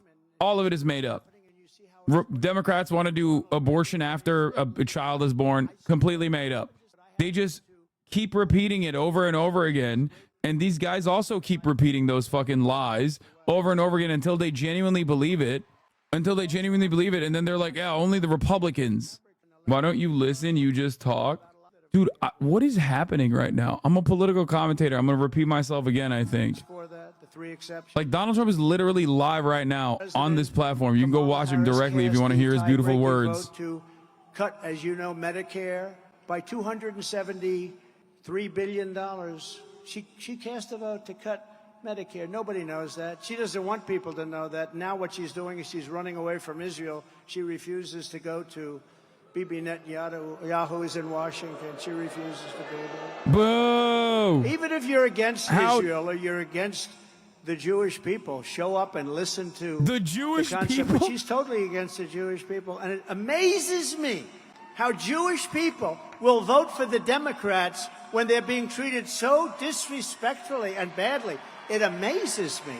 It's shocking. I don't get it. I don't get it. Kamala even wants to pass. I think that line, that narrative is like utter poison, utter electoral poison for any Jewish person that's even remotely contemplating voting for the Republican Party. Like when you just keep saying like, oh, you're such a dumbass, dude. Imagine like being such a dumb Jew to vote for the Democrats. Like they're just gonna be like, yeah, we're not voting for you. The death of American energy and a lying radical left liberal San Francisco extremist as your commander-in-chief, then Kamala Harris is your candidate. She's the one for you. Just like she destroyed San Francisco, she will destroy our entire country. And let me tell you, it's in pretty bad shape right now anyway. What they've done in 3.5 years, especially, I mean, think of Afghanistan, the most embarrassing day in the history of our country. We got out of weakness. We were going to get out, but we were going to get out of strength and dignity. We were going to get out. They left, $85 billion worth of brand new equipment, brand new, beautiful military equipment. I rebuilt the military. They got equipment that I bought, and they left it in Afghanistan. And you know that Afghanistan now, the Taliban, Afghanistan is the second or third largest seller of military equipment in the world. They're taking this gorgeous stuff, and they're selling it, and they're making a fortune because they don't need 700,000 rifles and guns. They don't need 77,000 trucks and cars. Many of them are his plan, by the way. Steel bottoms. They're all guarded up for the horrible bombs that they had to endure. They're all his plan, by the way, even though it is politically courageous that Joe Biden followed through on it. Because they just need a tiny fraction of what they were left. We were going to take it all out. We were going to keep Bagram, the big air base. We had 13 soldiers killed. We had 47 soldiers horribly, horribly hurt. No legs, no arms. Nobody ever talks about them. They talk about the 13 dead. They never talk about the 47. No one talks about the 13 dead. You're just owning Republicans now. I mean, just it's so bad. Only the Republicans talk about the 13 of our best soldiers. Is an important number. Maybe there's something to it. 47. That's an important number. And basically, she's a very bad person, and she shouldn't be running for president. She is a threat to democracy, a true threat to democracy. She'll destroy our nation. But if you want no inflation, low gas prices, how about $1.87? And we had it actually lower than that. If you want energy independence and even now energy dominance, we're going to be dominant. You have to see the chart. And my favorite chart of all, of course, some of you would understand what I mean, was the immigration chart. Because I looked over and I said, look at that chart. Does anybody know what I'm talking about? It's my all-time favorite chart. Man, am I lucky to show that chart? I said, let me see that. Let me see that chart. Such a fake friend to China. If he's talking about gas prices, it's bullshit. It showed how great we did on immigration. My last week in office, we had the lowest number of illegal aliens that we ever had coming across our border. I was very proud of the chart. You see it go like this, and then it goes like a skyrocket. But forget that. I like it for other reasons, too. I will sleep with that chart for the rest of my life. But if you want the greatest economy in history again, and freedom, if you want freedom, real freedom, because we're going in a very bad direction, then you must vote for a gentleman named, perhaps you've heard of him, Donald J. Trump. Perhaps. Versus California socialism would kill the American dream forever. You know, you don't hear about the American dream anymore. We're going to bring back the American dream for our children. Under Trump-Vance administration, and he's... The American dream for our children is to lower loosen up the law so that, like, loosen up child labor restrictions like we did in Arkansas so that our beautiful children can work in the coal mines as well. Okay, the children yearn for the mines, and they must work there. They must learn the value of a dollar and the value of hard work. You get into Yale without any connections, that's pretty good. And he was a great student. Then he met his beautiful wife at Yale, two smart people. It's really an amazing story, amazing. Became a senator from the great state of Ohio. Ohio loves him. So she's locked in, bro. He's exactly what we want. And he's a very common sense guy.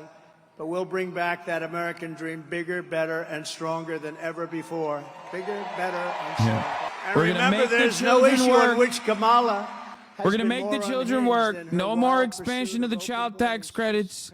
We're not doing that. Children need to learn the value of a dollar so they can subscribe to the HasanAbi broadcast with their own hard-earned labor at the top of the hour, folks. There's a 3-minute ad break. Used to be 1 minute. Now it's 3. Brand inflation, folks. Made the subscription $6. But we'll do it. The children will work hard and long hours, get black lung, strengthen those lungs. Don't fight uphill, me boys. Top of the hour ad break is upon us. Here it is. And she was a top player. She said, I've never seen a ball come at me like that. I played volleyball for a long time since I'm a little girl. I've never seen a ball, Richard. Richard, she said, I've never seen a ball come. What about race car drivers? Do you want to have a couple of transitioned race car drivers? Maybe that's okay. Actually, that could work. That could work. I have a good one for you I'd like to recommend. That could work, maybe. But she said, I've never seen a ball come. Or the weightlifting records. You see what's happening there? Yeah, do a little bit of For transphobia. 18 Come on. years, they had a record. 18 years. A quarter of an ounce and a quarter of an ounce on the barbells, right? A quarter of an ounce. Little tiny thing. And she goes, Olympic tryouts. Mom and Dad are in the front. And I hate to do it. You know, my wife says it's so unprecedented when you do that. Can you believe it? So I'm embarrassed. I used to give it a big push, but now I'm embarrassed. You know, I know I'm embarrassed to do it. She said, darling, your speech was wonderful, but please do stop with the weightlifting and the swimming. It's so unprecedented. You know, she's a class act. But I said, but people like it. People like it. That's his type 5. Remember, we were She just looked good talking 2 about weeks it? ago coming into... We were just talking about it with the Howard Dean scream. Remember? Oh, he's going to do it. He's going to do it. Yeah, turn off your cameras for a second, okay? Boy, that's a lot of cameras. Man. No, they get it up and they can't quite do it. Oh. Mom, I'm sorry, Mom. Oh, he already And did. the I guy missed comes it. out for the tryouts. He comes out. Have you lifted before? No, I haven't really tried it. Oh. Well, give it a shot. Also, the trans panic on athlete. Oh, fuck, I missed it. Wait, Right? How crazy is it? I'm going to run it back. Or the swim. I'm going to run it back. Well, give it a shot. Bing, bong. 12 years. And she's beautiful, strong. And she looks left and she sees all the girls. The she's trans grown up athlete with, panic is because as also Richard just will completely tell you, made those up. great Like, the talent Olympic lifter literally lost. more than anything else. But he didn't quite have the courage to put that pedal to the floor like a couple of your competitors that we know so well, right? So instead he said, hell, I'm going to own the cars and I'm going to make a lot of money. This is too much for me, right? He had Dale Earnhardt. These guys were going around the track and Richard's driving. He said, I don't know. I can't do that. I understand. That's the way it is. But he became the best at what he did. And some others, too, that I know that are friends. It's a great, by the way, that's a great sport. That whole thing is great. How you do it is amazing. It's so amazing. We should send you into, I've always said, get some of these guys. I have a lot of friends in that world. I don't know. I think. Are you that dumb or you just don't see how unfair it is? Where's the guy that said that? I missed it. No, I'm that dumb, dude. Talent. I said, let me use these It's the guys. most, dude. Hey, listen, Trump, Joe Biden, Kamala Harris, doesn't matter. Okay, life is going to be unaffordable for you for the rest of your life. You will never achieve the American dream. You will never be able to own a house. Okay, but guess what, dude? Keep up the momentum against like random trans athletes, which represent a whopping 0.0000001% of athletic competition happening in the United States of America and around the globe. And, if you keep thinking about that over and over again, maybe one day you will be able to afford a home. You won't be. Nothing will change materially in your life, but you'll be just an angry and resentful person for no fucking particular reason. We're watching my goat right now. Is he live? Yeah, he is, but he's actually not that good. He's tried his like new stuff on Kamala. He's talked about being shot. He's in the swimming Have you ever contest. had Dr. Pepper strawberries and cream? It's pretty good. I've had the strawberry one. And she's a little nervous, but she's going to break that record. And they say, He's on your really mark, feeling set, bad go. about Vance. He's And she really goes, like, and she I goes, and fucked she goes, up. but she got, as you know, very badly injured. This is what it's like when you commit to a Wind burn. like a She got 3-stack burned with by the people wind. who He aren't went that so good. fast by her. And you're like, it'll go by She quick. suffered massive No, it wind won't. burn. We had to take her out of the pool. Massive wind burn. No, it's so crazy. Men playing Where is in he? women's sports. I'm trying to It's judge by demeaning. the people Who in the could North want Carolina. this? Who could want open borders? I wouldn't Who have could guessed want that. high I would've- taxes? That Who one could has a want very high Pennsylvanian taxes? look to me. Who wants this? They have so many things. You know, we're the party of common sense because we're conservative with it, but we're the party of common sense. Oh, he's trying to do the. We He's have trying to to get do the back to fucking common sense.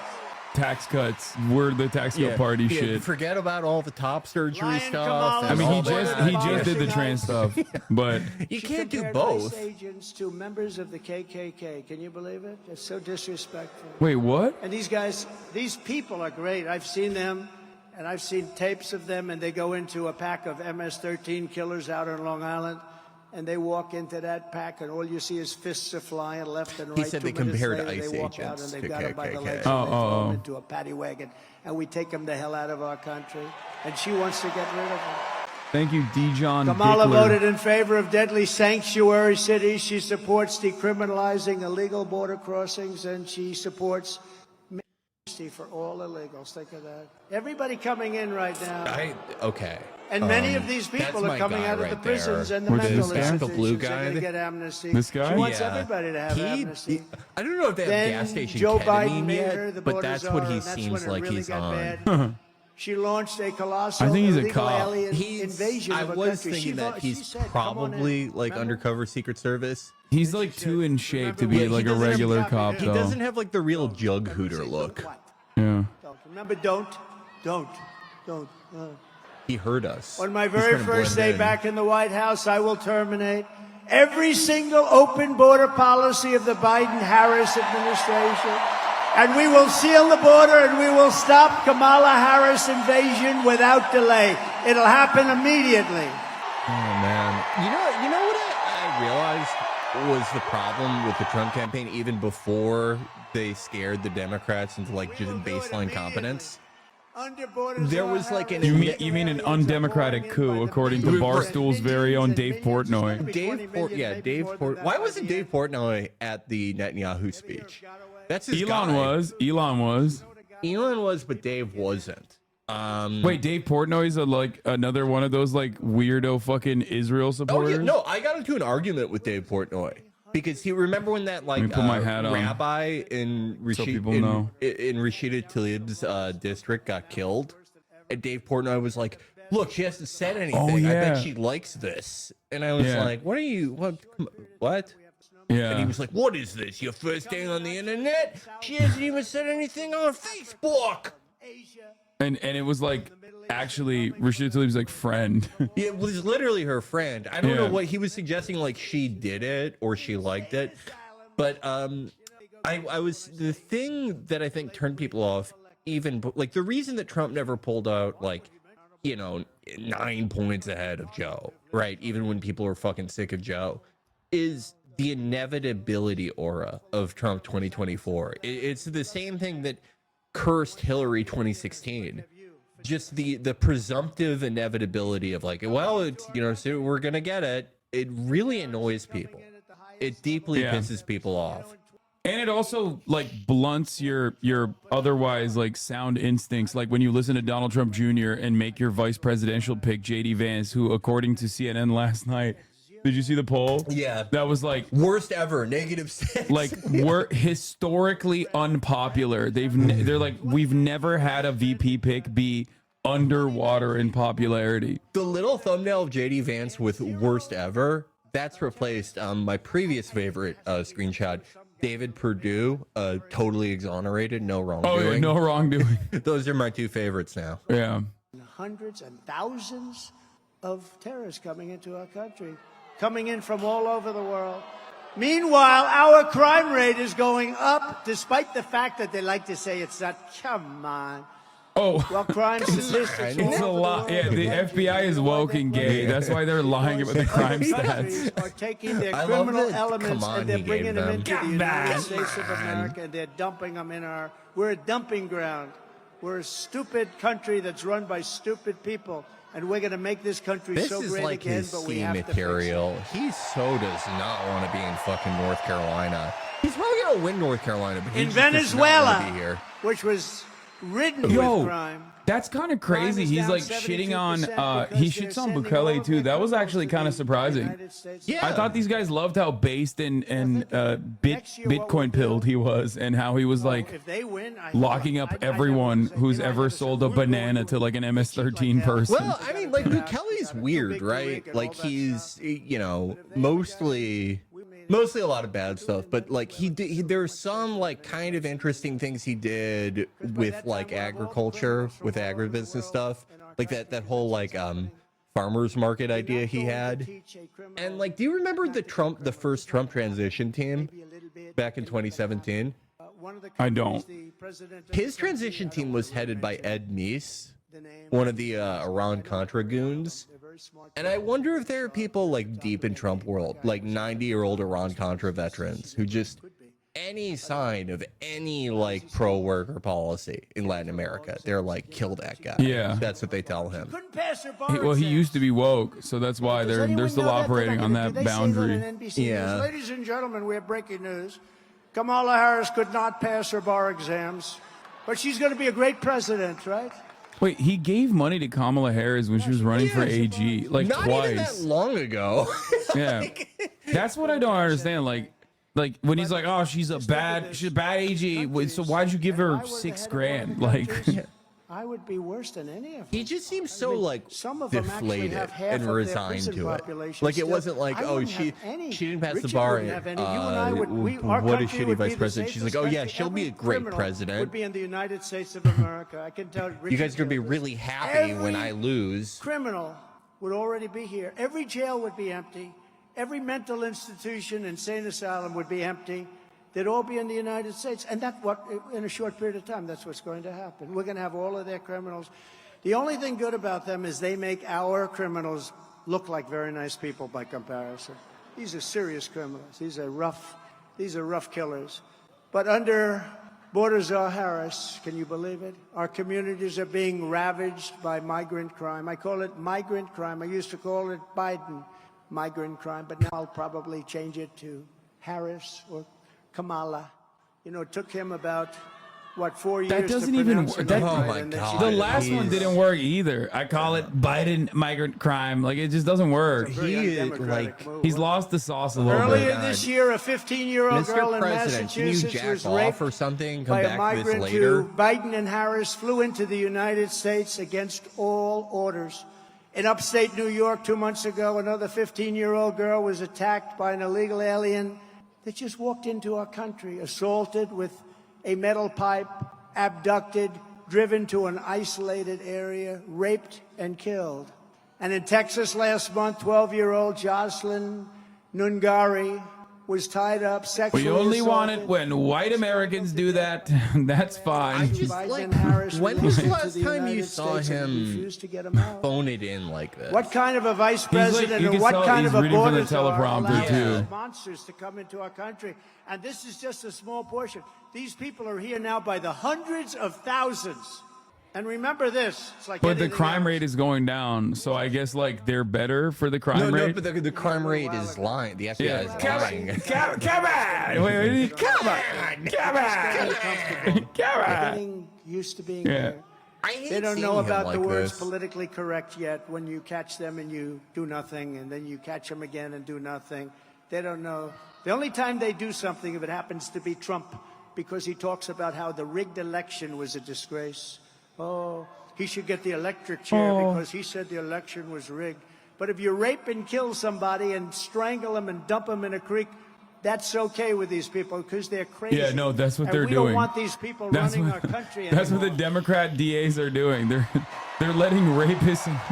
They're letting rapists get off because What they're like, kind of are person- You, are you an undocumented immigrant? Oh, sorry, we can't prosecute you for the crime of rape and murder. But the problem is like these guys literally believe it. Like it's just they are hallucinating in a completely different reality. But you know that, Brandon, they said they passed some nonsense so that they could have we're having a news conference. It actually made it worse. It actually, look at me saying it did. It made it worse. It's horrible. Kamala's deadly destruction of America's borders is completely and totally disqualifying. She shouldn't even be allowed to run for president, what she's done. She's committing crimes. No person who deliberately lets these kind of savage criminals into America should ever be trusted with power again, should ever be trusted to be the president of our country. If Bordazar Harris stays in charge, every week will bring a never-ending stream so of he's illegal saying alien Bordazar rapists, bloodthirsty Harris? killers, Yeah. and child predators to go after I think our that's a sons good and line our of daughters. attack, to be fair, because like they're already so invested in like immigrants are doing unimaginable amounts of rapes and violence. Hundreds of thousands of Americans dead every day in the hands of an undocumented immigrant.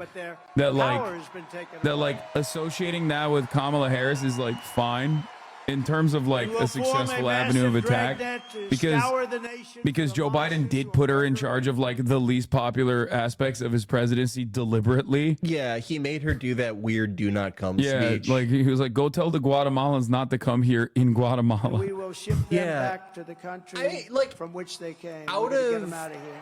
Out of like a field of sort of like stymied and bad attacks. You know, when I first came here, I don't tell this it's much, like the but least you couldn't get them back. I ineffective said, well, one. we're going to get them out. MS-13 in particular, the most savage, vicious gang. They killed two 16-year-old girls walking to school. They killed them with a knife. They sliced up their body. They didn't want to use a gun because that's too quick. They didn't want to use a gun. They sliced them up. They sliced them up into pieces. They killed them. And Nancy Pelosi said they should stand trial. You know, nice fair trial. Do you think that people will have like a negative reaction to this like crime panic narrative over and over again in a similar way that they did to like the trans stuff, where it was like, dude, why are you constantly talking about the children's genitals? Like it's weird and gross. I feel like Americans are far too fashy and far too draconian when it comes to criminal justice to ever let loose on this, like ever get negatively polarized against this kind of narrative. I mean, it's hard to say because like immigration is one of the few things in like the GOP's social policy toolkit that it's not as much of a double-edged sword as other social issues, right?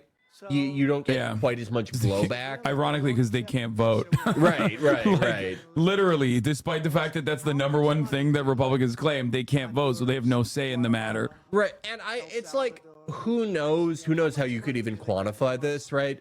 But I think that like it upsets people. Like I still think like on the whole, you're probably taking away from your electorate when you like 3 times in 5 minutes are talking about like a brutal rape or abduction in your campaign speech.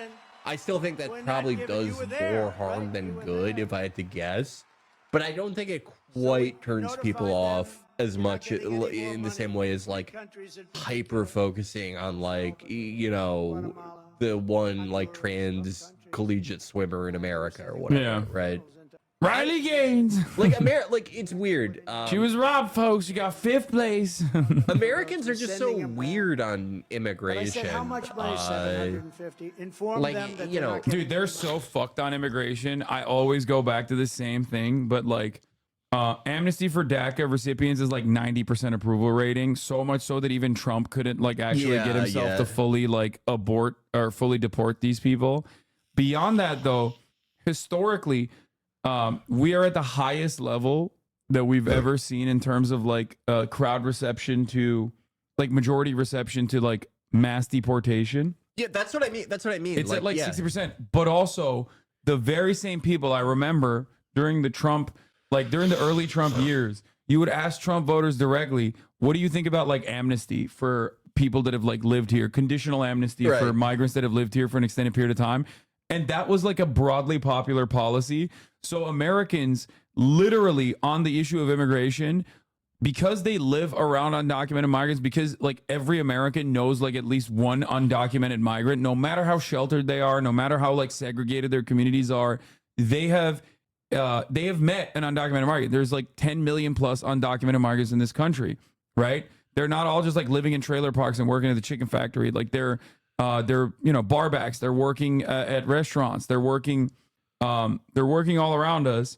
So for that reason, Americans also simultaneously have this attitude where they are very receptive to amnesty for undocumented migrants in the same breath while they advocate to deport all of them. Right. No, yeah, that's what I mean. Like on some ways since like 2012 or 2014, the average American view on immigration has drifted more. It's become more like the average like EU view on it, you know, like a bit more restrictive.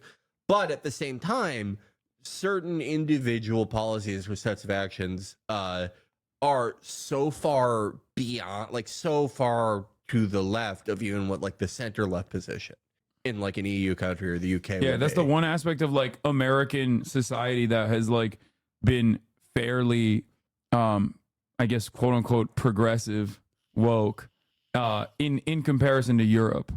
Yeah, no. It's weird. I mean, do you remember like the day that the night that the Muslim ban like went into effect, right? In 2017? Yeah. I felt like that was kind of like that kind of set the tone for the Trump presidency of like not being able to do a lot of things, because it was like out of the people that had like any response to it, like I never felt like his base had like that strong of a positive response to it, but there was such a strong negative response to it, and there was such like instant mobilization, whether it was like I was at JFK the night that happened.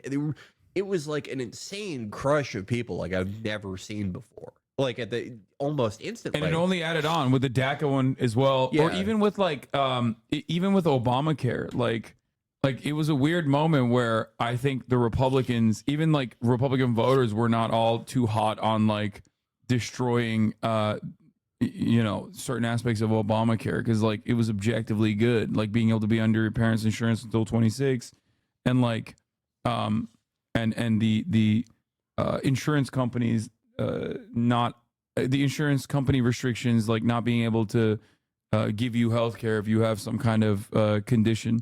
It's one of those things that like there's a lot of things with policies I feel like that polls cannot tell the entire story, right?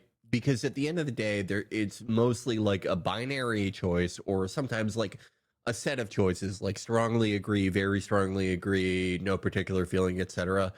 But you can't really qualify, you could get like the balance would be like 55 are in favor of this thing, like the Muslim ban or something like that, and like 45% are like there's a coalition of like against to no opinion. But the 45% are so much like the strength of their opposition is so much higher than the strength of like the passive approval of it, that it's kind of like it's a wash. You get such little benefit from doing it and get such a dramatic blowback from doing it. And the poll really didn't tell the full story of that. I think a lot of immigration things are kind of like that in one way or another. Yeah. Well, I think like that what you're describing is literally what happened with abortion. Even though it was like a 40-year project for the Republican Party, like them finally following through on that was like a major misstep, because it was much easier it was much more politically sound for them to continue dangling in front of the evangelical base instead of like actually fully committing to it, because there are far more people in this country, like objectively far more people in this country that are going to be upset and have their lives disrupted by this policy change, that like they're always going to be reminded of it anytime they see something about it on anytime they see something like that on screen in like in the media, like they're going to be reminded that like the Republicans did that. And I think that is a legitimate problem with the Republican Party now, is that they just kind of won so much for so long that they believe that they are more popular than they actually are. Like they believe that, you know, talking about how Kamala Harris doesn't have a child and therefore is not invested in this nation's future is like a good narrative to run on, because they think like, oh, well, people on Twitter think that that's a good narrative. Wait, what I've been so fascinated by is, you know, in a lot of ways, this both 2022 and now 2024 have been replays, like mirrored replays of classic Democratic fuck-ups, right? And with 2024, what I think is so amazing is they went through all the trouble of like acquiring Twitter, of Elon Musk acquiring Twitter, something he ultimately did not really want to do. Yeah. And going through all that trouble, and their ultimate upside for that, right, is that they can finally make like the timeline like reflective of their views. You know, whether it's very surface level or not is a different thing, but generally making like probably like the on balance, like the you know, whatever algorithm runs Twitter, on balance from like 2014 to I don't know 2020 was probably like more liberal, like a broader Silicon Valley type of liberalism, and now it's more conservative. Like if you click on your For You tab, I get some Manuals. I get some Manual accounts, but I mostly get, you know, like, you know, Patriot Deborah. And she's like, Kamala's the Hawk 2 candidate. You want to know something crazy though? Like actually not being on Twitter all that much and not having it be on my, like only looking at Twitter when I'm live and not having it on my phone has greatly reduced the number of like blue check mark, you know, Twitter farmers. I still get the occasional Ben Shapiro tweet crying, as you can see here, about like the American flag being burned or whatever. But beyond that, it's just mostly people that I interact with, because the doom scrolling, I think, is like greatly boosting. Yeah, no. Yeah, that's what I mean is like for hyperactive users, the like For You or trending, you know, before For You existed, that trended more like Silicon Valley liberal.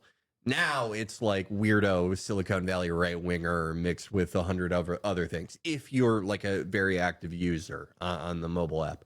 But what I think is so interesting about that is they literally, one of the big problems with Hillary 2016 and the Kamala 2020 primary campaign was this, or Warren 2020 especially, was this problem that left liberals had where they thought the timeline was broadly reflective of reality. And they would go out there and realize no one had any fucking clue what they were talking about. Conservatives went through the trouble of buying Twitter to make the timeline reflect their thoughts, and then forgot that they did that.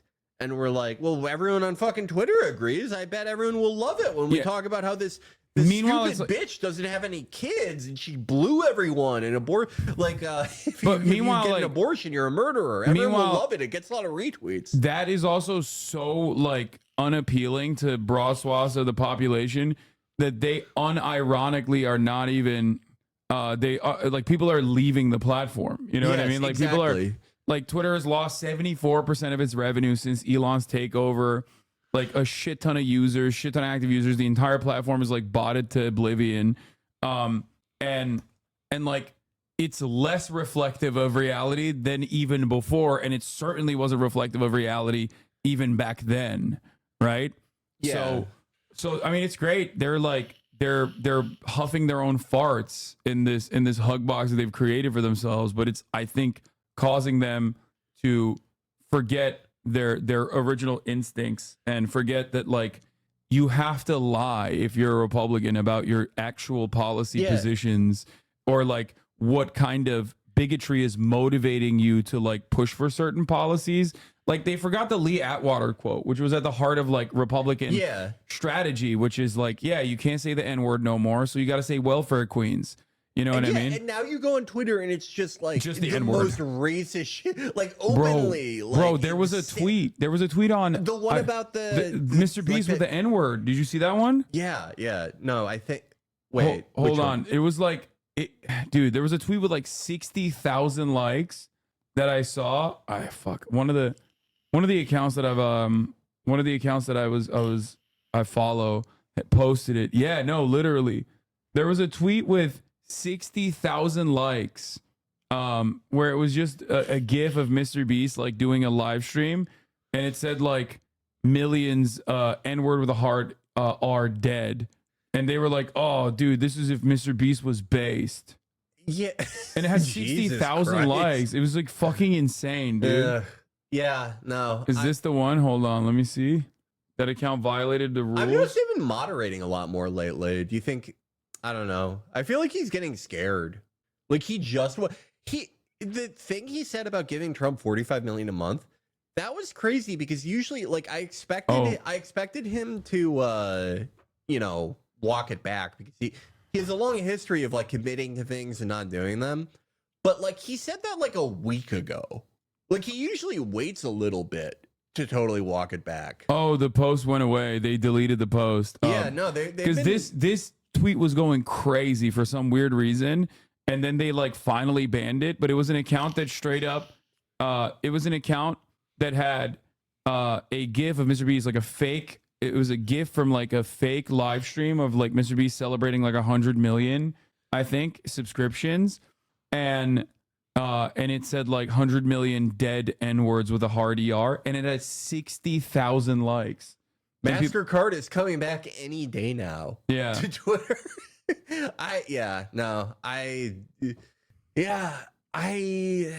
What can you say? Like, yeah, it said if Mr. Beast, if he was good, that was the tweet. Yeah, what can you say? Like, when the Twitter algorithm had like a more like weird, initially like 2012 liberalism bias, and then I don't even think it had like a bias towards like crazy, stupid impulse stuff. I think like you said, there's a special algorithm that happens for people who are hyper engaged, and it just, I saw this. Yeah, it's today, like this shit.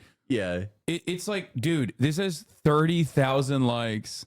Like, it is literally, this is directly making fun of the recent body camera footage that just came out of someone who was murdered by the police. Wait, they follow me? Of course they fucking follow me. I have the worst hate watcher. I have so many Nazi hate watchers. It's not even. Yeah, I saw I saw the docs tweet. Someone posted their house in the quote retweet. It was like, nice house. That's good. Yeah. But yeah, no, the previous algorithm, it would show you things that got like a lot of interaction and burn. And when, the active user base was like more liberal, that resulted in you seeing things like, I don't know. Like, what's the goofiest thing you saw in like 2019 Twitter? Something that's like, here's how to, like, those tweets that are like, here's like the HR correct way to sex someone. Yeah. And it's the woman going like, I've been having sexual thoughts about you. May I continue? Yeah. And it would be that. God, that was so but that was like actually entertaining. Right. That was entertaining to like make jokes about, like overcorrective rad femmes and shit like that. That was like kind of right. With that stuff, it's like, it's annoying, right? And I imagine it's like pretty annoying if you like work in an office or something like that. I wouldn't know. But this stuff is just like, no one wants to see this shit. Like that's it's like dude, this is tons of this shit like every unimaginably day. fucking No gross. one wants to see this shit. Blacks taking L's account, blue check mark account. N-words of the hard ER are willing to mutilate themselves if it means my account would be banned. Sad. Like, it's just Yeah, no, like the result, I don't know. I think I alluded to this before, but one of the effects of like, you know, everyone getting online and the effect of the internet on like the average like online hyper engaged like Republican, the type of Republican that votes in a presidential primary, right? The effect on it wasn't that it like necessarily made the internet like more normal or whatever, right? Because more like normal people were getting on it. It caused a bunch of like 60-year-olds to go through the same like set of phases that like a 13-year-old getting his first computer 20 years ago would. Yeah. Or you start out talking to your friends and then it's you get into like self-selecting social groups of people who agree with you, and then you just keep upping the ante until you're like just posting gore videos at each other. Yeah, and then this came out. Anti-Fascist Turtle, an account that has now been nuked, by the way. New Twitter API leak reveals that there's a group of protected users that are allowed to break the terms of service without consequence, even including a list of whitelisted slurs. Also worth mentioning that all the listed accounts are right-wing in their contents. And it's like Eric Trump, Team Trump, Elon Musk AOC, Elon Musk PD, Elon Musk PDA, Doge Designer, Cobra Tate, which also goes back to this, like Andrew Tate saying, shut up, N-word with a hard ER, 30,000 likes. And then Jules responded, you're cisgender, visibility limited. Like, it's just insane. Yeah. And it's all 2014. It's all 2014 era 4chan poll racism. But now it's like, I wouldn't say this is mainstream. I would simply say that like 4chan basically migrated to Twitter and it grossed out a lot of people, I think. And they're just not using the platform anymore. Yeah, no. I also think that thing of like hiding likes and making it like impossible to see like who liked what. I feel like there's just like a lot of like botting shit, like a lot of botting likes or whatever. Yeah. And it's a way to show advertisers like, look people are more fucking active than ever. Yeah.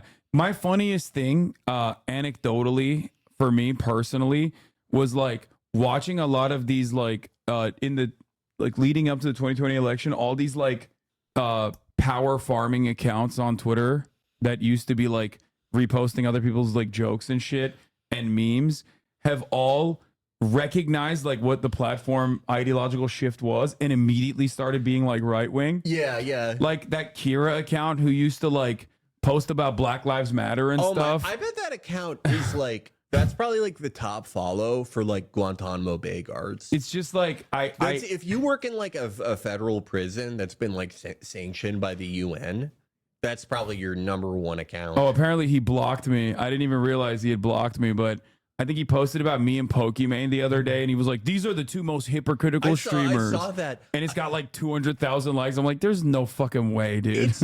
You're right though, because like literally not that long, like 4 years ago, if like his account was like, y'all, we're living through the Hunger Games. Oh yeah.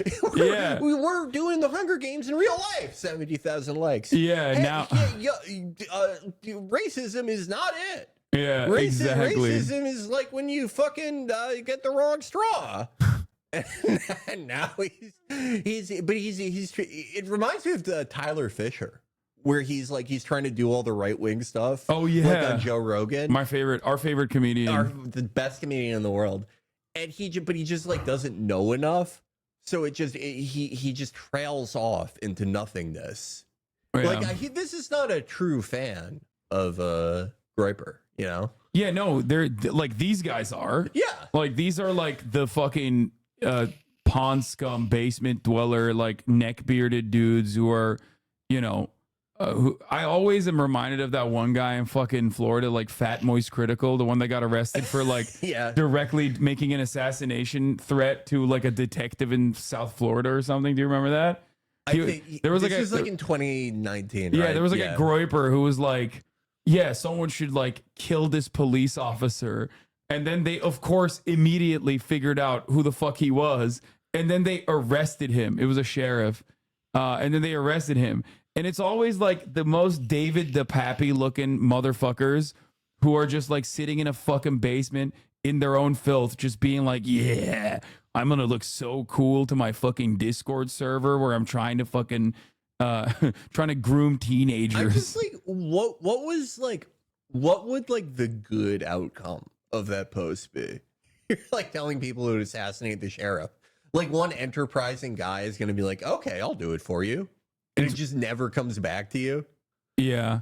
In 2015, a bunch of the Kira type accounts were getting recruited by Milo and his roommates. One of them being the Nazi Laura Loomer was hitting on in that infamous video. Oh, the Ashkenazi. Oh my God, that's such a good video. Wait, what is she? Khazar? What does she say? She's like, I have a high Ashkenazi IQ. Yeah. Big milker tits. Oh, you look like the perfect Aryan. Oh.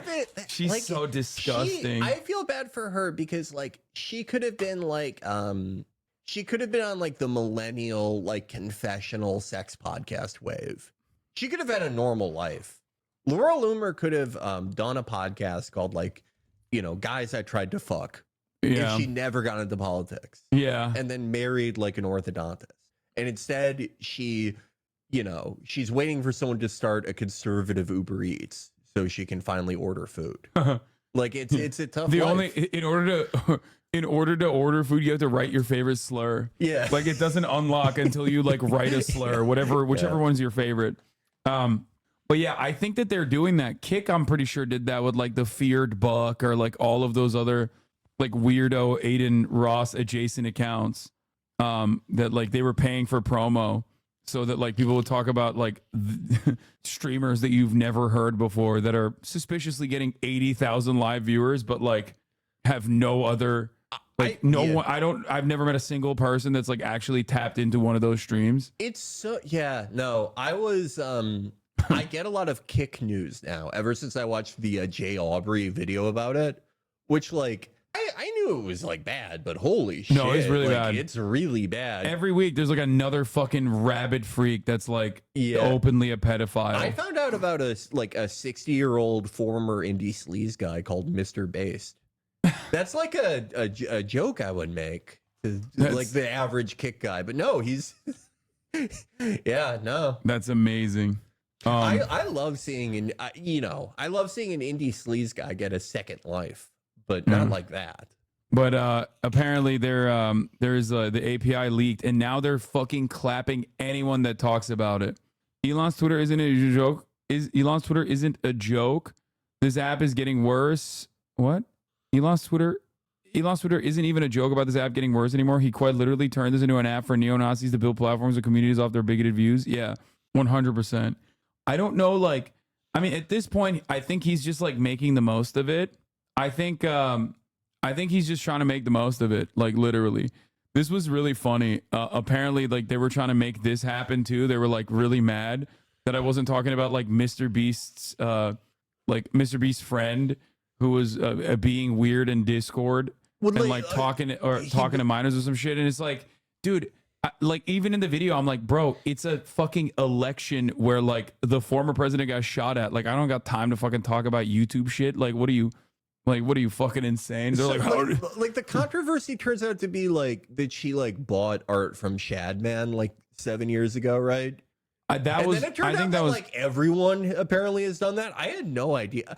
I barely know who that guy is. I read like a wiki about him, and it's like, hey, there is something for everyone out there, unfortunately. XQC was shitting on me for that too. Oh damn, man. Well, you know, when you got Jason the Ween fucking doubling his view count when he's trying to desperately farm as much drama as he possibly can, you got to do what you got to do, baby. You know what I mean? Hey, I hope that kickback was worth it. If I talked about a Shadman scandal on my show, I would be killed by my listeners, and they would be right.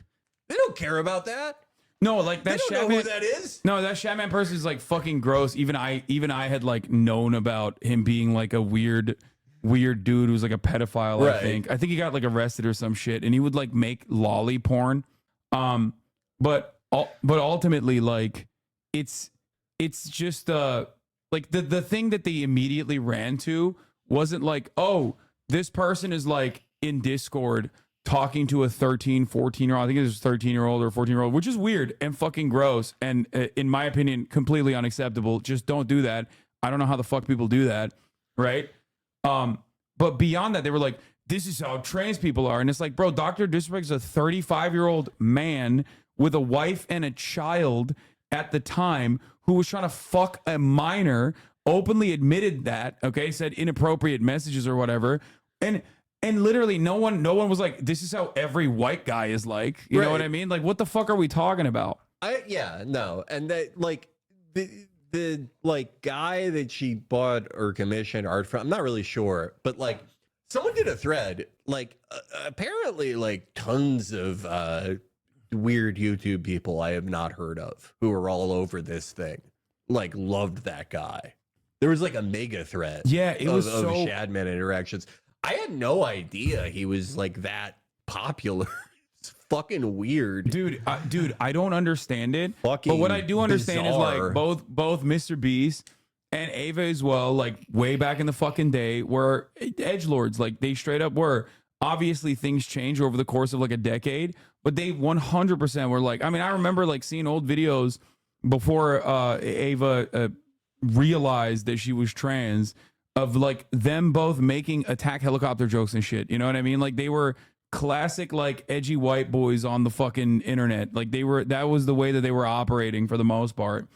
Of course that wasn't a problem back then, and it's like now they're using it to be like, oh, see these guys, because like Ava is trans and Mr. Beast stood by her, that it's like now it's a problem, even though like the guys that are fucking doing that are like defending Dr. Disrespect in the same fucking breath. It's very weird. You can just say it's weird and gross. You know, it's okay. Yeah, and without trying to like connect it. How much coverage do you have to do about it? Yeah, like Jesus Christ. The funniest part was like there was like the person who's 20 now, right, being like, oh, I wasn't groomed, like it wasn't like that. We're in a Discord, we were saying inappropriate and edgy shit to one another. It's like fucked up, I get it, but like everyone's saying like I was groomed or whatever, and then every response was, how much did Mr. Beast pay you? You fucking idiot, you fucking bitch. It would be funny if Mr. Beast bribed you, but he did it in the style of his videos. Yeah. Like, all right, I'm gonna pay you off, but you have to live in a Costco for a year.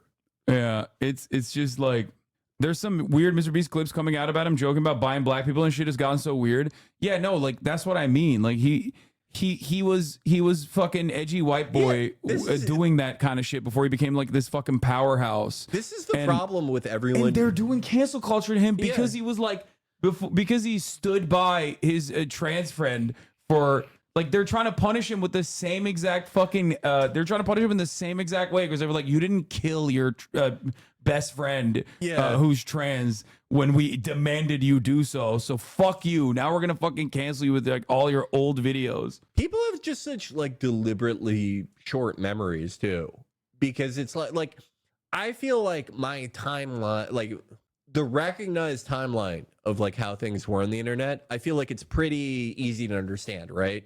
Like, you know, let's say middle or end of the second Bush administration into like 2015. Like have you ever seen those old like Neil Patrick Harris, any old celebrity tweets? Michael Ian Black, Neil Patrick Harris, any of them? Oh yeah. Where it's like you go to any post that a celebrity made, a certain type of celebrity made in like 2011, and it's like you know, what people think Eminem songs are like, where they're like, I'm gonna rape my dog. Yeah. And that was 100 retweets. Yeah. And then around 2014, you start like, you know, people were like, okay, we hate that. And now you, I don't know, you have to do videos about conspicuous maliteracy. And then that was the thing for a while, and then it got rolled back. But like, I thought it was like a recognized thing that a lot of these people had like an edgelord, or not even edgelord. That was just like the norm. It was for a while on the internet. For the record, I was around back then. I thought it was gross back then too. You know what I mean? Like I just like it was. There were. It doesn't mean that like people weren't thinking that this shit was like weird and like inappropriate to say or do even back then. It was. It's just that like people grow out of it. I think that a lot of people did grow out of it. And it's funny that people that didn't grow out of it, or rather lean into that right now in 2024, are the very same people who are being like, no, but you say that now we got to cancel you. And it's like, I can see your fucking post right now in between. It's such a self-contradictory thing, right? Like getting like the I don't know what Mr. B said in like 2013 or whatever. He was probably like 9. He was probably like a viable fetus at that point. But he like saying like like dumb 2013 internet shit, and then like while you're like yelling at him for that, your most recent retweet is like, I'm glad the cops killed that woman. Yeah. In any case, like, sadly, you can't humiliate these people with hypocrisy. They lack shame. Yeah, it doesn't really matter. Ultimately, though, it's not, you know, I'm not like defending any of these old videos, Mr. Beast or anyone else, or like even the messages that that Ava was sending.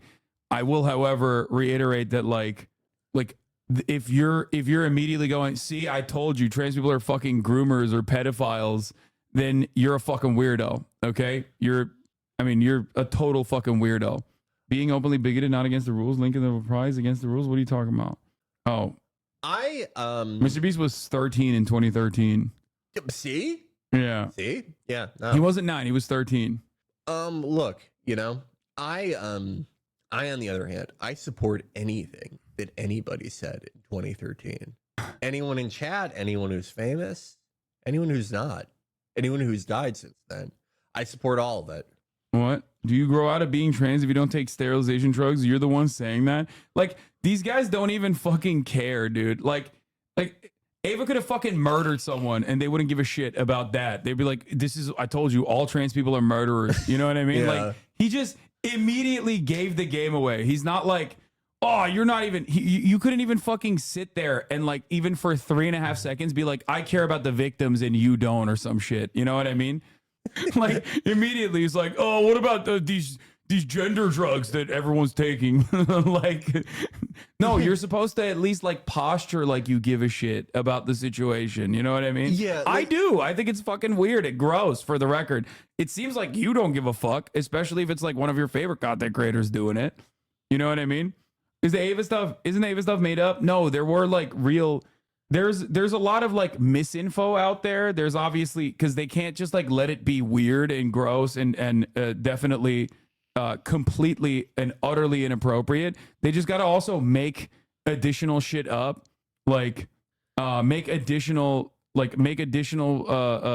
clips up in order to be like, no, see, like they're trying to fuck, like this person was trying to fuck people, like 100% fuck children, you know? Yeah, no. It is weird to have like a minor in your Discord. Yes. I only think they should be employees. Thank you. That's what I'm saying, dude. I don't have. Make them work at the fucking coal mines, dude. What are we doing? I won't even have a social engagement with someone who's like 19, even if they're in my family. Even if they're like, can you come to my graduation for the fucking Montessori school? No, fuck you. But if you were 5 years younger, you could be my employee. Yeah. And I'd never speak to you. And you'd have to guess what your job is. They don't actually care about the crimes committed. They just want to weaponize it, direct harassment towards you, Charlie, Pokey, etc. Yeah, that's the funniest part, because they just like immediately gave the game away when they just like, I guess a video came out. I didn't even fucking watch this video. How the fuck am I supposed to keep up with like all the drama, especially like when there's like, you know, world changing events happening at a rapid clip and I'm a political commentator. And they basically, in a matter of like 3.5 seconds, went from like, if you didn't watch this video, summarize it and immediately start talking about how every trans person is a rapist, pedophile, you are actually complicit in the crimes. Like, they don't even do like the silence is violence narratives. Like, silence is complicity. Like, they didn't even do that. They're like, you are actually grooming children. Like, what the fuck? Like, what are you talking about, dude? Like, there is also like, do you remember those guys who were campaigning for Lee Zeldin in New York? Yeah, the ones that go crime. That's what they're doing. I always thought like, don't get me wrong, Kathy Hochul, horrible candidate, terrible. Put her in ADX Florence with Matthew Miller. But like, I always thought that like that must have like turned people off of Zeldin, because it makes it seem like you're happy that crime is happening. Yeah. Like you're cheering. You're like, go crime. It's making this fucking Kathy Molecule lady look bad. And it's the same thing here, where it's like they're happy. Like they thought someone got groomed and they're like happy about it. Yeah. Like in your mind, you're looking at a situation and you're like a minor was predated on, okay? And your immediate reaction is not to like look at the situation, see what the actions were or whatever. And your immediate situation is like, this is really gross. And a lot of content creators are not talking about it because I made up my mind. They're all in on it. And it's like, I know XQC was one of those people like, yeah, they're too afraid to call out a trans person. Like they immediately invent like a narrative in their minds too. It's like, no, man, I don't like, there's no cover up or conspiracy. You're fucking delusional. All those weirdos on Twitter can't help but turn drama into a team sport and act as everyone's taking sides. Yeah, I know. Like there's never been a moment in my life where I've seen like, I don't know, someone get shot at, right? Like Donald Trump gets shot at and I immediately go, oh, like Brianna Wu immediately go, oh, how can I make this about my least favorite content creator? Yeah. She did that with me. She was like, I don't know who Trump got shot at. And like 30 minutes later, Brianna Wu was posting about how like I'm responsible for Trump getting shot. I thought that was so crazy because the guy Thomas Crooks, the guy who shot at Donald Trump, he actually shot at Trump because he made a mobile game. And he was the same guy who tried to snipe Brianna Wu in 2015. It's the exact same sniper. Yeah, that is the he just hates mobile games. Yeah. That guy cannot stand them. Don't try to sell him a mobile game. He'll freak out. I love that he was like, next time I'm tagging y'all, and all the dorks in the replies bragging about having the balls to tag y'all. Like there was some nose. I didn't even see that. Is that a tweet? Is the XUC made a tweet? Anyway, Donald Cuck Trump got shot. Time to blame Hassan. Yeah, exactly. This is a wild thing. Do you think Biden is going to talk about the mass amounts of bird flu? No, Biden's going to talk. If Biden doesn't address the Mr. Beast drama, he's complicit. Biden is actually doing this to address it. Like, just let him do it. Try to tell him what happened and see what he says. Yeah, it would be so fun for everyone. I think it would like unite everyone. We need more things that like unite America. Yeah. Oh, the other person was drama alert. When Trump got shot, they took my reaction to it and were like, Hassan Piker, low IQ political streamer, thinks that Donald Trump staged his own assassination. I was like, I'm not saying that at all in the clip. Like, why are you fucking claiming that? And you put the full clip there. I'm not saying that at all. And then like, how is this your first like thing? How is this your first reaction? I was thinking today that Keemstar is like, he's the closest thing we have to like a modern and real like Charles Foster Kane from Citizen Kane. Who? Keemstar? Yeah. Oh my God. Do you remember that video that we watched like 2 years ago where it was like covering, I forget what it was even covering, but you were involved. And it's like, it showed like a short clip of you and he went, as you can see, Hassan's a disgusting fucking person. Yeah. Like his narration is so good. Oh, this was awesome. He said, he quote retweeted and said, if you support Hassan Piker, unfollow me. I don't F with any of you people at all. Why? Damn, he's standing on business. Yeah, because I'm not taking the Trump assassination seriously enough. It's like, I want to direct the Citizen Kane movie about him. Yeah. He thinks he's newsroom, but I think he's better than Jeff What is this? Daniels Oh, this is from July 13th. Hassan Piker is so anti-American. Please ship to another country anywhere but here. He's literally falling off, so he's just clickbaiting for attention. I know. I've fallen off so spectacularly that I can only serve the top of the hour ad break to 50,000 people.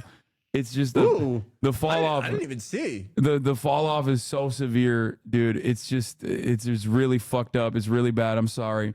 50,000 people will be seeing the top of the hour ad break unless they subscribe. Now that we have 50,000 people here, if you are a member of the United States Air Force, I will. Dane Sand 8. Thank you for the 10 gifted subs. Go ahead. What are you? I will. Look, you're getting your student loans paid for. I will give you a down payment for your first house if you lose in a newer F-16 Block 50. Lose. It'll be worth your while. I've had private conversations with this man. He's very serious about this. Incredibly serious. I could buy an F4 I could buy a decommissioned F4 Phantom, but like, who the fuck wants that? It looks stupid. I want a newer thing. I want an F-16. Yeah. Also, Hasan saying that Trump did it for views makes me laugh because Hasan has to expose his body for Twitch views. Okay, yeah. Look, I have to leave the room so you can go jack off on cam. That's right. The thing you're always doing. He's not wrong. Hassan has signed an exclusive deal with Joystick. He's going to be doing the same political commentary you like, but the only camera will be on a hole in his pants. His penis and balls. The same commentary, but that's all you're going to see. That's what he's talking about. I have to expose his dick and balls against a green screen. I love Biden speaking. I love Jose Cuellar calling me a hussy. Like, that's like, see that. That's awesome. Thank you, sir. Thank you for noticing my hard work. Okay. Oh my God. Yeah, just like top of the hour, taking off like another piece of clothing. Yeah. He called me a Jezebel, dude. That has to be like a 74-year-old man. That's what the whatever the grandma in Ballarat settlement says. That's what she calls America. This is exactly how the grandma in Shadow of the Erdtree talks about America. The strumpet, the floozy. Guy in the X comment saying he'll buy veteran and biker as a combat vet. Hasan Piker can leave anytime, and I will personally pay for his ticket. Well, as a combat vet and biker, I thought that was going to be like, oh, I'm going to kick his ass. I'm going to run him over with my motorcycle. By the way, we're going to be watching Brandon when he goes live. I'm just letting you know. I know we just I'm ready for Brandon. I gave you wall-to-wall goodness with Donald Trump, who is not mid and still on it, but we're going to be doing Brandon when he goes live as well. I'm very excited for the Brandon speech. Yeah, me too. Dude, I don't know. His phone on the phone, he was dynamic. Like he's never been before at the Kamala Harris like announcement. I think that was Frank Biden. I think they got his fucking brother who just looks like him. I really do think that. Yeah. Because he on that phone call, he sounded like, I haven't heard him sound like that since 2019. Yeah, it was weird. It was weird, dude. It's a clone, I think. He's cloned. Clone or Frank Biden. Hasan Piker thinks Biden is cloned. Man. Who's this guy? Hey, got enough pictures? What are some other similarities between He's our Tom Fitton, dude. The Democrats need a Tom Fitton, okay? I think the Krassensteins are kind of like Tom Fitton. From the Oval Office, the president's historic decision to withdraw from the race for the White House, his goals for his remaining 6 months in office, and his message tonight to a divided America. ABC News live coverage begins right now. The ABC News special, President Biden, the decision. I love when they use the stock, like the Jover stock photos. Yeah. Oh my God. What if he announces, I'm actually not doing that. Now reporting. Yeah, I don't know what happened. I don't know what happened. Why are people saying this? That would, if he does like an Elon. I never said that. For the first time, he will speak to the American people about his very personal and likely wrenching decision to withdraw from the race for the White House. We are told that he will argue ever since he decided to do this, they've been back in the tank. And he will for outline Brandon. his remaining 6 months in office. The bravest this is the reverse Afghanistan pullout moment for Biden. The president revealing his decision Sunday in a letter addressed to my fellow Americans, acknowledging, quote, I believe it is in the best interest of my party and the country for me to stand down. Tonight's address, a defining moment in his presidency, passing the torch to Vice President Kamala Harris, now the Democratic Party's presumptive nominee. The president will signal tonight he will now fight for his vice president. Let's listen to President Biden. My fellow Americans, I'm speaking to you tonight from behind the resolute desk in the Oval Office. In this sacred space, I'm surrounded by portraits of extraordinary American presidents. Thomas Jefferson wrote the immortal words that guide this nation. George Washington who showed us presidents are not kings. Abraham Lincoln, who implored us to reject malice. Franklin Roosevelt, who inspired us to reject fear. I revere this office. I love my country more. It's been the honor of my life to serve as your president. Did they like not But put in his defense of teeth democracy, which They is at thought stake, this would get us. I think it's more They important were than like, any no, title. this is great. Like, this is, I draw strength we and can I carry find this joy man across the working finish for the line. American Stop people. giving me that Adderall shit. this You know, sacred just need task root beer. of perfecting our union. sassafras to It's not address the about me. nation. It's about you, your families, your futures. It's about we, the people. We can never forget that. And I never have. I've made it clear that I believe America is at an inflection point. One of those rare moments in history when the decisions we make now will determine our fate of our nation and the world for decades to come. America's going to have to choose between moving forward or backward, between hope and hate, between unity and division. We have to decide, do we still believe in honesty, decency, Gotta respect, remember their light. What? freedom, You weren't justice, born and in democracy? America? I was. In this moment, we can see those we disagree with not as enemies, but as fellow Americans. Can we do that? I was waiting for that Does one. character and a good public one. life still matter? I believe I know the answer to these questions. If I was in his Because I inner know circle, you, I'd the be like, American can you people. make your eyes less blue? And I know this. Kind of fucked We are up. a great He's nation hot and you're jealous. because we are good He people. was a good-looking, like, When you elect me to this office, 30 through 60. I promise to always level with you, to tell you the truth. And the truth, the sacred cause of this country is larger than any one of us. And those of us who cherish that cause, Those of cherish us it who so cherish much. this cause. A cause of American democracy itself, must unite to protect it. You know, in recent weeks, it's become clear to me that I need to unite my party in this critical endeavor. I believe my record as president, my leadership in the world, my vision for America's future, all merited a second term. But nothing can come in the way of saving our democracy. That includes personal ambition. So I've decided the best way forward is to pass the torch to a new generation. That's the best way to unite our nation. You know, there is a time and a place for long years of experience in public life. There's also a time and a place for He's new had it voices. more together than the Fresh voices. immediate Yes, younger voices. speech after Trump got shot. That time and place You know, is now. when he said seriously injured and former For the Trump. next 6 months, I'll be focused on doing my job as president. That means I'll continue to lower costs for hardworking families, grow our economy. I'll keep defending our personal freedoms and our civil rights, from the right to vote to the right to choose. I'll keep calling out hate and extremism.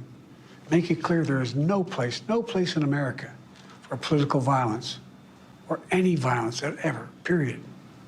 I'm going to keep speaking out to protect our kids from gun violence, our planet from climate crisis that is the existential threat.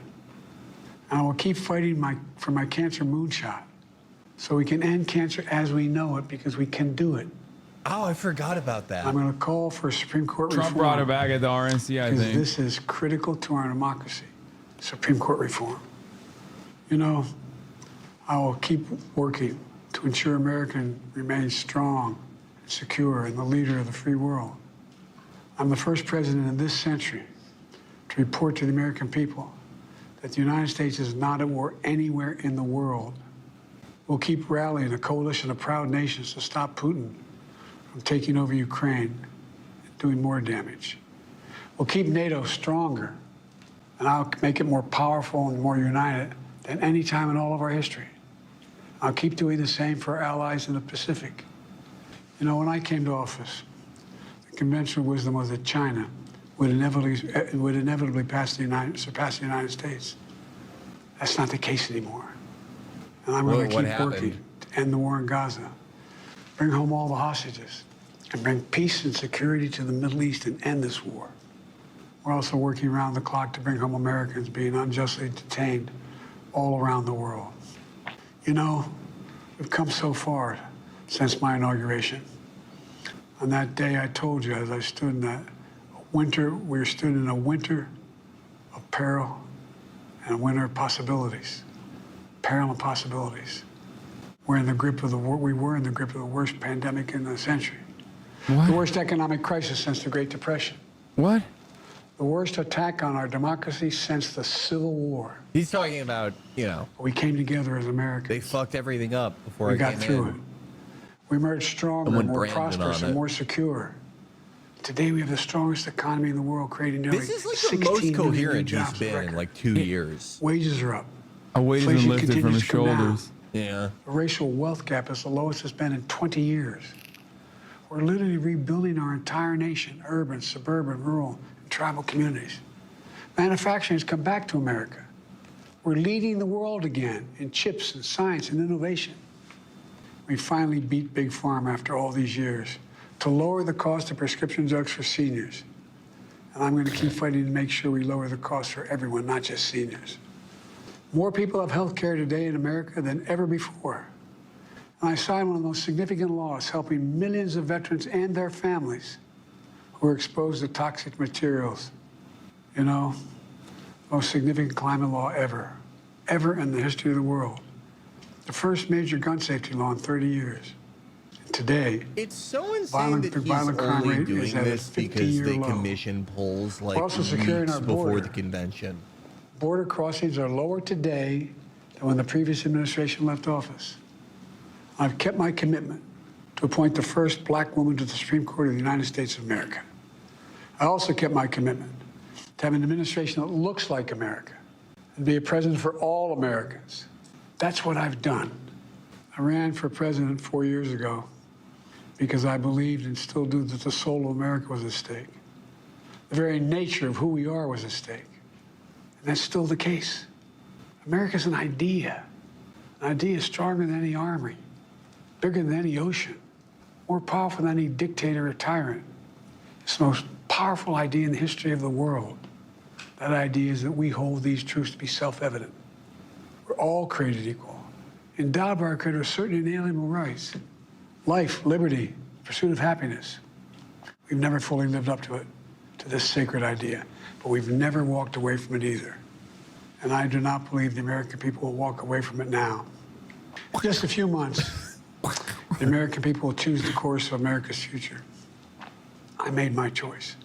Oh my God. I made my I hear views every known. gulp. I'd like to they thank our mic great Vice everything. President Kamala Harris. She's experienced. Every she's gland tough, in his she's body capable. is mic'd. She's been an incredible partner to me and a leader for our country. Now the choice is up to you, the American people. When you make that choice, remember the words of Benjamin Franklin hanging on my wall here in the Oval Office. I met him. He was a good guy. Alongside the busts of Dr. King and Rosa Parks and Cesar Chavez.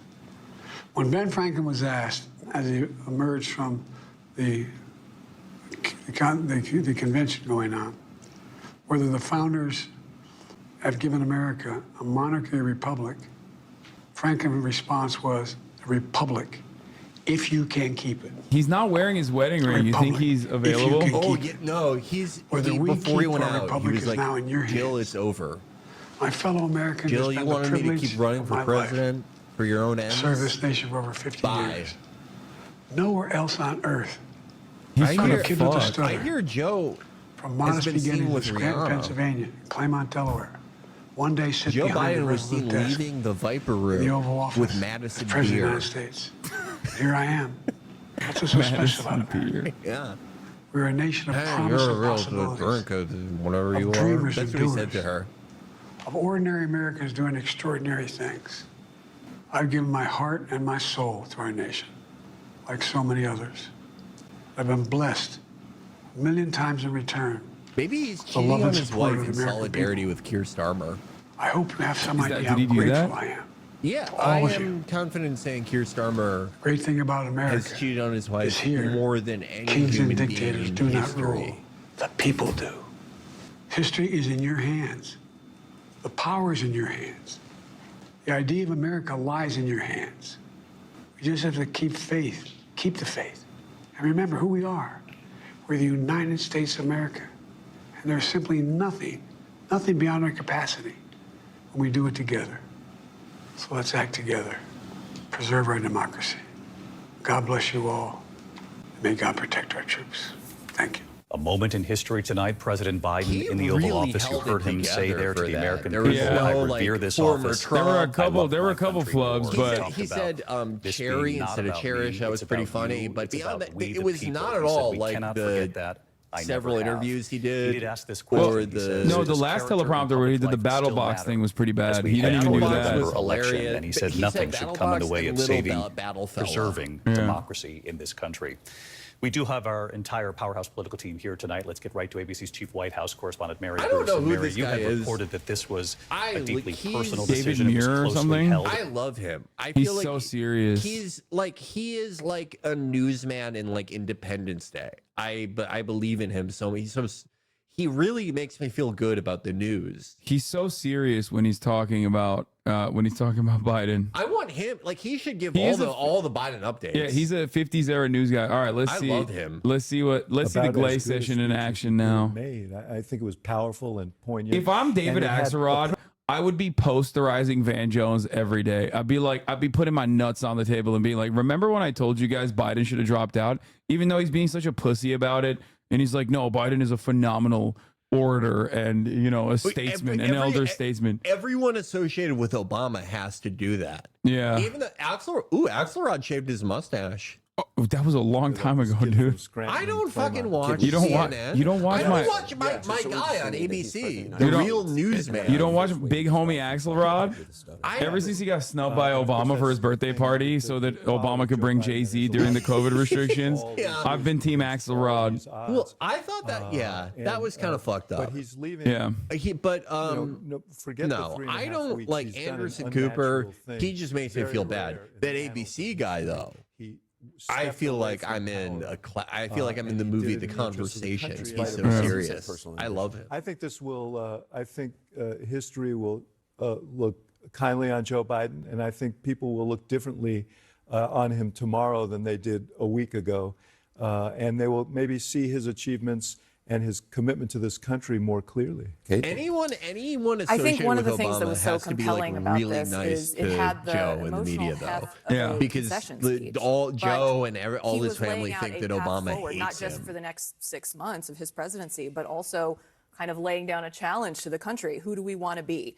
And where do we want to go? And the other thing that struck me while I was listening to it, as somebody who's worked for him for a long time, worked with him in 2019, 2020, how much of the thematic was the same as I heard from him in 2019 when he was running for president, when he wanted to take on Donald Trump because he believed Trump posed a threat to democracy and that Trump was tearing us apart. Just like in 2019, he certainly wrote both speeches. And so, like, even competent, vibrant, younger candidates don't fucking write their own speeches. Like, they have no say in the process. Joe doesn't know his ass from his elbow. Like, why are they trying to analyze this with seriousness? They're rewarding, like, into this race in the first place, in and that exchange for him like doing showed me that the bare even as I minimum know of this was recognizing incredibly that he's hard like a for him to catastrophic do. This would be candidate. hard for anyone to do. It 2021 feels again. Glaze session almost is on. unnatural for someone to have achieved, the thing that they have been working toward their entire life, and then say the CNN best just thing makes me feel like is I'm for me at to a step fucking aside. airport. It really Even knowing takes how the life hard out that of was me. for him, I think hearing those important themes come through, I think he was shining a light for the country moving forward over the next 3.5 months through a really perilous election. He said America's at an inflection point. He asked the questions, do we still believe in honesty, decency, respect? Does character in public life still matter? And he said, I hope you have some idea how grateful I am to all of you. He asked the question, does character still matter? Well, it does tonight. Oh my God! The kid he's choking up again. Oh he my did good. That's Can a good you man. stop crying, He fell on the man? sword. He's such a bitch, Fell on the dude. sword. Oh my God! You used to Most be a heroes, Maoist. they fight to the bitter end. You should be figuring fell out how on to the fit sword. K's into Joe Biden's name He's in an Maoist old standard English. Guy, but the heart's still there.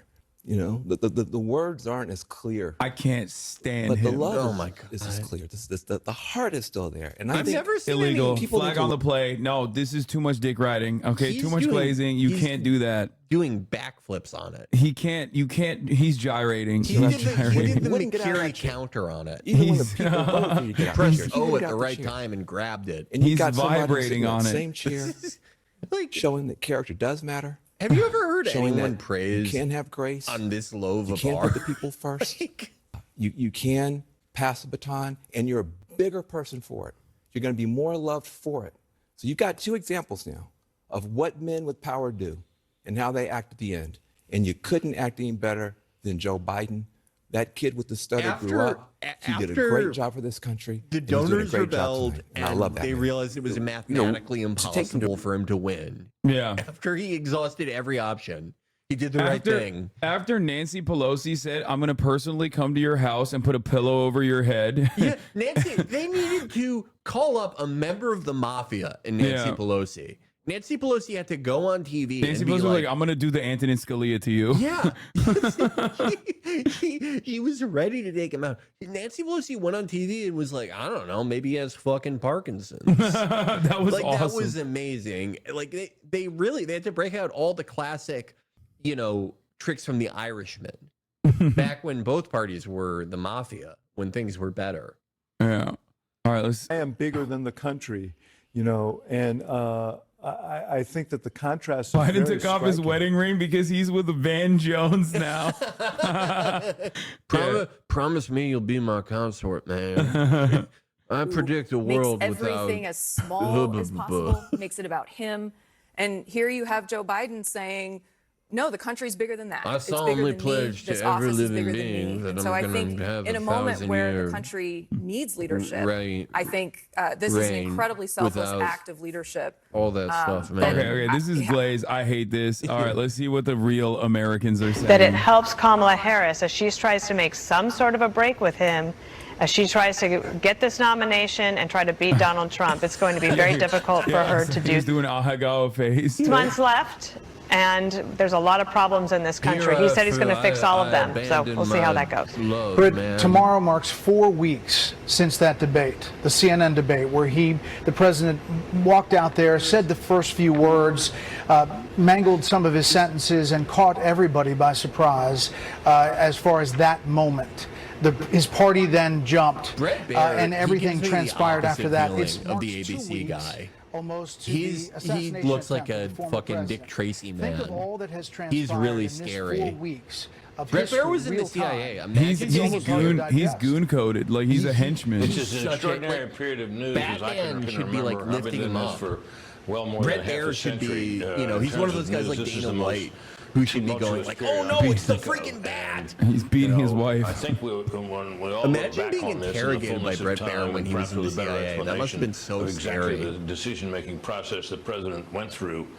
It will be seen as inevitable once that debate happened that he would have to step aside and that someone else would have to come forward. We now know who we think that person is because the signs are all aligned for her to become his successor, at least as candidate for president. Brett So I think that's Hume where we are, Brett. he's The like debate happened and everything else one of those flowed guys in from Elden it, Ring, except for the one thing, and that was the Mariners. attempted murder of Donald Like Trump. he's 3/4 into death Harold, right quickly, now. will they He's campaign so together? freaky. Just about 20 seconds here. They- and they how brought much him will back. we see the president after this?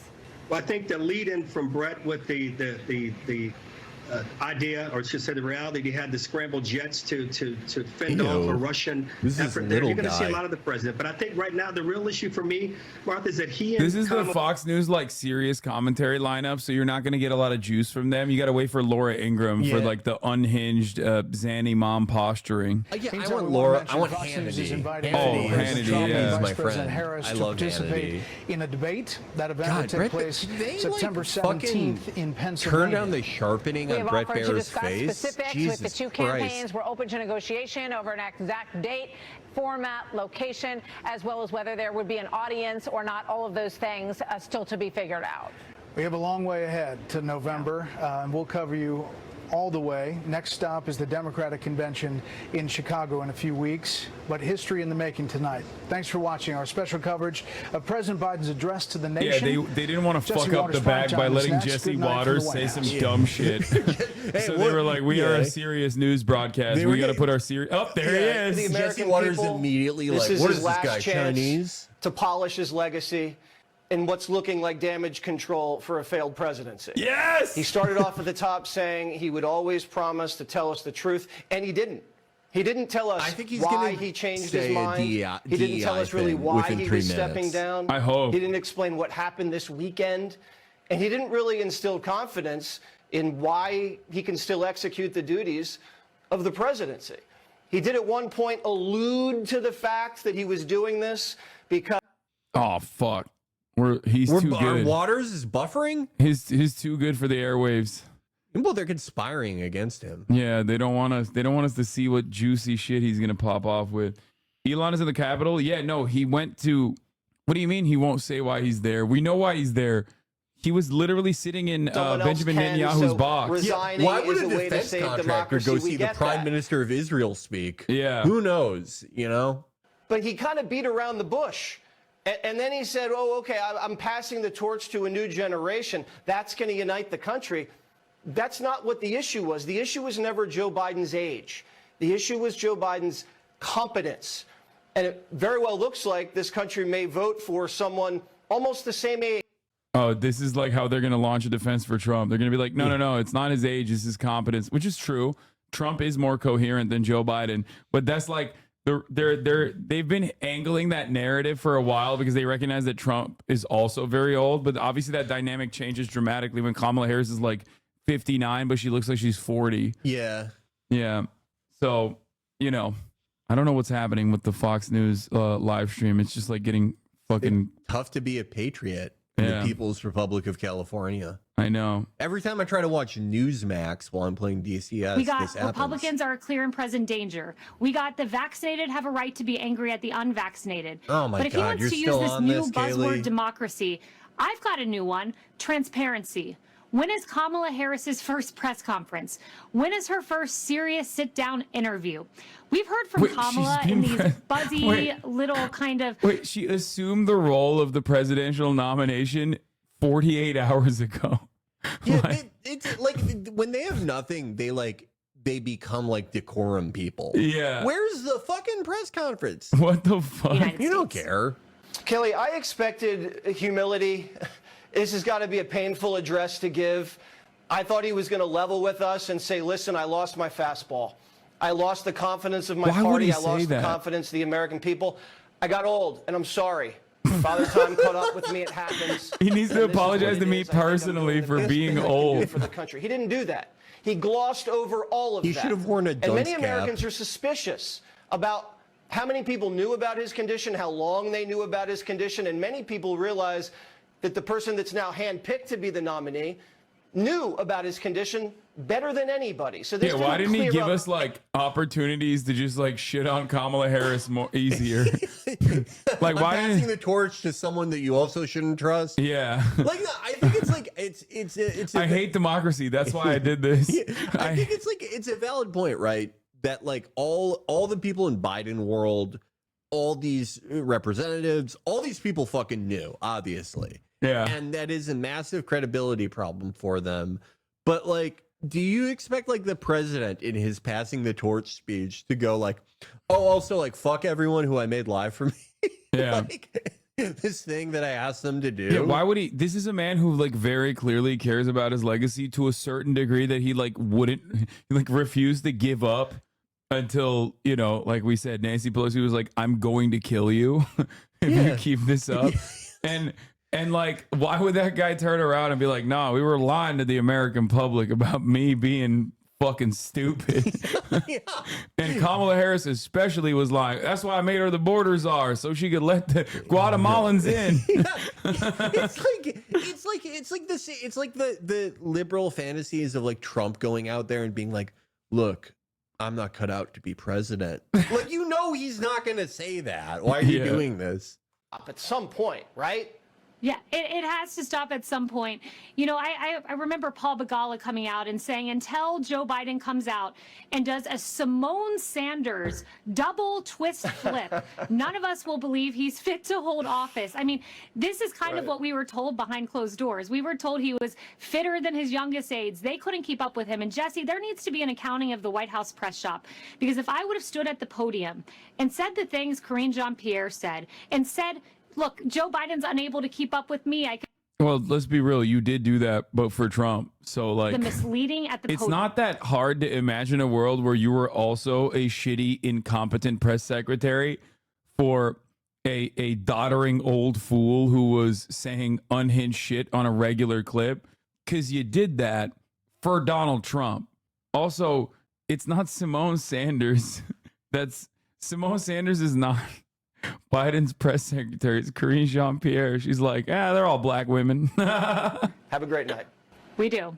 Former press secretary for Jill Biden, Michael LaRosa, joins me now. Mike might disagree with some of my characterizations, but explain how the family's handling this.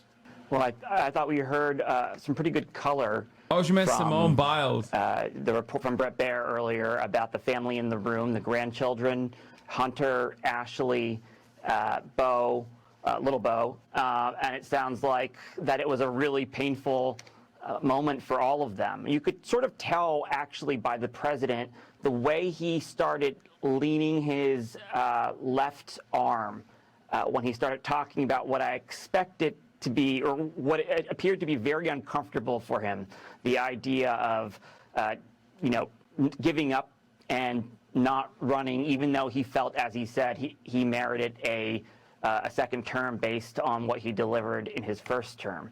So it appeared like a painful moment, and sounding like from what was in the room, what was described in the room, it was a painful moment for the family.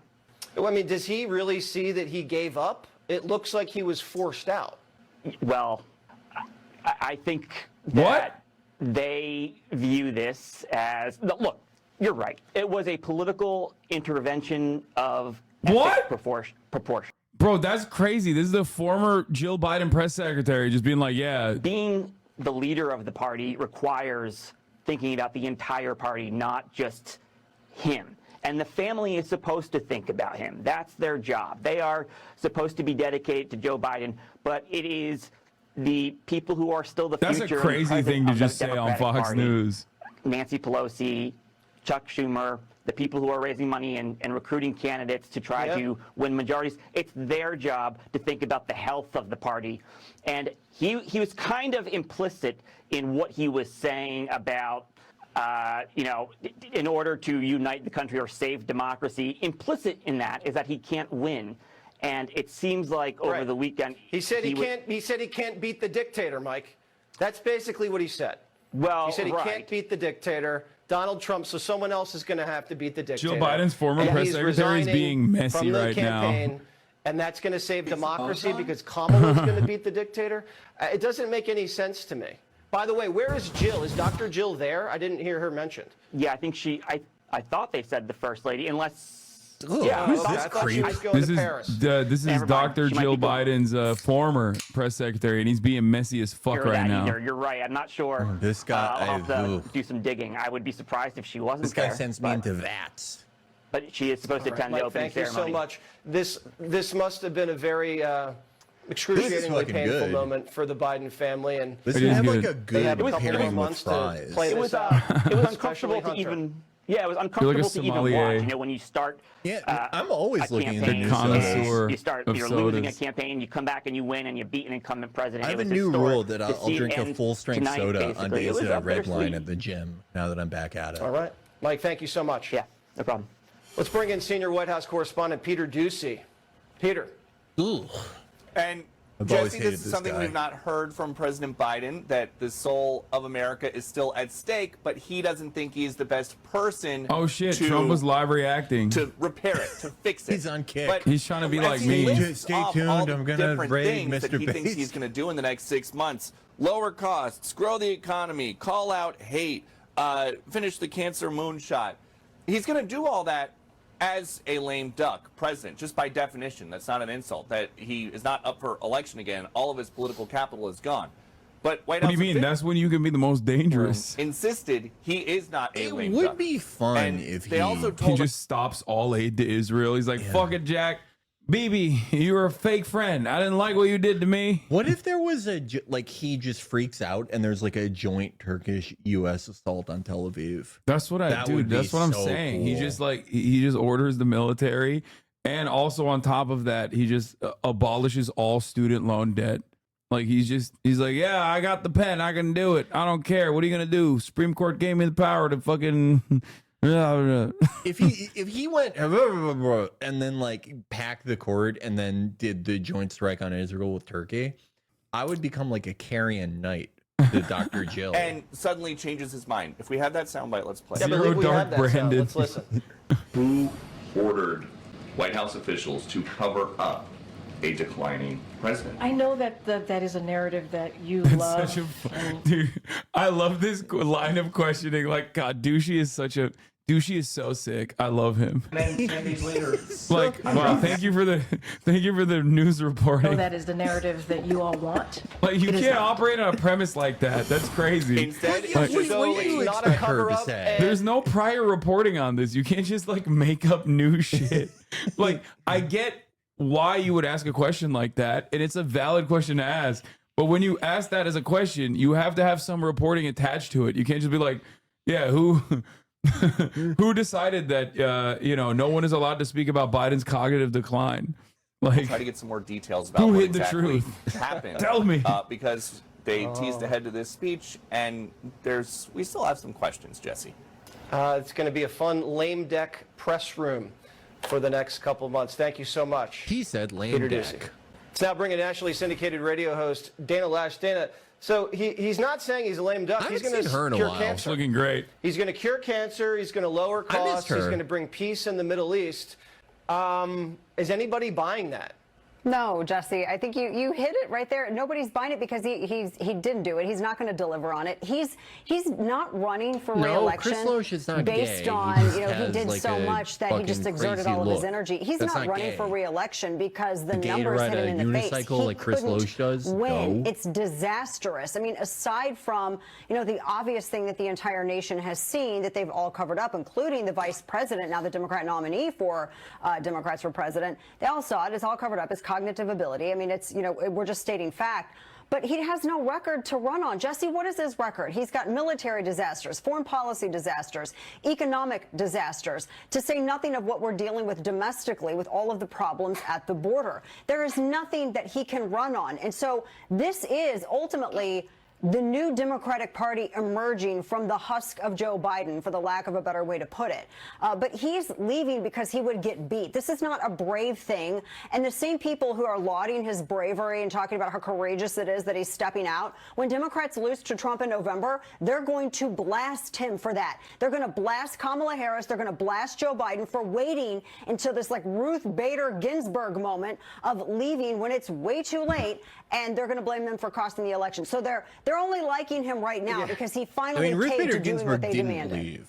She died. Because you know what most weak Was the main presidents thing, do? her not They have leaving. someone challenge them in a primary. Sometimes that makes them more competitive. Sometimes you get a new nominee. That's what's called healthy. Right. Or if you know you're down in the polls, as sometimes happens with incumbents, they work harder. They fire their campaign manager. Dude, are you working with Biden? Like, what do you mean? This analysis is so stupid. Who is this for? Yeah, like they're so like nakedly upset that they can't run against Biden anymore. Yeah. It's like unbridled panic. I mean, you guys said yourselves like he might die before the, next election. You It's didn't have so- any plan for this? I don't understand how you can set this up. And it's like genuinely something that was more likely to happen than any other prior presidency because of Joe Biden's obvious age. And yet they did not fucking figure it out. They did not set up anything for this. So now they're just like, oh, democracy. It's like, bro, there's still an election that's gonna happen. You know what I mean? Like your guy is running in that election. How about you fucking, I don't know, campaign for him a little bit? Reuters White House correspondent In Jeff this Mason. situation, the two things Jeff, you do can have do any are details have a about, primary or work harder if you're Biden. Ignoring the fact that working harder would literally kill Joe Biden. And you'd still have Kamala. Yeah. Like, why? What is the point of having a vice president if you can't just do this? That's like kind of the reason they're there. And I can tell you behind us here in the Rose Garden. Harris less than 2 weeks away from naming VP pick. Big cheers. Who collected themselves there for a viewing party and a watch party. Think how And gross then the it would be president if came she out and picked, spoke like, to them Andrew afterwards, and Yang. he got a lot of I was applause thinking and a about lot of that. cheers, and apparently ice cream was served. It was kind of a valedictorian speech for this president. I imagine it was sad for a bunch of the people in that crowd, even though they were cheering for him when he came out, because this is someone. Did you talk about the Hamas protesters vandalizing monuments in D.C.? Is the question that I? No, dude, no. The D.C. monuments were vandalized. Oh, you have to cover. You have to cover so much, dude, or you're a bad person. Yeah, yeah. No, we're interrupting. No, I was more so focusing on the fucking active war criminal getting his dick sucked across the aisle in the most bipartisan fashion I've ever seen in my entire life, as he talked about how, you know, the Israeli military must be celebrated because they are not killing enough civilians, and how what else did he say? He said The like leader of Americans that are protesting, like should American be students ashamed are of themselves. American students that are protesting Israel and not sufficiently sucking Israel's dick are also like, you know, He said they're they should Iranian. be ashamed of themselves and they're Iranian agents. Yeah. I would not let any fucking Israeli say that about any of it. If an Israeli said that about like an RFK voter, I would be like, fuck you, take that back. Yeah. I don't care, like, much less people I agree with, you know. Well, that's why he brought up RFK voters, because he agrees with them the most. Yeah. Yeah. We love cranks. We're Yeah. friends. We're fans of cranks. Yeah, I love RFK. I think his voice is relaxing. That's what I listen to go to sleep. Yeah.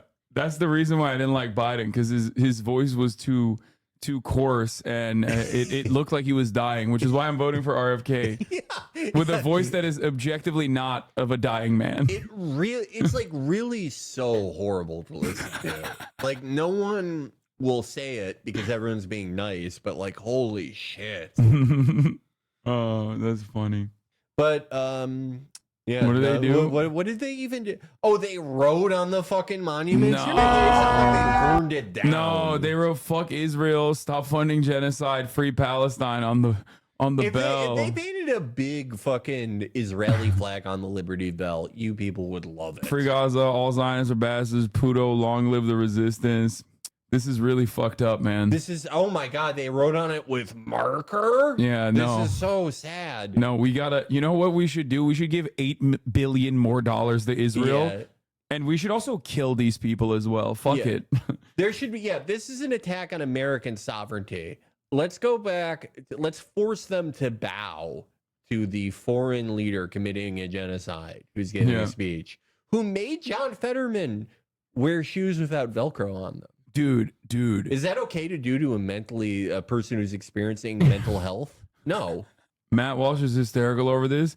These pieces of shit took down an American flag, burned it, and replaced it with their foreign flag. If this doesn't fill you with rage, then you aren't a good American. You know what's really funny? Benjamin Netanyahu objectively did something that is like worse, like 1,000,000 times worse than burning 1,000 American flags. Like, he went up and said, "You've given me unlimited billions of dollars in funding, and I don't care. You are not sufficiently riding my dick." And everyone was like, "Thank you, sir." He called. Thank you. He said that Americans should be ashamed of themselves for protesting, for exercising their First Amendment rights, and said they were Iranian agents. He called your fellow Americans Iranian terrorists. Like, it is crazy to me to like try to act like you give a single fuck about like American dominance or American superiority, America first. Like, no, man, get the fuck out of here, dude. Oh, I'm so mad they burned the American flag. Let me tell you something, okay? What Benjamin Netanyahu did today is 1,000,000 times more disrespectful. It's like there is no world in which like a person that you have propped up, a person that you've given unlimited funds to, a person whose like entire existence is because you've like helped them, comes back to you and spits on your fucking face and says like, you know, give me more, fuck you. And also you're not sufficiently riding me. And you just sit there and you take it. That is so much more disrespectful. I've never heard a country who's received so much demand so much, and not just demand it, but yell at you for not giving it to them quickly enough. Yeah. Like, Jesus fucking Christ. But all these people hate identity politics. All of them. Yeah, no, definitely. Like Elon today saying that the Democrats are the like official party of anti-Semitism, because like half of them didn't go to this fucking speech. Yeah, and still gave them unlimited fucking money. Like 2 months ago. Yeah, someone said, can you imagine if like Ukraine did that? Like Zelensky coming in and being like, "Where's my fucking money, bitch?" And like even in that situation, They got like, invaded. They got invaded. You know what I mean? They got fucking invaded. And if Zelensky were to have the audacity to come and deliver this speech to American Congress where he's like, those people that are not like sufficiently on board, fuck all of them. Like they can suck my dick. You would be arrest the them. Republicans would be up in the Republicans would kill him before he walked out of that fucking room. Okay. If you imagine he went out and He literally was like, does that though. No, he doesn't. He's such a little fucking no. He is. He's all he says is like, give us fucking storm shadows faster. Yeah. So we can. I can't believe you say he literally does that though. Like Zelensky is never like, he's never gone like, here's like, these Americans, you should kill them. Like that's what Netanyahu is doing by saying that they're terrorists and saying that they kill terrorists. What do you think he's implying? Yeah. BB is demanding. Zelensky begs for it. Exactly. Meanwhile, Trump is like, he's the greatest salesman. like Trump owns him and shit. Like, but God forbid he says anything mean about Benjamin Netanyahu, even though Benjamin Netanyahu is also literally going to Mar-a-Lago to talk to him personally, which is another massive fuck you to the Democratic Party. He's like so obviously rooting for Trump to be president. Like, and these fucking stupid Democrats that went, like Hakeem Jeffries was clapping when Benjamin Netanyahu was saying all this shit. And it blows my mind that like now that they're actually, they are a little bit critical. They're at least now hitting the liberal Zionist position of being like only Benjamin Netanyahu is bad. He doesn't represent Israel, even though they've been electing him for like 98 years. Yeah.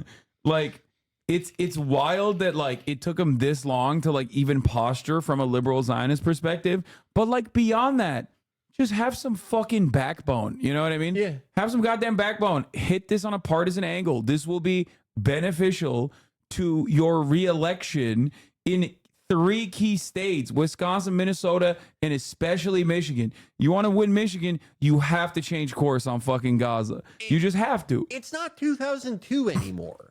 It really is not. But Benjamin Netanyahu operated like it was, which I think is a misstep and a major opportunity for the Democrats to at least change course on the messaging front. But they're too spineless to like openly rip him at all, or even be like lightly critical of him at all, so they can fucking turn around and like posture in a stronger fashion. Like, he's not coming from a position of strength, you know, like whether people in Western media will frame it this way or not. The fact is that like Ansar Allah now has loitering munitions that are capable of piercing Israeli air defenses, which is pretty fucking huge. If Israel can no longer like guarantee the safety of people in Tel Aviv to a reasonable degree with air defenses, that's pretty fucking scary for them. For an economy that's already in tailspin to not be able to prevent that kind of brain drain that comes with that. At a time when fuel is more expensive than it's ever been, their only like solution to this would be to run more combat air patrols. But like, you know, they've phased out a lot of their cheaper F-16s that are cheaper to get in the air and keep in the air with F-35s that are more expensive to keep up there. And fuel is much more expensive, and they are currently radioactive to the petroleum exporting Gulf nations. There's obviously still like back channels between them, and they're aligned on a lot of things, but it's certainly not like Abraham Accord season. My point is they're really not in a position of strength here. They need stuff from us more than ever, and it's easier than ever to tell them no. Yeah. Like you have every ability to enforce your will on Israel. There's never been a moment in American political history where like you didn't have that ability. But right now, more than ever, you could just literally tomorrow be like, no, 67 borders, actually. Go fucking forcibly expel every fucking West Bank settler, and Israel would have to be like, all right, I guess we're doing that. Like, they have nothing. Their radio. They don't have fucking tanks, bro. They don't have tanks left because dudes in busted ass fake Adidas are just like dumping grenades inside the tanks over and over again. Those videos are deceptive. They're not really hitting the tanks. Yeah. They're out of fucking tanks. Yeah, that's like how did that happen? Because of deceptive editing. Yeah, they deceptively edited all the tanks out of existence. Yeah, they're always doing fake. They're always doing fake editing. That's all they're doing. When meanwhile, like, you know, everyone in the fucking Israeli occupying force is too predisposed with like trying to murder the next baby with a sniper rifle. I will say, like, I really try to stay away from like sort of any type of like blind optimism or triumphantalism with like Israel stuff specifically. I will say, however, like, especially since the strike on Tel Aviv, it is looking more untenable than ever for them to keep this going, like in the long term. That is, I will say that. Shame on you. What was this guy doing here? Shame on you. No, they're probably memeing. Shame on you. Am Israel Chai. I like doing that with Lindsey Graham. Whenever Lindsey Graham's on, I'm like, I love Israel. Israel's the greatest nation on earth. Am Israel Chai. I'm going to take a quick little trip to Cyprus. Oh, they unfollowed? Maybe they are. Maybe they are mad. People like that are so interesting to me. Yeah. I thought they were like, memeing. what It's did so you think? stupid. Oh, damn. Well, oops.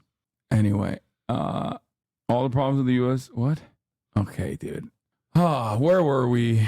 I mean, this is beautiful photo, Mr. President. I do. He probably has so much fun in that plane, the Trump plane. The amount of McDonald's consumed in there is crazy. Can you imagine how good it would feel to be like? Imagine like the worst domestic flight you can think of. LA to New York or vice versa. Anything where you're going through LAX, right, is the worst.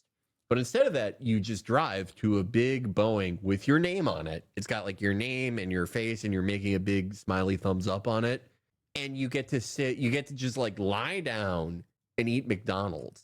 Yeah. That would, and you could vape on that. He doesn't vape, but like he could. Yeah, that's why he's running for president again. He wants to keep the dream alive. It makes me so happy to just imagine what that would be like for me if I had a plane I could vape on. Thank God Hunter was right there watching. By his side. That's tough, man. Okay. Yeah, well, look, I mean, I think ultimately Joe Biden made the right, and also I think everyone would agree, maybe Scott wouldn't agree, but I think most people would agree, selfless decision to step down. And I think, you know, to Alyssa's point, yes, speaking in binaries is hard, but to suggest that somehow the Democratic Party has been, has been opaque about this, when what ultimately happened is Democrats had a very public, painful What is the deal with discussion. JD Vance and couches? I think there's like, is there an excerpt from his book where he fucked the couch or something? I don't know. I don't know. I really don't know. It wouldn't surprise me. I think the more incriminating thing is that Garden State thing from his blog. Oh, when he's like, I felt gay or something. It was something. It was like, I saw Garden State and I couldn't stop crying because it reminded me of Ohio. Yeah. This is Peter Thiel answering a question about Israel. Clip. That was debunked, but I think that people should keep saying that he fucked couch cushions. I mean, yeah, why not? Say whatever you want about that seems JD great. Vance, honestly. Especially because it looks like he looks like a couch fucker, to be honest. Yeah. So what do you think about the use of artificial intelligence or lavender by the IDF in identifying Hamas targets? Oh, and no, secondly, the kids do in you the agree back. with Elon Musk about that the population We're decline never getting a job at Palantir now. is a risk for humanity? That's the bravest thing a person can do.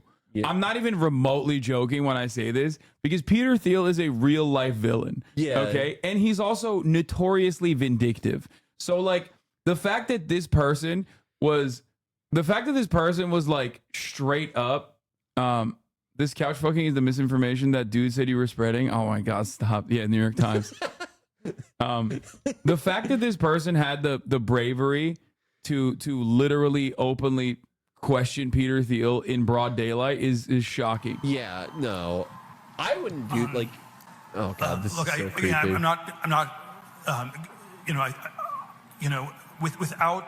without going into all the I'm not on top of all the details of what's going on in Israel because my bias is to defer to Israel. It's not for us to second guess everything, and I believe that broadly the IDF gets to decide what it wants to do, and that they're broadly in the right, and that's sort of the perspective I come back to. And if I fall into the trap of arguing you on every detailed point, I would actually be conceding.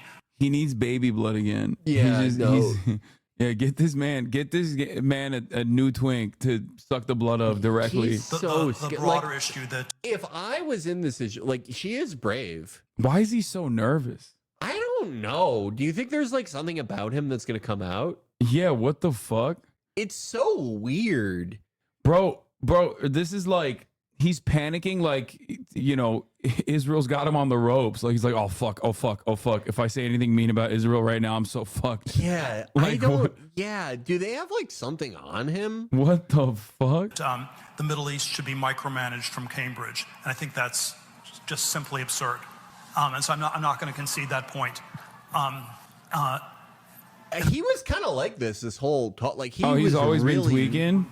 Well, no, not always like this, but like this whole conference or whatever the fuck this was. He's kind of Didn't weird. he like debate David Graeber like on libertarianism or some shit before? Like, you mentioned you wouldn't be supporting Donald Trump.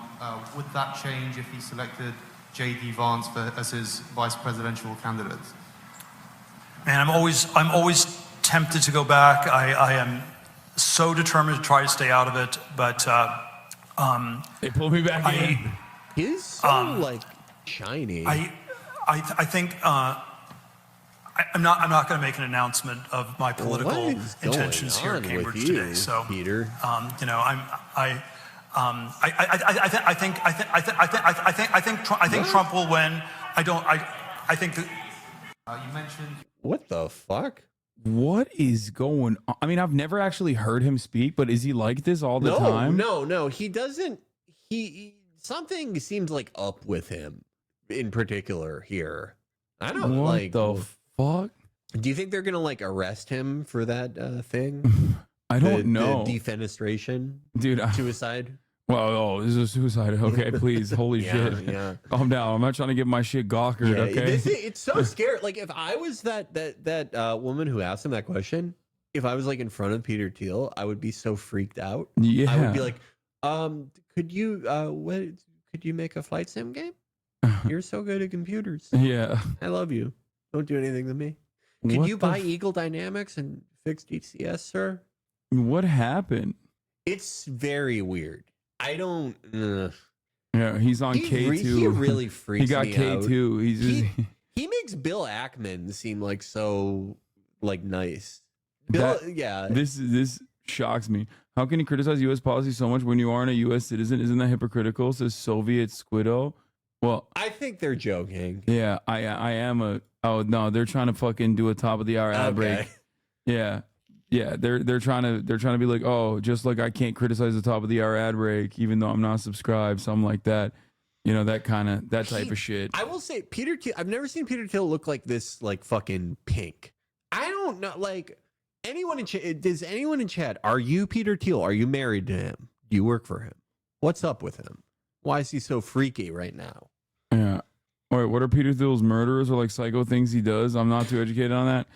We never said he's murderous. He's done nothing. Nice man. He had a wonderful relationship with a man who mysteriously committed suicide, which is what happened. Okay, because Peter Thiel was such a good boyfriend. Yeah, and that person had not like done media recently about how Peter Thiel was you know, how his boyfriend was at odds with him over Peter Thiel's like endless funding of Republican races. Right. No, he is in his suicide note. He was like, I'm doing this because I could never, he's such a good boyfriend. I could never live up to that standard. Yeah. Of how nice he is. That's what happened. See, I'm coughing already. He hit me with the fucking Havana syndrome gun. He's so scary. Yeah. He is probably spying on me through my like flight sim peripherals.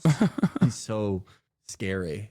Yeah, He's tweaking off Gay City and recreational mess. Imagine how scary a gay city founded by Peter Thiel would be. They really would kill you for not working. Yeah. What is this? Sir Barack. Barack, he mentioned FDR. If FDR would have been the financier of Admiral Yamamoto, he might have been blamed for Pearl Harbor. You believe we're swapping from one Epstein adjacent guy to a besties with Jeffrey Who Epstein. told Ehud Barak that he looks good with this beard? I don't know. But probably Epstein. He was like, he's honoring his friend that passed away. Felix, be respectful. I'm sorry. the current Prime Minister Netanyahu is responsible for the. He's on his flex shit. He's like, yeah, that's right. Do you know that Ehud Barak did like Hitman World of Assassination shit? He like dressed up like a woman for to go like to the Spec Epstein Ops. Manor? No, not for Epstein's. Oh, was he one of the like what is it, Dov Duvan or whatever? Like it was a special ops unit guy. Yeah, he was a special ops guy, and he won in like a couple missions. He like cross dressed. Oh, I thought you meant like No, he didn't cross dress to go to Epstein's mansion. I mean, he is a master of disguise, as we've seen from the photos of him leaving Epstein's mansion, where he put a T-shirt around his head. That is like that is like a college athlete trying to like race somebody, like a former college athlete trying to race somebody and pulling their hamstring. Yeah. He used to be so good at disguise, and he's like, oh fuck. Yeah. Pulls a T-shirt over. The failure of the Israeli military, the Israeli intelligence community back on October 7th, which resulted in Hamas going into Israel and killing all those Israelis. It's wild that former AIPAC spokesperson is daggering Benjamin Netanyahu on CNN alongside, former Israeli prime minister. I love the conflicting viewpoints we could get on CNN. The former AIPAC spokesman interviewing the former prime minister of Israel. What do you mean? That's a diversity of opinion. The field is broadly represented on the field of acceptable, permissible opinions on Israel is being broadly represented right here. Okay. Yeah, you get everything. You get everything from we should kill all of them to we should keep a token amount of them alive to put in a living museum, like the Nazi designs for Madagascar. It is wild that, like, again, former AIPAC PR guy talking to former Israeli prime minister and Jeffrey Epstein associate pictured coming out of his mansion in 2016. Not like, oh, we didn't know what he was before up the to. Conviction. No, like in 2016, very fully aware that shit is so unacceptable that he was trying to hide his fucking face. This is okay. Like, I say this about a lot. God. Great disguise. Master of disguise. No one knows. Donning his prime minister's crown and driving gloves, former prime minister of Israel Ehud Barak leaves the Upper East Side mansion of Jeffrey Epstein. Prime minister's crown is very funny. Yeah. Man, it's just so strange. Who amongst us is not visiting our convicted international sex trafficker, possible Mossad, possible CIA agent friend? So wild that like people will call you crazy if you're like, yeah, this was probably a blackmail op, like run either under the aegis or, in part contracted to Mossad. People will call you insane for that, even though that's like, it's an age-old intelligence thing to run operations like that.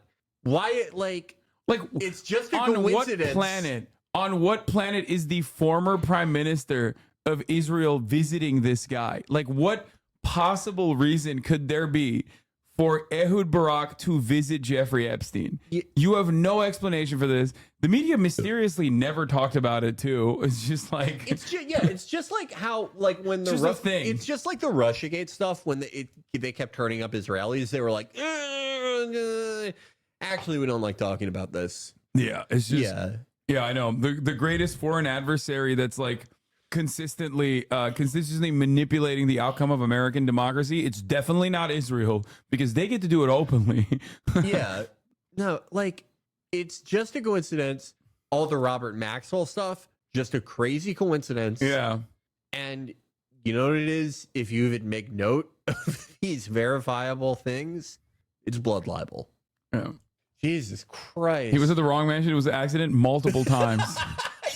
Someone, He's someone like, in the wait, chat what said, the fuck? Someone in the chat said maybe he privately wanted to fuck kids. Like, leave him alone. Maybe it had nothing to do with Mossad or anything. Like, he just wanted to, he was privately into that sort of thing. God, he is the white hat pedophile, just like Donald Trump. His like security guy is so creepy too. I really hate him. Yeah. Wait, what? One of the Costco guys just went down. You're laughing. The Rizzler just killed Big Justice, and you're laughing. Yeah, I mean, This is a false flag. he's taken the rightful throne. Like, Yeah. Oh, this is a real Ottoman shit. yeah, Where the sons of the Sultan compete for succession. exactly. Rizzler has. I What don't it even know if takes. he's a son. I think Rizzler is. Wait, Rizzler isn't a son? Rizzler is like Vlad Dracula Tepish. But like they brought him in. They brought him into the family, but this time he actually killed Mehmet the Conqueror, and now he's the rightful heir. That's what happened. It was It was one of those like child hostage situations. But he grew too powerful. Who did Mr. Boom conquer that he took Rizzler, their son? Yeah. Mr. Boom like killed somebody in his neighborhood and was like, "This is our Yeah. house now." Boom. Yeah, no, it's I'm taking your son's gonna be a ward of the Boom household. Yeah, the Boca Raton Protectorate now belongs to the Rizzler. It's his for the taking. Wait, is Rizzler really not his son? I don't know if he's just his some son. kid? He's a ward, dude. Dude, I when the first Costco video happened and all these people were like shitting on it, I like defended them. I was like, this seems nice. This is like a goofy dad and his son. And now I find out that they're like adding new members and there's the It's got way too fucked up for me. The grandma, there's like a grandma. I think he's literally someone else's kid. Yeah, no, he doesn't. He has Chad epigenetics. Okay, he has the wartime physiognomy. He has like Brock Lesnar. That's what Brock Lesnar probably looked like as a little kid, like the Rizzler. Like literally, it's so like I felt so embarrassed because I was like, Costco is a great place to go. Yeah, this is just like a goofy dad and his goofy son, and it's very sweet. I don't know why you guys are yelling at him. And then like he's conquering new families and taking from them. he's gonna go after the Walmart guys after this. Oh my, I felt so bad for the Sam's Club family. Yeah, they're like this nice Indian family. Yeah, they were trying to be the Costco guys, but for Sam's Club, and it's just not. Rizzler probably commanded like a legion of 10,000 children and sieged their house with like Greek fire. They've taken over Sam's Club. They're gonna turn it into Costco now. All the Sam's Clubs. Has anyone ever sat down with like Mr. like Sultan of Boom and been like, Boom. What's your family tree? Like, what the fuck is going on here? Oh my god. This is why we need more newspapers. Someone needs to like look into this. Yeah, local news needs to be covering this and not fake shit like Miami Sentinel looking after Jeffrey Epstein victims or whatever. Don't look into that. No, please. Stop looking into that. If you do that, you could end up verging on anti-Semitism. Yeah. Just stay away from that. We want stories about the Rizzler. Yeah. Oh man, let's get back to these For guys. sure not. He's not responsible for the failure of intelligence to give an early warning the last night. But he was warned by the same intelligence service. Did Ehud Barak also defend Netanyahu when the disgusting anti-Semitic ICC said that there was a warrant out? Like they were applying. I don't know what he said about He that. really does hate Benjamin Netanyahu. So maybe he's like one of the only guys. Because Yair Lapid immediately folded. Yeah. He was like, it's just so unacceptably anti-Semitic. Like, no one who's in like the viable opposition for Israel can agree with that because like they have the exact same policies. Yeah. Like they would not prosecute this war any differently. The only reason Ehud Barak might is just because he hates Netanyahu. That's his top op. Yeah. He doesn't give a shit about anything else, you know? For months that he's what he called judicial reform and mainly ended up to be judicial coup d'etat. And the way he runs the state of Israel together with two Messianic, it's so weird to have that be like the Jeff Tiedrick of your country. That's how backwards Israel is. Turn into fire the whole Middle East, not just the conflict between us and the Palestinians, that this leads to apparent and immediate risk to our security. He was warned once and again, he ignored it. He sounds He a is little the father Zizek of the nowadays. bizarre idea that Hamas is an asset and the Palestinian Authority is a liability, rather than the other way around. He mentioned FDR. If FDR would have been the financier of Admiral Yamamoto, he might be blamed for Pearl Harbor, but he was not, of course. Netanyahu reached the point where he paid protection money through Qatar in cash, $1.5 billion. Half of them we found in the tunnels in the personal weapons of Hamas. Hey, buddy, can and you he slow ignited down? a war, attrition war with the North. He caused 150,000 Israel, both in the south and in the north, to leave for 9 months their own homes. He created a huge divide in spite of all his calls for working together with America. He make this deep divide with America, and Israel became isolated all around the world, a new wave of anti-Semitism. It's all started with his fake ideas. He has the bizarre idea that we can have a breakthrough toward Saudi Arabia and the Muslim world while keep ignoring.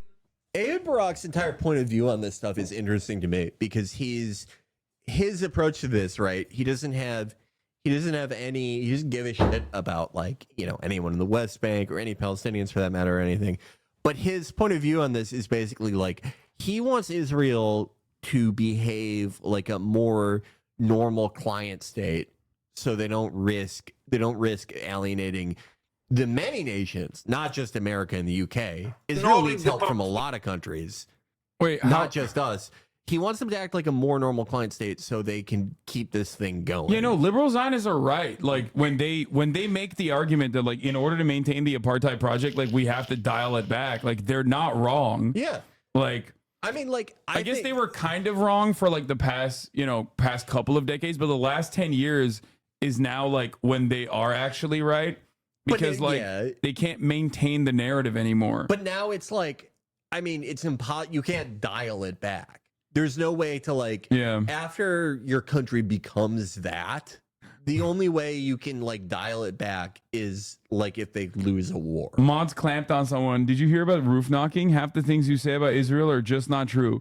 Even if Netanyahu is not the best prime minister, you are just wrong most of the time. I cannot believe my tax dollars are paying for you to do that on a military internet cafe in Tel Aviv. You don't get it. Listen. We are doing roof knocking. It's like, bro, yeah, no, don't worry, dude. I'll use a fucking artillery shell on your house and then use a fucking massive munition to just destroy it 5 minutes later. I'm sure you'll be happy about that process. Don't worry. I'm dropping a 2,000-pound ordnance on your house that will penetrate through every structure, but it's inert. Don't worry. It's not going to explode.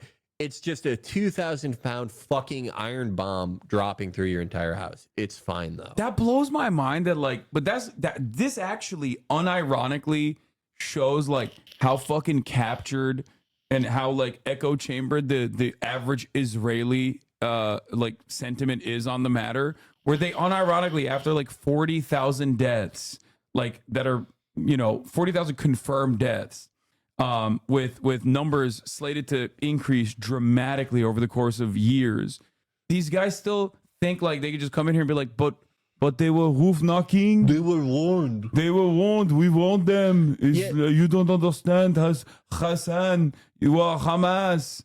And if you go beyond that, they have the exact same arguments as like Holocaust deniers. 40,000 exactly immediately on the money. 40,000 dead terrorists. Whenever you're like, who knows what number of families where every member has gotten? Who knows what that is up to now? But the last time I saw that brought up, how could someone even find that out? How would you even know? Yeah. What are you telling me that the health ministry keeps records of who's related to who? I don't think so. It's either we warned them or we did it and it was good. Yeah. Like no. I really hate like the Hasbara posters because I don't know if you've ever run into like the equivalent for Saudis. But I they're have like not. They're like funny. I think they're like fun. Of course. I think. Well, I mean, Saudi Arabia aren't the equivalent for Saudi posting just also still Hasbro agents? I think there might be some overlap now, but like it used to be. If you talk, I would say something about like, you know, they had done something horrible in Yemen or like these mass executions they would do of Shia in the East, and you would get a guy, you know, Lion of Saud, bunch of numbers, and he'd go, "It is internal affair, fuck you." And I always thought that was like such a funny thing to say, but there's no fun Israeli version of that. Don't get me wrong, both bad. Don't like either, but well, everyone became like Saudi posters for a little bit when they were like using like one random Saudi blog that was like the Houthis brought back child slavery to Yemen. Yeah. With like 30 likes before that moment. It was just like, and everyone was like, "Oh, dude, I found this very valid reporting that was done in Yemen." Yeah, from one of those like Saudi media organs. I've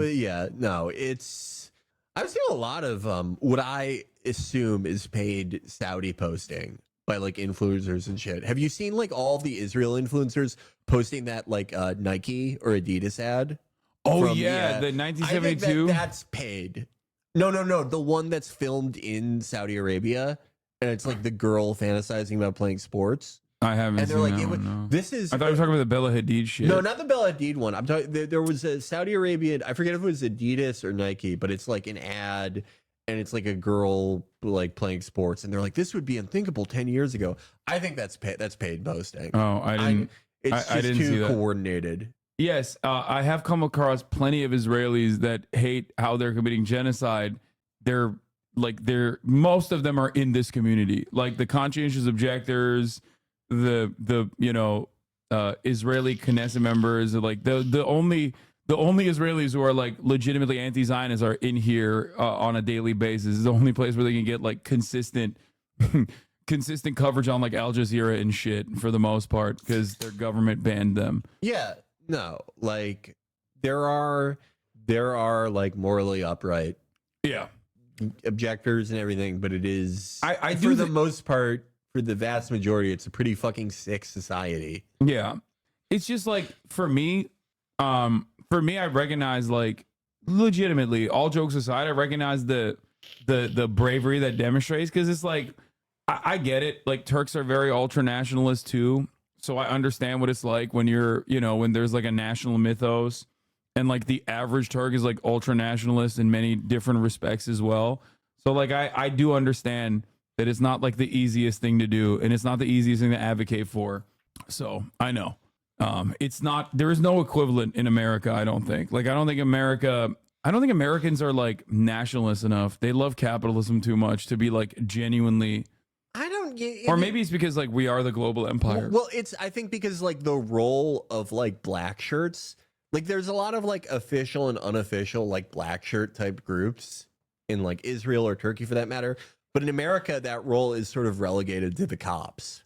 Yeah. Like everything for us, someone else is doing it for us. This is it. This is what you're talking about, right? I think this is all paid posting. I saw a bunch of like big pro Israel accounts post this shit. Now imagine Iran. As it stands, they are light years away from this kind of scenario. Or are they? A video that proves that things can change very quickly. It's a Nike ad in Saudi Arabia. This shows that the checks are still flowing. I love all the totally real replies. This is great. Brilliant. This is an amazing advert. Good for Mohammed bin Salman. He's doing great things for his people. Oh my, yeah. Yeah. No, this is, you can tell when someone's getting paid. This is that Nio Berg lady or whatever the hell her name is. Reminder, these are the only bobbleheads of Fox telling you that Kamala only got where she is because of her skin color. Wait, why'd you put Rainbow on there? Poor guy. I get why you'd put us notice to. the bottom right. Why is Geo Rainbow on there, dude? What the fuck? He just caught a stray. I don't think he said anything. Yeah.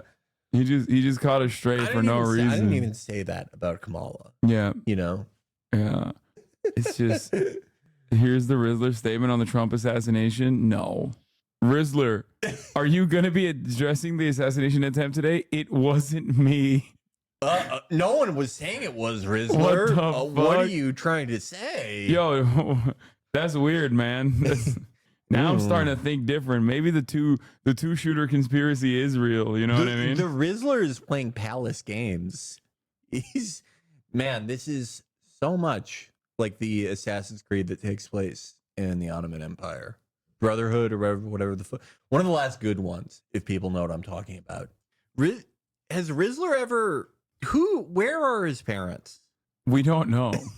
He does not need parents. Well, yeah, he has Mr. Boom, you know? Yeah, Mr. Boom is, I'm telling you, he's Mr. Boom's ward. Yeah, Sultan Boom. They took him over when they conquered Boca Raton in exchange for, protection over Boca Raton. He was like, listen, I'm giving you assurances. We're going to teach him the fine arts. We're going to teach him poetry. Okay, we're going to teach him about chicken bakes. What is the most charismatic man saying about Kamala Harris? I love that this is now the angle. They're like, Kamala Harris is the most liberal. He's really radical. She's trying everything. I like that though, because like I guess now they're finally remembering like how to run a campaign. Yeah, but I still like. They tried to do this with Joe for like 3 years. Yeah, I don't think it worked. Joe is like a fucking crazy radical, and it never worked really. I was very worried because I was worried that Republicans, we were overconfident, that there was an air of celebration. And listen, there's a time to celebrate after the election, but we got a lot of work. Manipulated media. And the media is getting ready to spend billions of dollars building Kamala up, telling the American people she is a combination of Mother Teresa and Oprah and Gandhi. And that's weird. Dangerous. I haven't seen a manipulated media thing on a post in a while. Strategy with her. They're going to lock her in the basement. Matt Taibbi's on it, dude. He's gonna do he's gonna do Twitter Leaks Part 15. Oh, guess what this post is? Yeah. Guess what it's like? It's like crossing the Rubicon. Thank you, Matt. In TV ads and trust the corporate media to create a fake image of her. It's dangerous, and it means all of us need to focus on her actual record. She lied about Joe's cognitive decline. She lied and said the economy, inflation was transitory. She lied about the border, said the border was secure. She's lied about basically every issue. She's extreme on abortion. She's extreme on the environment. I hate to she see supports Hannity the like new Green this. He Deal. seems She so doesn't deflated. want fracking. She doesn't want drilling. She wants to reduce meat consumption. I'm with you. I'm a paleo, keto-friendly diet person. This is my favorite when they say co-sponsor Bernie Sanders Medicare for All Act, which is like Bernie Sanders is still one of the most popular politicians in the country, like, and historically has been. So I don't know why they like think associating Kamala Harris with Bernie Sanders is going to like play well to their base. Everyone who ran for president in 2020 at one point or another, either co-sponsored or if they were not in Congress, pledged their support for Medicare for All. Even Pete did it at one point. People forget. The only guys who didn't do it were like John Delaney and who is the other? The real ones who were like, no, fuck this. Joe Biden. Joe Biden, Delaney, and who was the other rich guy who danced to the Juvenile song? What was it? Was he the star? No, he wasn't the Starbucks guy. He's the California billionaire. Fuck. No, Michael Bloomberg was one of them too, by the way. But that's not who we're talking about. Obviously, yeah. Yeah. But people. No, it wasn't Michael Bloomberg. It was another Tom Steyer. Tom Steyer. Wow, we forgot about his name. Tom like he spent Steyer- so much money. Tom Steyer spent like half his fortune, and it was to like get back with his wife. Like his wife was mad at him, and he was like, "Oh yeah, I don't do anything. How about I save this fucking country?" Yeah. And then he like got nowhere. But I'm ashamed to say I worked for John Delaney's campaign in 2012. Wait, what? the hell? 2012? That's incredible. Damn. Never be ashamed. John Delaney was hot. Yeah, he was in good shape. Yeah. We can say that. Yeah. Yeah, but Tom Steyer, John Delaney, Bloomberg, obviously Joe, and Hickenlooper. Those were the only guys really that had any opposition to it. Yeah. Hickenlooper was so fucking creepy. I can't believe we found another like a real Delaney-act. Like we were memeing. We're Bergamaniacs in this community, if you didn't know. I Which, feel by so the way, bad for Bergam. Dude, what a miss, by the way. Like, Doug Burgum, not the best fucking VP pick by any means, but like significantly better than JD Vance. And it's so funny that it was up to them two at the end. Yeah. Burgum looks so cool. Like, he looks like a cool guy, like a handsome man from Deadwood. Yeah. He had such an old-fashioned cool look. Like, people would have loved that. But he picked the eyeliner guy. Yeah, I don't know. Why did he do it? We'll never know. Because his brilliant son, Donald Trump Jr., thought, I don't get that. I saw him on Tucker Carlson and I immediately fell in love, Dad. You got to get this guy in. I don't get that because it's like, isn't he supposed to hate his sons? Why is he taking advice from them? That was weird, yeah. And it wasn't, I don't know. It was weird. His sons are probably so sad right now. Yes. And it really defined. He has the moral clarity to understand the moment and the imperative nature of our alliance with Israel. And one of the things, perhaps maybe one of the biggest failures of Joe and Kamala, nice to see Hannity is the because fact he's like that one of the they last have like real surrendered boomer in the war cons. against radical Islamic Like terrorism. everyone is so And crazy, by but that, he's they like, didn't support we got to the stand with offensive Israel efforts. and remember the Democrats Israel are the real lost racists. The equivalent of 40,000 Americans nostalgic in one day. And nearly 10,000 Americans that would have been taken and held captive in Dude, one. he loves Israel. Him and Lindsey Graham, if they get started talking about Israel, it's like, it's so like, you think, Van Jones talking about Joe Biden is bad. Like, they just, it's a fuck fest, dude. These guys hate Thomas Massey now. Because Massey doesn't want to give unlimited money to Israel. Yeah, he disrespected Israel. So he's evil. These guys, like, a guy like Sean Hannity especially, not Lindsey Graham, but Sean Hannity, they love the IDF babes. They love the idea of like an IDF not Lindsey babe. Graham. Yeah, no, he's not into that. Yeah. He doesn't like objectifying women, that's why. Yeah. George Clooney, a viable his bachelor. wife understand. What are they missing? Because I'm having a hard time understanding it. Look, the tragedy is when they see these Left and radical control terrorists, fans when by they see killing the Jeff protesters Sessions. burning the American flag, hoisting the Palestinian flag over Union Station.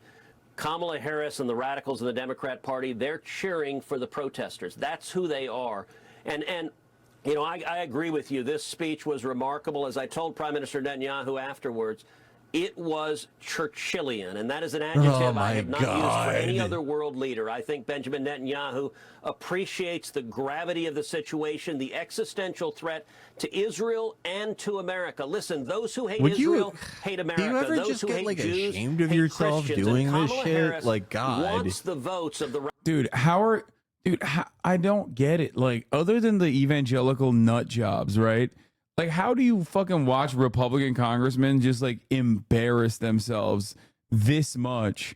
Like, as they crawl on their hands and knees to be like, oh my God, like you have disrespected Israel, the greatest nation on earth. All these guys who say they like hate wokeism, you're doing wokeism for Israel. Yeah. Just for Israel. Yeah, it's just so weird. It's humiliating.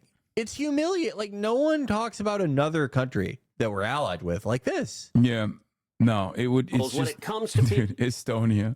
Yeah, I love it. I love people talk imagining about Estonia like this. Yeah, we need global broadband access like Estonia. They are the greatest nation on earth. They're the most moral army on earth. Incredibly valuable part of NATO. when President Herberger whoever's the head of Estonia came over here, it was like Churchill. Yeah. Like, Jesus, fuck. Prime Minister Netanyahu is standing up, trying to save Israel and America from radicals who, when they chant death to Israel and death to America, they mean it. And the stakes on this election, they are existential. And as I noted, Colin Allred, my Democrat opponent, he welcomed a radical Islamic cleric from Texas as, quote, no, that's the worst kind. He always represents radical the Texas best of cleric. North Texas. Well, that cleric today tweeted out an image of Benjamin Netanyahu as a war criminal. That's who the Democrat Party is.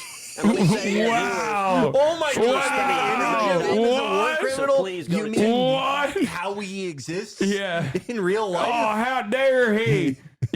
Silence is violence, okay? But let me tell you something, okay? As a senator from the great state of Texas, I will not abide by these microaggressions being launched towards the greatest man of all time, okay, Benjamin Netanyahu. You're doing tropes, and it's pretty icky right now. Yeah. Ted Cruz, thank you.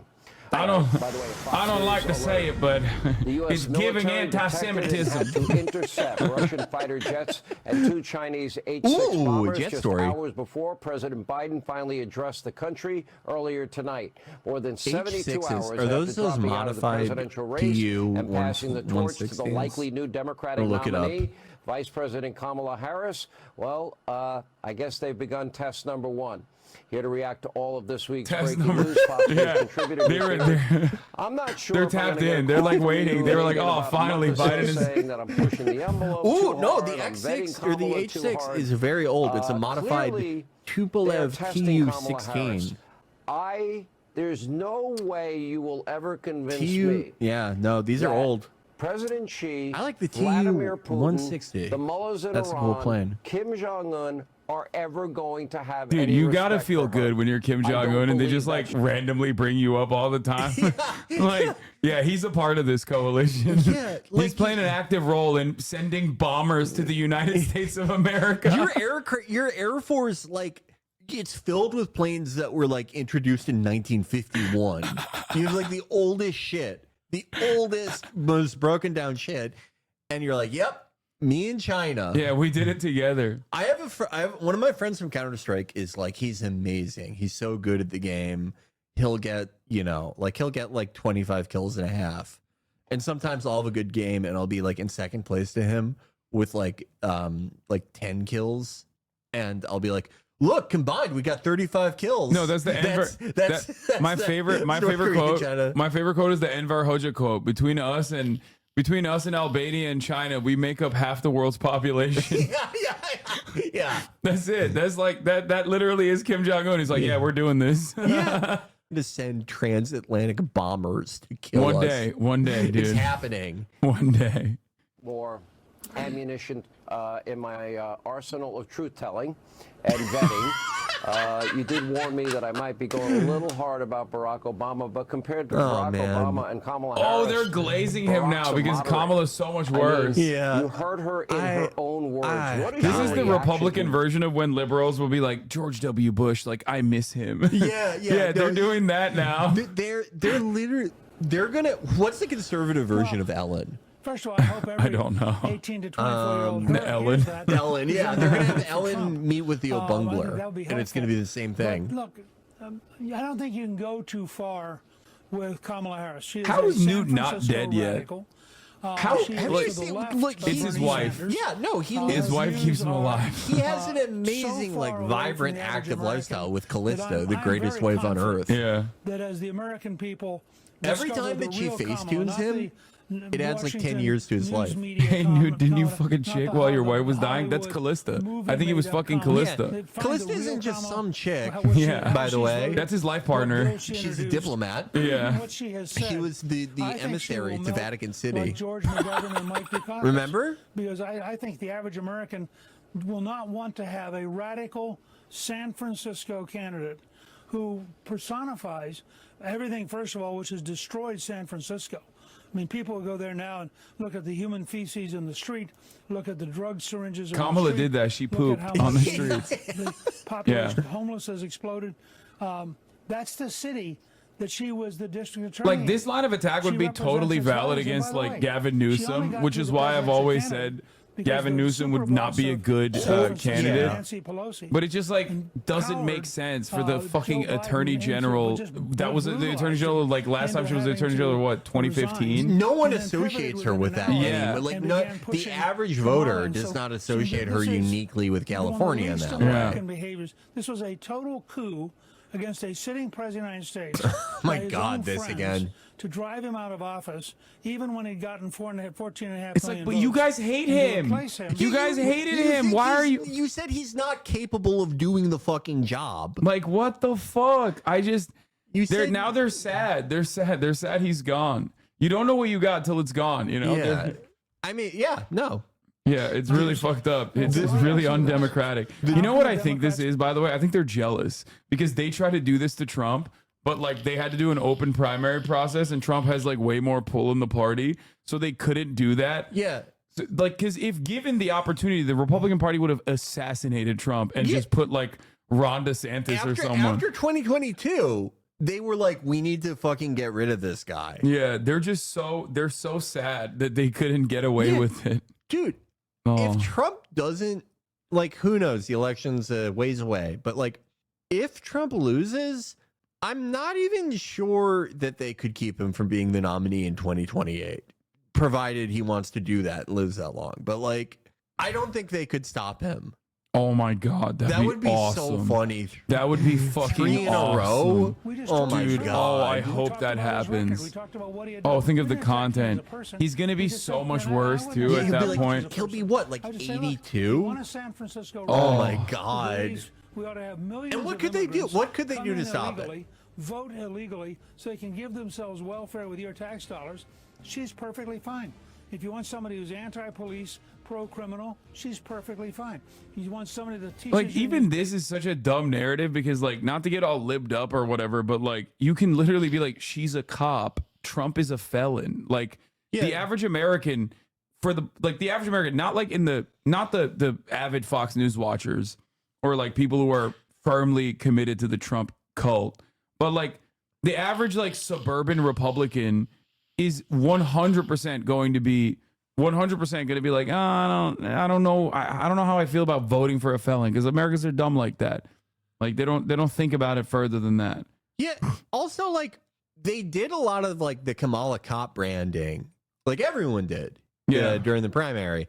That actually, I saw that become huge on the right wing internet, and obviously, like, people have very short memories, but like. I saw some articles of people saying that they're going to try to run that back this time to alienate younger voters. And I think that will probably hurt them more than anything. For sure. I don't think they'll do that, though. I think they're going to try to be like, he's a George Soros style prosecutor. Yeah, because it's incoherent. You can't like run on crime and then like do that. Yeah. That's why Trump had the back the blue shit. What is this? Kamala is taking steaks? Ted Cruz, Kamala can't have my gun. She can't have my gasoline engine, and she sure as hell can't have my steaks and cheeseburgers. Dude, lay off the steaks and cheeseburgers, man. Like, this is, I love for your own sake. I love this is so like American, because it's like the pretense with guns is like, okay, like we need these things in case like we need to rise against the tyrannical government, and that is just as important as hamburgers. Oh, did you see this? I posted this on my Instagram. This is fire. Like, this is, boomers are posting, baby. Is this a base lib post? I don't know if it's a base lib post, or I don't know if it's like a scary Republican post, but then it's like Jeff Bezos is on there, you know what I mean? So I can't tell. It just doesn't make sense. It's hard to Because discern. like some of these are right wing, like most of these are right wing. Yeah. And Jeff Bezos is also obviously billionaire and is very much right wing, but like they say he's a communist. And they're doing Pol Pot imagery with the MAGA hats on the skulls. Yeah. This is one of those things, you don't see a ton of these anymore, where you don't know whether like a Jeff Tiedrick supporter did this, or it's like a MAGA guy saying this is bad. Yeah. I like the Satan O'Bungler there. I guess this is anti, because O'Bungler is Satan and he's and so is Nancy Pelosi. But then the why Jeff Bezos is being arrested bad. This is sort of incoherent. I don't get it. I love it though.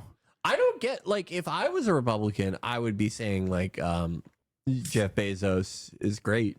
Be like, he's a great businessman. They say that about Trump, Maybe this is like a pro business guy. Yeah. What else was I going to cover? Oh, someone said it's from pamphlets. Oh, okay, that makes sense. They were memeing. Andrew Tate is an American right-wing politician. You're wrong about that. He literally went on Tucker Carlson. They consider him to be a right-wing politician. I saw a Tate clip today. I love how much I didn't know this was such a feature in his programming. Like how many shows there are where his brother is wearing clothes, but Tate is just like naked. Oh yeah. I think that's so funny. Oh yeah, that's regular shit. He loves being naked with his brother. I think that's nice. I think more people should do stuff with their brothers. So, we were going to do SONYA Massey.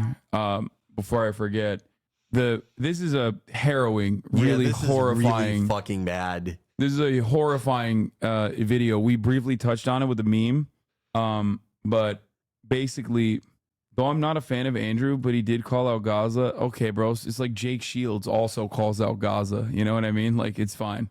That doesn't mean too much. So in Illinois, sheriff's deputies called to a home and then shoots the person that called 911 in her home. Out to an unnerving I'm not going to story show out you the of video. Illinois, where a black woman was killed by a sheriff's deputy. I don't know how many after people have calling seen it, but it's one of the worst ones I've seen since the Carver shooting. Yeah. If people remember that one. One of the, 911 for help. Shocking body camera footage shows the moments before, during, and after a sheriff's deputy shot and killed 36-year-old mother of two, SONYA MASSEY, on July 6th. That now former deputy, Sean Grayson, has pleaded not guilty to first-degree murder. Roxana Saberi has more. They're charging with first degree. I didn't know that. He looks like a not racist person. Well, yeah, like judging by both his actions and also just, if I didn't know anything, I would say that's definitely a not racist guy. I don't know if it was his tattoos specifically, but at least one of the cops on the body cam footage, you can see like a black sun tattoo. Oh, really? Yeah. Classic. More from Springfield, Illinois, and a warning. The video you're about to see in this story is incredibly disturbing. The body camera video shows Sheriff's Deputy Sean Grayson and his partner searching around SONYA Massey's home in Springfield, Illinois, around 1 a.m. after she'd called 911 reporting a prowler. Sheriff's office! The officers waited more than 3 minutes before Massey that's not a opens black the sun, door but it's and says, fucking "Don't something. hurt me." I don't know what that is. hurt you. You called us. Okay. So what'd you hear? A few minutes later, they It's like wild that they fucking like are aware that this is the person who called them. Yeah. And then they still do this execution. It's insane. Yeah. I mean, it does kind of seem like he went into it wanting to kill somebody. This is the most, how can I get a Nazi tattoo without it obviously being a Nazi tattoo I've ever seen? Yeah. Yeah. Yeah, maybe he just really loves like Assassin's Creed Valhalla. Who knows? Not a black sun. It's a Nordic protection rune. It's been appropriated by Nazis, but my very lib godfather also has one. Well, I mean, context.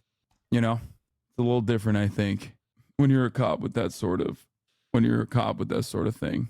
went inside. What is your last name? Shouldn't have to think about your last name. You're not in trouble. I just need to text. At one point, Massey got up to remove a pot of hot water from the stove. We don't need a fire while we're here. But within seconds... Yeah, the cop himself literally says, like, you know... He's suggesting that she do that. Yeah. Like, fucking Christ. The moment turned tense. Where you going? Away from your hot steaming water. Away from my hot steaming water? Yeah. Oh, I rebuke you in the name of Jesus. Yeah, that means, like, I'm not... Why would you suggest I'm doing that? Shoot your face. Okay, I'm sorry. Drop the pot! Drop the pot! Investigators say Grayson fired on 3 the times, fucking striking ground. Massey in the face. The second officer tried to like give the no way she could have 36-year-old even first touched them with aid, that. even though... Yeah, it's fucking... It's Yeah, just these pure guys, these evil, guys should nasty fucking shit. fry. Like, Grayson fucking God, discouraged him. I'm gonna go get my kid. Stop, dude. She's done. He laughs, too. He goes, nah, it's a headshot. Haha, she's done. Look, Yeah. She's done. you can hear it in his fucking voice. God. Yeah. Yeah, they say she threw the water when it just fell after she got shot in the fucking head. Yeah, like, out of the Grayson later described the incident to ones we've responding seen officers. where there's like a full recording of it. She was the only one. It reminds me so much of like the Carver shooting. Yeah. She's like, yeah, Jesus. No, she had boiling water and came at me with boiling water. You shot her? Yeah. She said she was going to rebuke me in the name of Jesus and came at me with boiling water. That's what all this is. Massey was pronounced dead at a local hospital. It was senseless what he did. And he never should have had a badge and a gun on his hip. Massey's father, James Wilburn, says seeing the footage of his daughter's death makes him angry and heartbroken. What's the hardest part about this for you? The last words that my daughter said to me was, "Daddy, I love you." And to know and realize that I won't see her again. I can't talk to her again. I think they also lied, right? They lied. Classic. They lied about like how she died. Yeah. How she was murdered. Instead of that, they went in 6 different police departments. Former sheriff's deputy who fatally shot SONYA Massey held 6 police they jobs. fucking move these guys around like priests who molest kids. They do the same fucking thing. They just shuffle them around like every county or township. Yeah. Former sheriff's deputy who fatally shot SONYA Massey in her Illinois home while responding to her call for help has held 6 different police jobs since 2020. Since 2020, in 4 years, the Illinois Law Enforcement Training and Standards Board confirmed to ABC. Is there body camera footage released Monday shows former deputy Sean Grayson yelling at Massey, an unarmed 36-year-old woman and mother of 2, to put down a pot of boiling hot water. The footage After he told her to do that, after he told her to fucking take it off the fucking stove. The footage reviewed by ABC News shows that Massey told the deputy, "I rebuke you in the name of Jesus," and then she apologized after the officer threatened to shoot her. She poured the water into the sink and ducked down behind a counter, covering her face with what appears to be red oven mitt. She briefly rose, and then Grayson shot her 3 times in the face. A review by Illinois State Police found that Grayson was not justified in his use of deadly force. The shocking aspect of this story is not that there was another fucking police killing of an unarmed black woman in her own home, but instead the fact that there was like actually swift criminal punishment for the actual perpetrator. Yeah. Which is like legitimately shocking. It's such a low bar, but it was at least. Apparently he was also discharged from the army for misconduct. Like this dude is. If you get like dishonorably discharged from the army, you should not be given a fucking job with any fucking sheriff's department or police department. I don't know how that isn't immediately disqualifying. It's because he got 2 DUIs in 2015 and 2016, so they were like, "Oh, we're yeah, good." this guy has great fucking judgment. Yeah, that's what. I don't know how. happens. Like, what is there any other job that people know of where it's like you can fuck up that bad and they just move you around? Only a few. It's like cop and priest. Yeah. Yeah. State's Law Enforcement Training and Standards Board shows Grayson worked for 6 different departments over 4 years. Through a FOIA request, Juan News found records showing he left the previous departments because he was searching for full-time employment. Before being hired full-time in Sangamon County, Grayson was a full-time officer for the Auburn Police Department and Logan County Sheriff's Office. In one document, Grayson admitted to being arrested previously for a DUI. Court records show he was arrested in 2015 and 2016 on 2 separate incidents. His job with Sangamon County was terminated last week when a grand jury indicted him on 3 counts of first-degree murder and other charges in the shooting of SONYA Massey, a 36-year-old Springfield woman who was shot after making a 911 call. Incredible stuff. I can't touch her again. Last week, Grayson was fired from the sheriff's department. Documents obtained by CBS News show he has worked for 6 different law enforcement agencies since 2020. When reached by CBS News, Grayson's attorney declined to comment. Vlad? Roxana, thank you very, very much. It's remarkable and striking that he's worked for these 6 departments, and we don't know the circumstances Raises a lot of questions of why he was moving around so much. But Grayson, who is white, has pleaded not guilty to 3 counts of first-degree murder, aggravated battery with a firearm, and official misconduct in Massey's death. Illinois Law Enforcement Training Standards Board said he had 3 full-time and 3 part-time jobs in 4 police departments and 2 sheriff's offices over the past 4 years, all within the state of Illinois. Grayson was employed in 3 different police departments in 2021 alone. The records show his shortest term of employment was with the Kinsade Police Department, where he was employed for just over 3 months. Records list his reason for leaving as other. His longest term of employment was Sangamon County Sheriff's Office, where he worked for a year and 2 months. Grayson was fired from the Sangamon County last week following Massey's death. He worked part-time at the Pawnee Police Department from August 2020 to July 2021. Reason for listing other. Wait, he had a Totenkopf skull tattoo? Are you sure? No, that's not a totem. I don't think that's a Totenkopf. Yeah, that's not a Totenkopf, but it's fine. We know he's we saw him senselessly premeditatedly kill someone. Yeah, that's not a Totenkopf, camera. but yeah, he assassinated an unarmed black woman in front of our eyes. That usually, and then he also chuckled when he said, "Nah, don't waste the fucking med kit on her. Yeah, she's dead." He felt fucking nothing. Like, yeah, Jesus Christ. Her son telling the reporters that they refused to tell him who shot his mom after telling the family it was a suicide earlier. Well, they told the family it was I got a call fucking from the suicide? hospital, actually. I never got a call from the police or whatever. But they told me that my mom, I got shot in the eye and it came out her neck. And they didn't tell me who. They were just saying somebody. They never would tell me who. They just kept on saying someone shot her. They would never tell me who shot my mom, though. So And I think I was the first person to find it out too. I had to go tell my grandma myself. That's all I can say. And you kept asking who? Yeah, they wouldn't tell me at all. Jesus. Yeah. Like it's just, like they told him it was a suit. Like, is anyone else from this department even gonna like lose their job over this? Like, fucking God. Nope. Shortly after, Grayson can be heard asking dispatchers a question. Does she have any call history for being 1096? Grayson asked at 1:26 a.m. A 1096 call refers to someone suffering from mental health issues. On the body cam video, Grayson can be seen asking Massey multiple questions about her mental health, like whether she has taken any medication. At one point, he even slows down his speech to ask her a question. After Grayson posed the question, a dispatcher could be heard asking if the gunshot wound was self-inflicted. The answer given by deputies is not clear. In a different recording from later in the morning, a dispatcher says the deputy's response was too short and the county office's recording software did not pick it up clearly. From there, dispatch calls in more units to the scene from multiple different agencies. We don't actually know what happened. He just screamed, shot fired. Somebody heard. One of the dispatchers heard the gunshots and said female shot in the head, but we don't know if she shot herself or if a deputy shot her, the county dispatcher said. The dispatcher takes a pause and then adds more information. They're now saying self-inflicted, she added. So like their original reporting was just to fucking hide it and make it seem like she shot herself.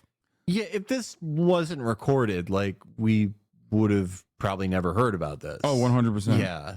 Yeah. It does make you wonder how many things like this, you know, where we're told it's like a suicide or something. The reason for dishonorable discharge would be equivalent to a civilian committing a felony. That's how serious his conduct was. Was he honorably discharged or dishonorably? U.S. Army dismissed for serious. Documents obtained by the Kincaid Police Department where Grayson worked previously noted that he was discharged from the Army in 2016 for the Fort Riley Army installation, Kansas for misconduct, serious offense. Army officials confirmed Grayson was a wheeled vehicle mechanic from May 2014 to February 2016, but declined to provide further details about his discharge. I watched the video. Nobody ever said, no one ever said she shot herself. No, this is after, when they're talking to dispatchers afterwards. Do you not see it? This is WGN9. It's not like some random fucking blog we're looking at. It's local news reporting that went in and talked to and got records with the dispatchers. It's a transcript, chatter. It's not directly from the video that you may or may not have watched. They used their mental health problems against her. This is also a consequence of ableism. They used their disability against her. Yeah. Here's SONYA Massey's dad affirming that this would have gone nowhere if not for the body cam. The sheriff's resignation, because I think it's a culture to treat this family this bad, to call these lies. If it were not for that camera footage, we as a people, they would have lied and they'd have lied their way right out of this. I'm calling for the sheriff's. Probably other than honorable, you have to fuck up pretty bad for dishonorable. Look at the video of when he steps outside. All the other cops are not even making eye contact with him. It's eerie because you can see immediately they knew he had fucked up. I mean, if there was no body camera footage, it wouldn't have fucking mattered. They would have covered for him. I mean, they tried to cover for him. Yeah. Now, of course, having said all of this, even though this is dead to rights, like 100% a straight up murder with like pretty much no evidence to the contrary, there are still people who are apparently, chatters are saying XQC defended the cop, which I don't even know if he actually did or not, and I don't really give a shit. But there are still people all over Twitter that were posting that racist ass shit, like I showed you earlier, about how like she was asking for it and that she deserved it. Classic, you know. Yeah, like she went out of her way to like fucking empty the pot. She was turning the stove off. The cop told her to do that. Like he suggested it. And the fucking I rebuke you in the name of Jesus. That's her. She's saying like, why are you even suggesting I would do that? Yeah. Anyway, don't DAs work with police? What interest do they have in prosecuting cops? It depends. I mean, like with something like this bad, even like the most cynical reading is that like you need to maintain like some level of legitimacy in the eyes of like, you know, in the eyes of your constituents. Yeah. And also it depends in terms of like, I mean, there are like progressive DAs that like, there are reform DAs, right? That right-wing Republicans constantly talk about how like George Soros is funding all around the country or whatever, like Larry Krasner. Like there are definitely DAs out there now, especially that do put the crosshairs on police malpractice, police misconduct. which is weird because like they should be, they technically should be doing that all the time unconditionally. Like you shouldn't be considered like a different kind of DA to do that because the law is the law, right? But they did that. I really got to stop bringing up excuse opinions. Someone could convince him to eat dog poop if they had like 20 minutes to pitch it. Who cares what he thinks about anything ever? Yeah, I don't know. I think they're just doing it for drama. Yeah. They're like, oh yeah, Hasan said this about you, and then they clip it and they post it on his fucking stream. I already gave them that drama clip earlier. So, but yeah, I don't know what else to say about this. People claiming she threw water are so infuriating because they don't stop to think that they're saying some hot water deserved a fucking bullet to the head. Like, it's just, that's always what's going to happen. And if there's nothing, they will just lie. And in this circumstance, there's nothing. So they're just fucking lying. You know what I mean? It's like when another school shooting happens and they can't find like one reason for why this school shooting happened that could have changed the dynamic altogether, like door control or whatever. So then they just start making up shit. Like they start hallucinating that this was a Fed who went into the school to specifically do like gun control, even though no fucking politician ever is like, yeah, we got to do gun control after a mass shooting.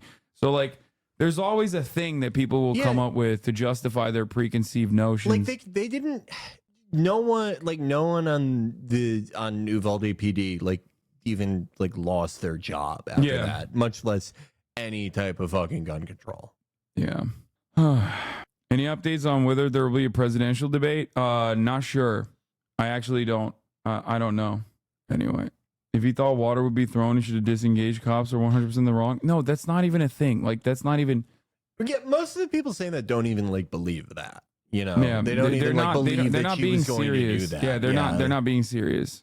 Especially when the footage doesn't show that anyway. Like, she literally puts it down and apologizes, and then still gets shot in the fucking head, and then the cop laughs about it afterwards too. So, meanwhile.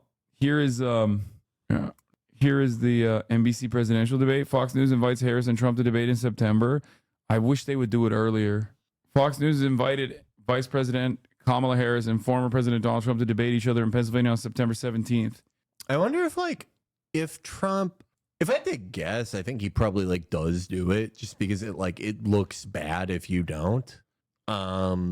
If he didn't, you remember when Edinger brought this up, but when Ossoff had to debate the empty chair, be like a similar thing. Subtitled Bodge, here's a 4cent fan.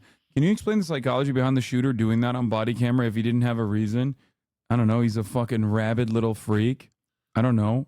What was the fucking psychology behind Derek Chauvin literally executing George Floyd in front of 45 eyewitnesses in fucking broad daylight by putting his goddamn knee on his neck? Also, I don't think his body camera was on. I think it was the other cop's body cam that was on. That's what caught him. The psychology is cops know that they can fucking get away with it. Yeah, I mean, the psychology is cops know that they can fucking get away with it. Yeah, I mean, or both were on. Someone's saying shooter's camera was off, but I don't know. Yeah, I mean, like I don't think there's a limited amount to of how much you can get inside someone's head in a given moment, but I don't really think there's anything useful you could ascertain beyond like he just probably wanted to kill somebody that day.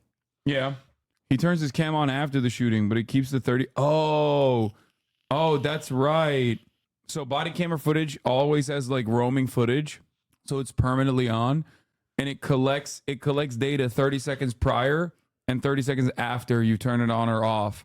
That's actually literally the reason why some cops get caught. Like, for example, in Baltimore Police Department, they famously have a case where they would go and like there's a group of like there's like a drug unit that goes in, arrests someone, walks over, dumps a fucking bag of drugs and hides it, walks away from the bag of drugs, turns on his body camera, walks up to the area, the pile that he just neatly organized, conveniently finds a bag of drugs and goes, oh, well, there's drugs here. This arrest is warranted.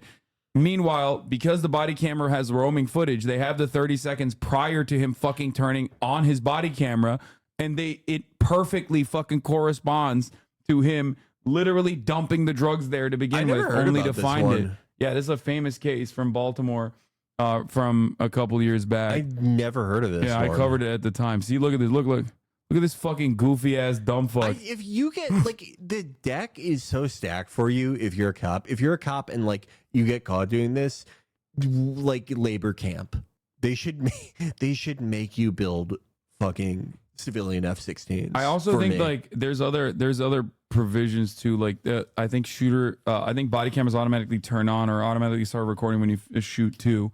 But in the video, the guy filming it confirmed his camera was on, which might indicate he didn't know beforehand. Anyway, there's footage of her trying to throw water after the first shot. No, dude, there's no. What are you talking about? What? Like, no, there's no like. She literally. We just read the reporting on the matter. First fucking shot. Yeah, she literally says, "I apologize," gets down, picks her head back up, and then gets shot. The people that say that are trying to make others believe it. Everyone wants more numbers. Always ask them, "Who are you trying to convince?" After the first shot, the pot was nowhere near by the time the first shot rang out. Chatter, you're wrong. It's true. She jumps back up and throws it. No, it's not. Wait, what are you guys doing? What are you saying? There's doctored footage. Wait, really? I saw the video that makes it look like she throws the pot. People are saying it's AI manipulated footage. I don't know. What? I mean, none of this makes a difference in the equation, for the record. I mean, she emptied the fucking pot. What are we talking before about? The first shot came out. Like, what the fuck are we talking about here? Like, trolls are making up shit. Heard about that at work, even though the doctor footage is more likely seen her as losing control of the pot as she falls after being shot. Or like trying to like hold it up to shield herself or something. Like, the pot was fucking empty. Like, I'm a little bit confused by what people are trying to imply here. If you slow it down, you can see her picking it up a second time right before the shot. I'm not on the cop side, but it's objectively right there. What?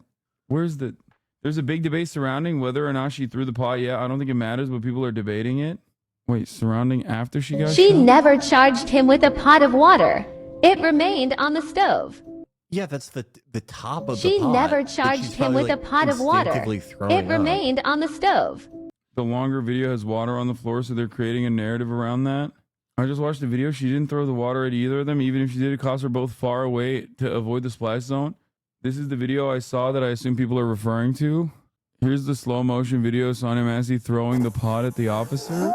Wait, that video doesn't show her. It doesn't fucking show any. Like, what are you talking about? That video is also like, what the fuck? Christ. That video literally does not show like any pot or whatsoever. Yeah, this is. What is in her, like, I can't even tell was in her hand, but that's not even the real video. Yeah. And even then, oh wait, no, he says drop the pot and she does, doesn't she? This is before he starts shooting. So I think they doctored it. I can't like, she didn't throw the pot, but it's in her hands at the time of the shots being fired. Even then, there's no justifiable reason to shoot. Are you serious? Watch it, you're tripping. No, dude is after. Doesn't matter. Drop the fucking pot. 19 shots fired. She goes back up after saying, I'm sorry. This is implicit bias, man. They see what they want to believe. She puts it down, then picks it back up, but the use of force is not justified. She was bent down, kneeling when she was shot. Life-threatening cookware versus guns drawn. Any rationalizing to the benefit of the cops is stupid as fuck. Yeah, like, what are we talking about? This is the link. This is what people are talking about. She sets the pot down, grabs the pot, throws it at the cop. Boiling water 5 to 6 feet from her. When are we litigating this? These are not good faith arguments. Why is it that some videos show this like clearly, but the body camera video does not? Like, I can't show you what's going on, obviously, on the screen because they better record the trial or this shit will never be put to rest. There are 2 body cam angles. Yeah, I thought I was looking at the same one, but stop giving me this oxygen. Yeah, I mean, literally, this doesn't matter. I don't give a shit that she's holding up the fucking pot.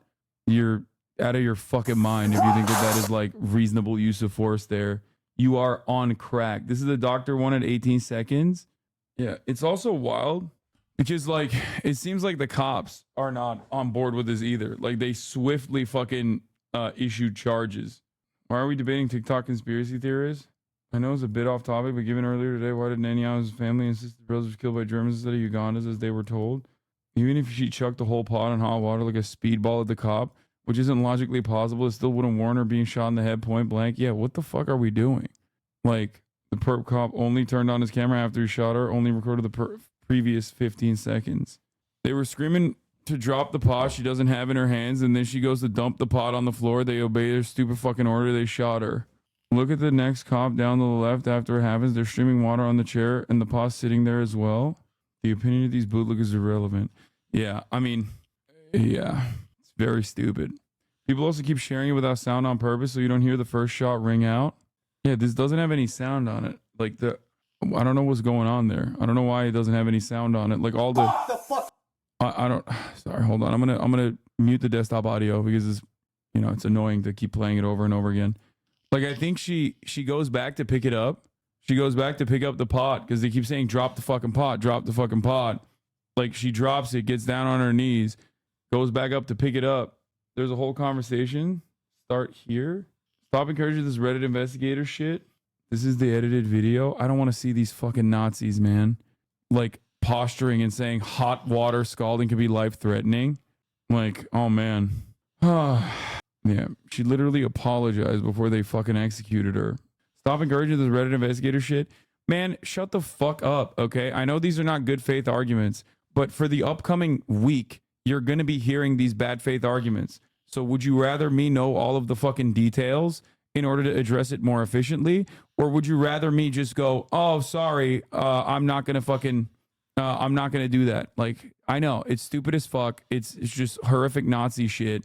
But ultimately, I want to make sure that I have all of the details. Anyway, I'm going to run the 3-minute ad break now, by the way.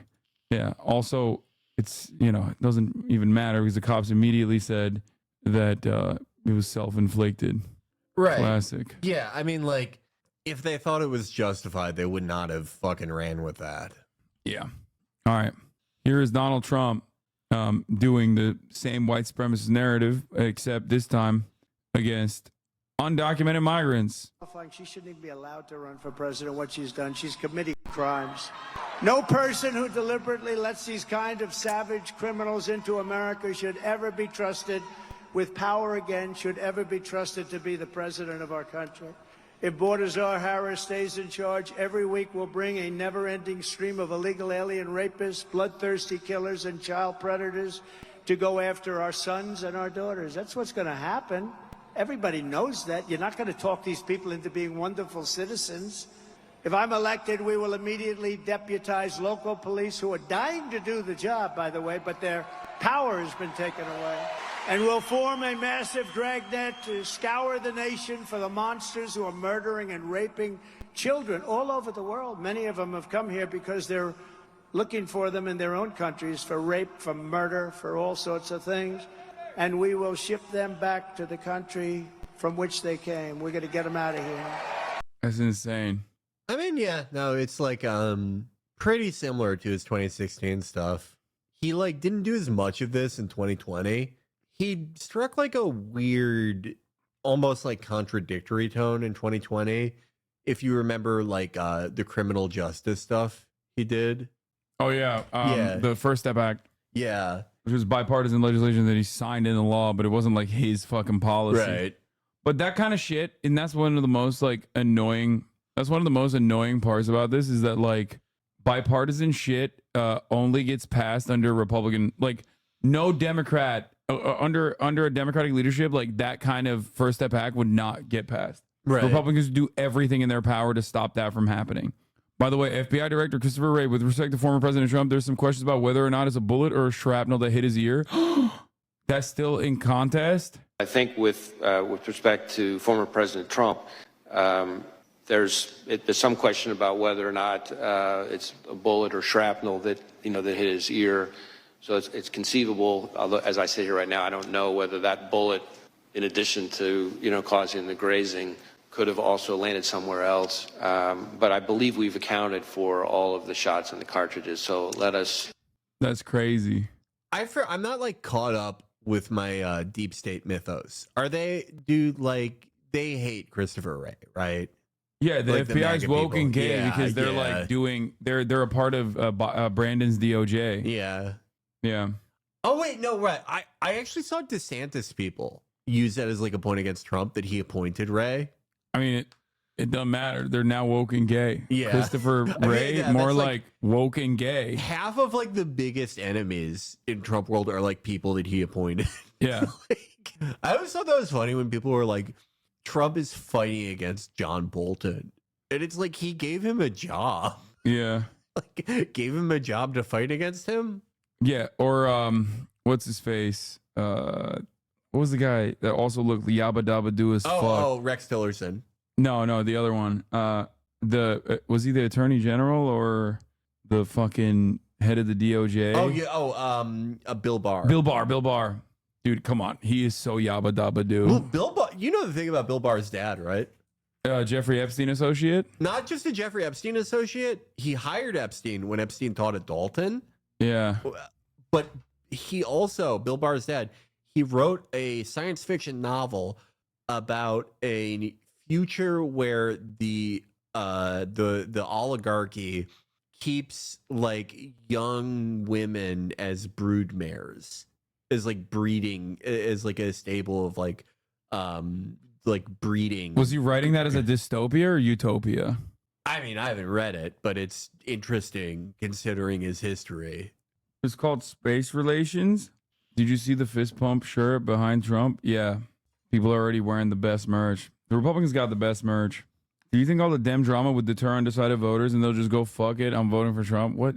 There is no Dem drama.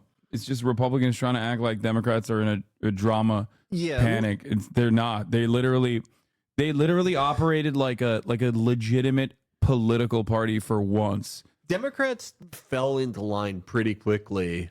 They got scared into a baseline of competence. It was I've never seen it. That was shocking. Yeah, it was sort of like a mirror image of the Biden consolidation.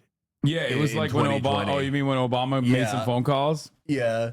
Remember that? Like, remember how like it was Pete and like it was everyone who like they had already peaked, but like the Super Tuesday states like voted horribly for them, especially Pete. Yeah. But then also Beto was there, and it was like, why is he here?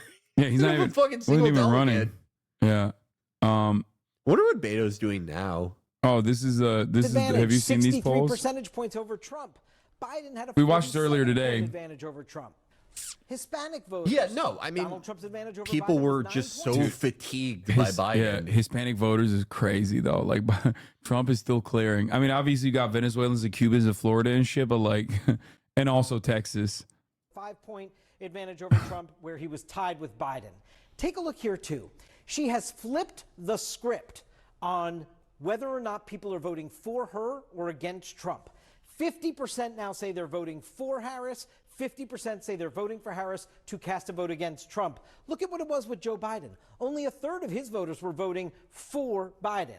And Donald Trump has increased his affirmative vote now. 74% of Trump supporters say their vote is for Donald Trump. Only a quarter are saying they're voting against Kamala Harris. Abby? David Chalian, thank you for all of that. Back with my panel That here. could be either Really because he got fascinating shot numbers. or because they just like don't hate Kamala Harris as much as they hate Joe Biden. The Democrats' hands, basically. Yeah, so this is I the mean, part also like like about campaigns, there's is making just the like math and work. the average So, Republican one thing I is think just we're so seeing now into with Donald the Trump. introduction of Kamala Harris at the top, most likely at the top of the ticket, is that her base is rallying around her. It's really hard to win at the national level if you don't have a constituency that is going to help push you. We're up to waiting just for more polls, chat. baseline. Eventually, more will come. I do think that like are doing that right now for Kamala Harris. there is There's a still very segment not of the population that she needs to go out and significant talk to, group of particularly voters who were just completely exhausted by the idea of having to vote for Biden or even seeing Biden. That will consistently bolster Harris's chances. 100%. Like there are definitely a lot of Americans go, oh, that's a young woman, like, and not an old guy that I just kind of hate and associate with like shitty my living circumstances getting worse, and immediately go, yeah, I'll vote for her over Donald Trump. I hate Donald Trump. I'm fine with this. It's more so a matter of like it's more so a matter of whether or not, Trump is up +1 versus +4 from the last poll. So like Kamala Harris has already picked up steam immediately. Now, is that the real question here is that a consequence of like all of the positive news coverage surrounding Kamala Harris and like the additional attention that she has gotten and the feeling that a lot of voters have, like you mentioned, that they were just like jaded and bored and not interested or outright resentful for having to vote for Biden again? Is that the initial excitement? Will she be able to capitalize on that initial excitement? And will she be able to move that initial excitement in a positive direction or continue to move? Or will that fizzle out? It's, I mean, hard to say, right? I mean, it depends on how many people from Biden world she's keeping on board. And very importantly, how few people from her 2020 campaign she's going to keep on board. I think either would bode pretty poorly. I do kind of like, just knowing what we know now, though, who would I rather be in this race? I think Harris is in just a much stronger position, given that she has there's way more potential upside to her momentum. There's way more heights she can go to if she can like continue to capitalize on that. Trump has like a definite ceiling in a way that Harris does not. Yeah. With Biden and Trump, that was such a hard thing to call because they both had, it's so rare to see they're maxed two out. Candidates with such strict ceilings. With this, we don't really know what Harris's ceiling is, right? It's not really been tested. But it's also her race to lose at this point because like it's her race to win, but it's also her race to lose in the sense that like if she just reads the Biden script, but this time with like more coherence, then she can still win, but I don't think she's going to have like a decisive victory. I'll put it this way. We all think that Biden was going to lose, right? But I personally, at least speaking for myself, I never thought it was going to be like a landslide, right? But against any like, Doug Burzum or whoever, it probably would have been like a 5-point or greater loss for Biden because it was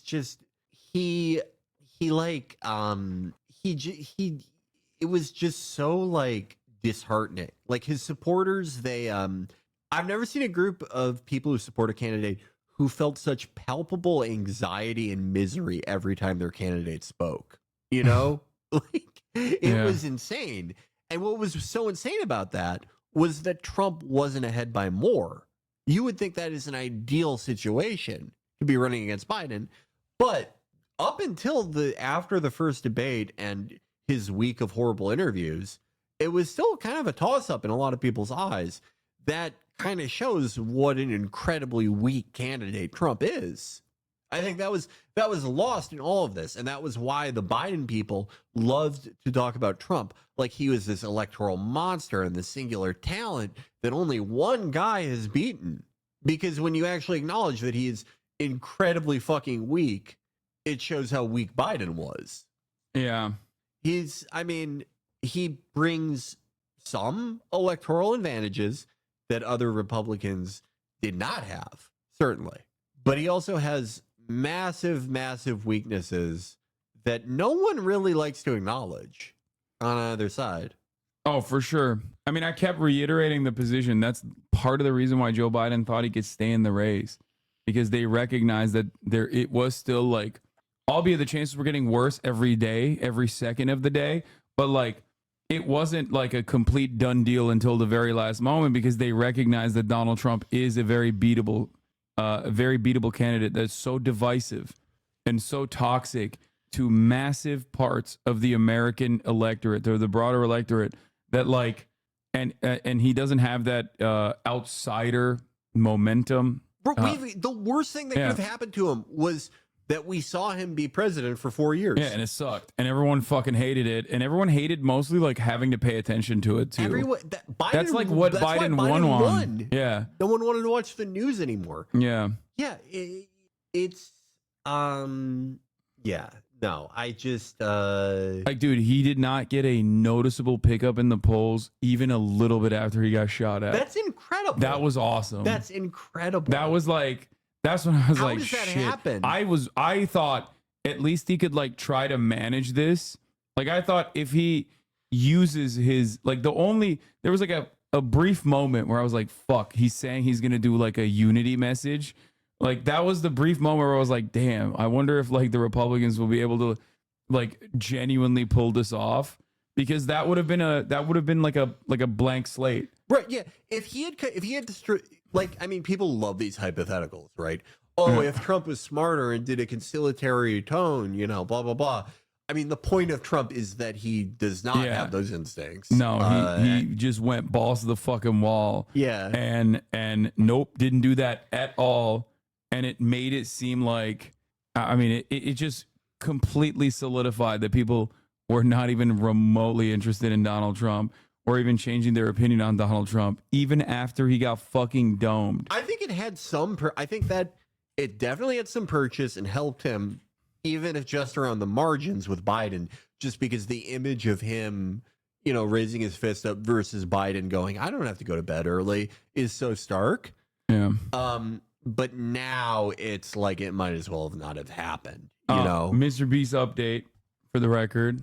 He's posted about the Ava Chris Tyson situation. Over the last few days, I've become aware of serious allegations of Ava Tyson's behavior online. I'm disgusted and posted such unacceptable acts.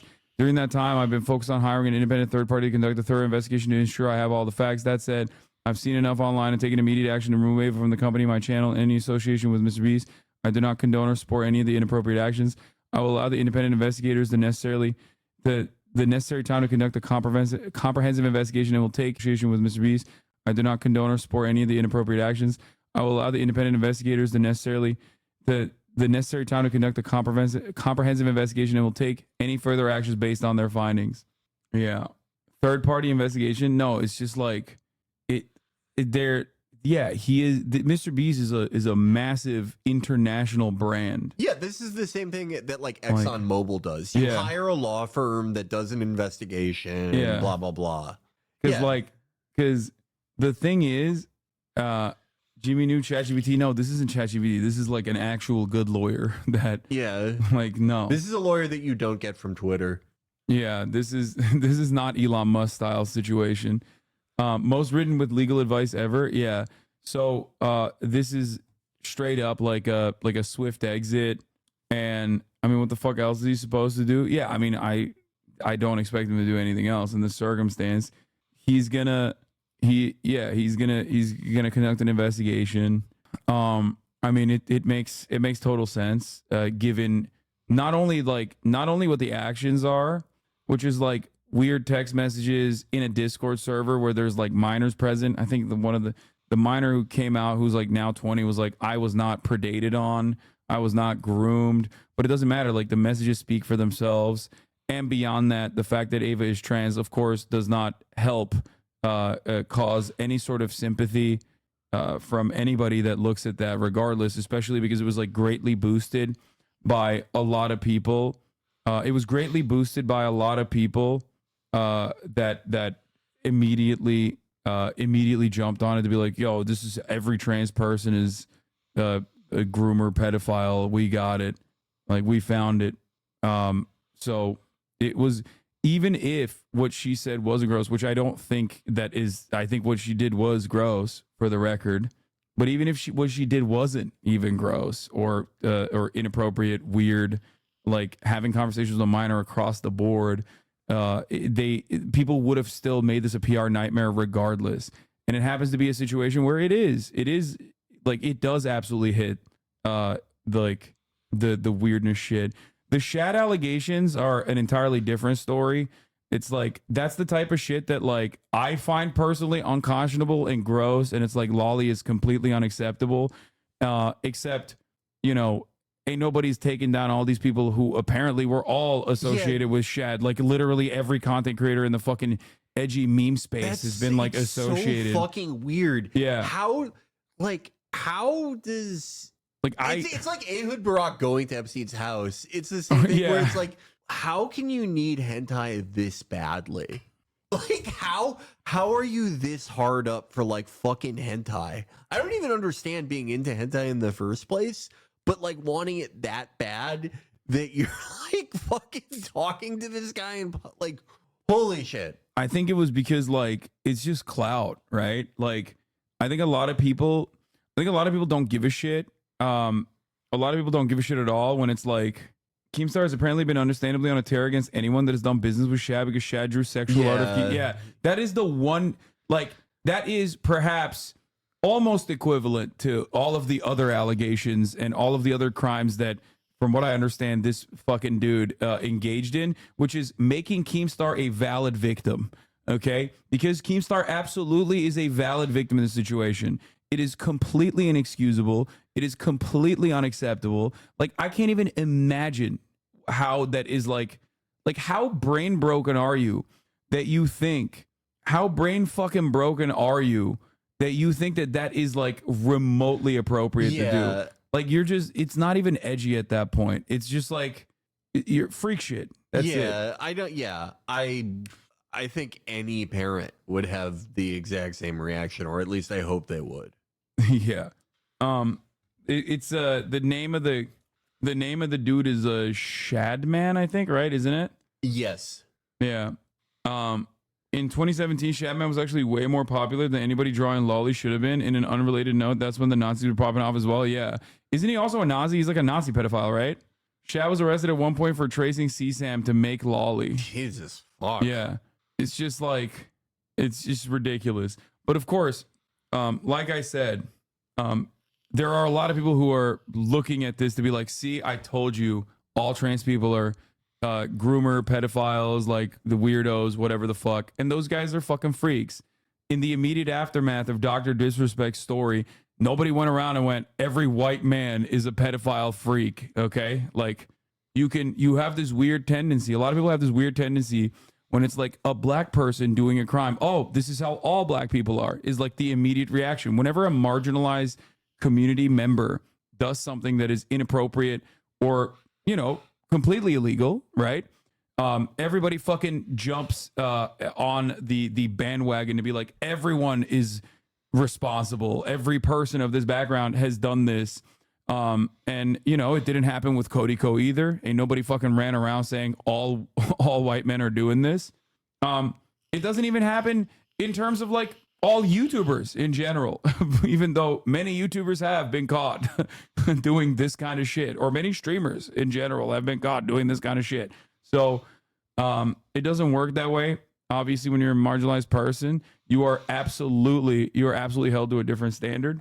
And that is precisely what people are trying to do. All DJs though, ... Yeah. I don't think David Guetta has ever done anything bad. Yeah, he fixed racism. Yeah. David Guetta united the country. Yeah. It was awesome when he destroyed white supremacy. Yeah. He has such a good look for like a 57-year-old French man. I'm not gonna lie, if you're an adult interacting with minors on Discord, Twitter, etc. on a daily basis is very weird. I agree. Yeah. It's just it doesn't make any fucking sense. It doesn't.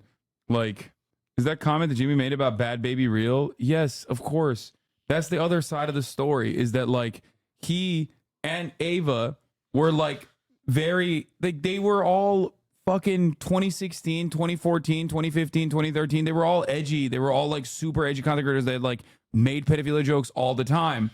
The problem is, for Ava at least, she had not come out or even recognized that she was trans back then. So of course, when they were popping off, they were defended and seen as like edgy white boys. You know what I mean? That's it.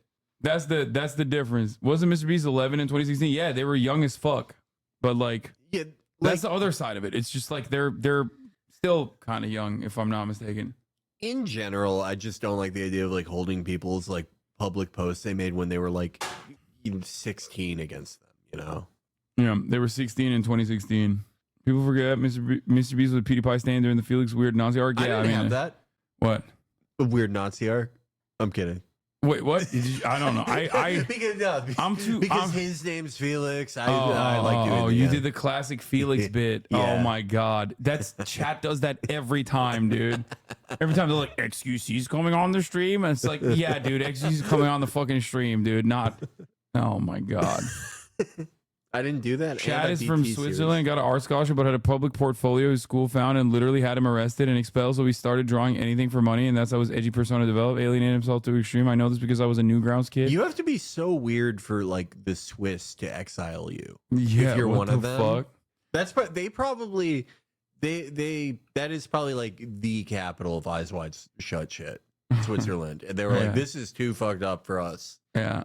20 talking to kids is nasty though. 100%. Yeah. You will never. I will. That's insane. I will never argue against that. Right? No, these are like two different thoughts. Like I don't know.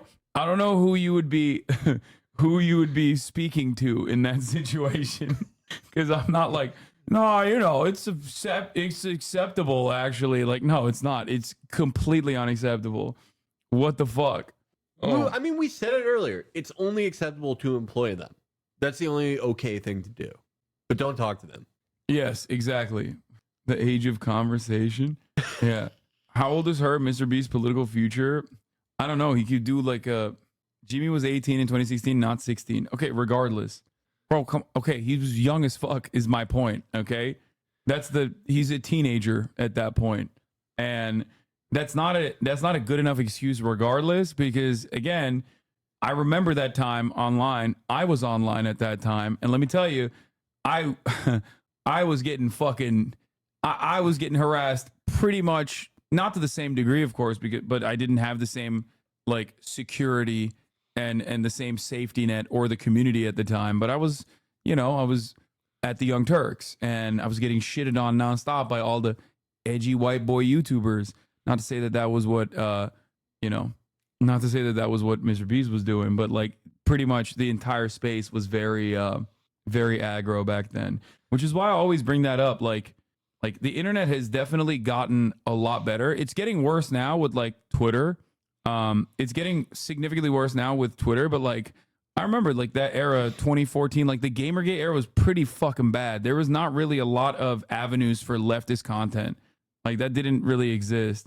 Yeah, no. And then Chapo Trap House came out. The first podcast. Yeah, the first podcast to ever do it.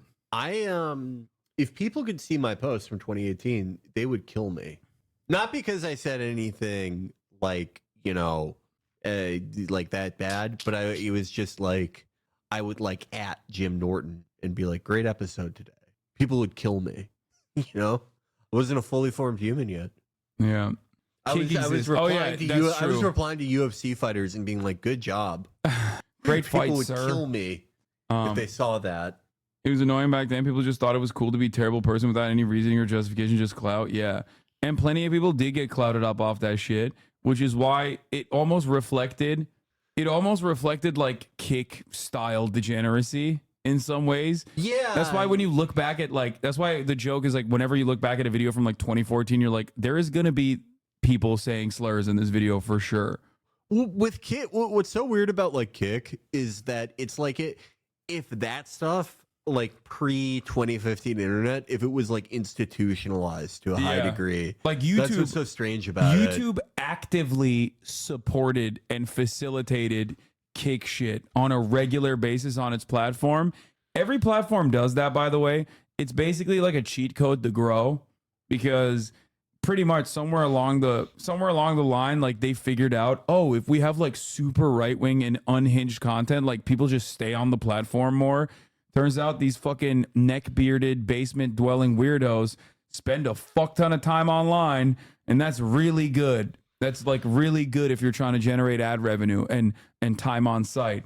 And that is precisely what they did. And they just kind of let that shit loose.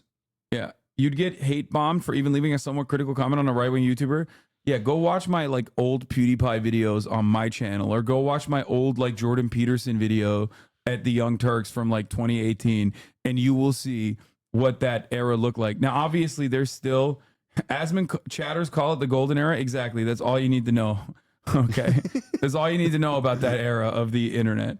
Oh yeah, I guess there's no volunteering or praxis watching YouTube. What praxis?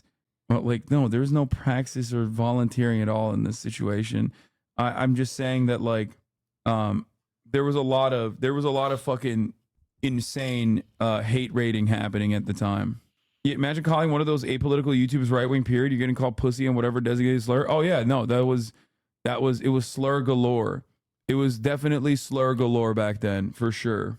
I think the internet is like, it's very cyclical. I used to see it in terms of like 3-year patterns, like 2014 through 2017 through 2020 were all like transformative years, right? Where there would be like a sort of uptick of like right wing or whatever, or even just like, you know, like edgy or whatever content. And then like a massive left liberal reaction stage to it. That was sort of like the rule, was that like every 3 years there was a rise and a fall like that. And it's really stopped happening once Biden got in there. That there was sort of like an equal and opposite reaction.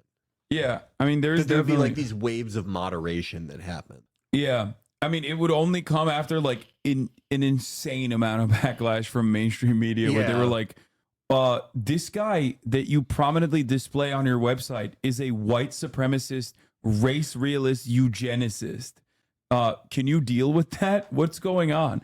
And then only after that, YouTube would be like, oh, my bad. I guess we should fix that. Oops. I think it's changed because like Twitter was such a part of that like push and pull. Yeah. Where like the reaction to that stuff would kind of like, it would coalesce on Twitter. And now that's not really the case anymore. Yeah, now there is no like different avenue where people, I guess TikTok still operates in that vein. Yeah, I mean, it's just different. Like people age out of things. The younger generations are on like different things. Yeah.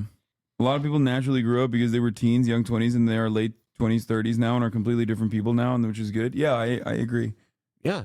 No, I'm a different person than I was a few years ago. I love voting. Would you say that it's an accurate statement to say the far right wingers spend more time than online far left wingers? I mean, there's just a smaller amount of left wingers. I don't know how I could quantify that too. Yeah. You know, there's just less like far left wingers in general than like people who are far right. If we're talking about like political extremes in terms of like what is permissible in American politics, like I don't think there are. I think that there are significantly more like out and about extremely right wing, like beyond Fox News, or at least Fox News adjacent and beyond Fox News right wingers. And that dynamic exists. Like the broadest population is still liberal, and that liberal population is like all the way from, you know, social democrats to fucking to you know, Fox News Republican racists, right? But what I'm talking about is like outside of that equation, you have like the white supremacist national socialists, right? And then you have like, I guess, socialists. Yeah. And the socialist number is like way smaller. I'm sure they spend a lot of time online just like the Nazis do, but the Nazi number is far larger than the socialist number, in my opinion, in the Western media, in America especially. I do, yeah. I think there are a lot of people who like, they might even like categorize themselves as far left, but their actual beliefs, what they boil down to, may not actually be that. It's more like left liberal. Who, far left? Yeah, no, I think there are people who like self-identify as far left online who aren't really quite sure what that means. You guys are the most closed-minded people, but claim we should be open-minded. This country's gotten where it is based off the Constitution, which is based off the Bible. Anyone that can't honor that should leave this country and go somewhere that matches your beliefs. Wait, is his name Nomad? Yeah, looks like you like going to other countries, Mr. Nomad. Dude, I'm gonna unban him. He's awesome. I can't believe we banned that guy. That guy's got it. Dude, that's like, I love when someone is like posting like a 45-year-old. Yeah, like that's a Facebook. That's not even 45. That's like 67. Yeah, that's like a guy who read all of Bill O'Reilly's assassination books. You know what I mean? Like shit you can't even find at the fucking airport clearance bin. Like this motherfucker went to Barnes and Noble and purchased the first copy he could get. Yeah, he loves reading like a David McCullough book called like the Dare of America. Come on, man. Oh, that's so sick. He's not even a dad. He's a grandpa. How did he even get in here? I don't How did know, he find dude. That's it? what I mean. It's just like it's wild. Like that's like kind of Twitter too. Now you see like 50-year-old men like interacting with groypers. Yeah. Oh, one of the funniest. I like very rarely check the show's email account, but one time that I did like 5 or 6 years ago, or longer than that, I had written like it was like a movie review that I wrote or something, or like something about a UFC event, and there was a line in there about Reinhard Heydrich's death, and I checked the Chapo email, and there was one like directed towards me.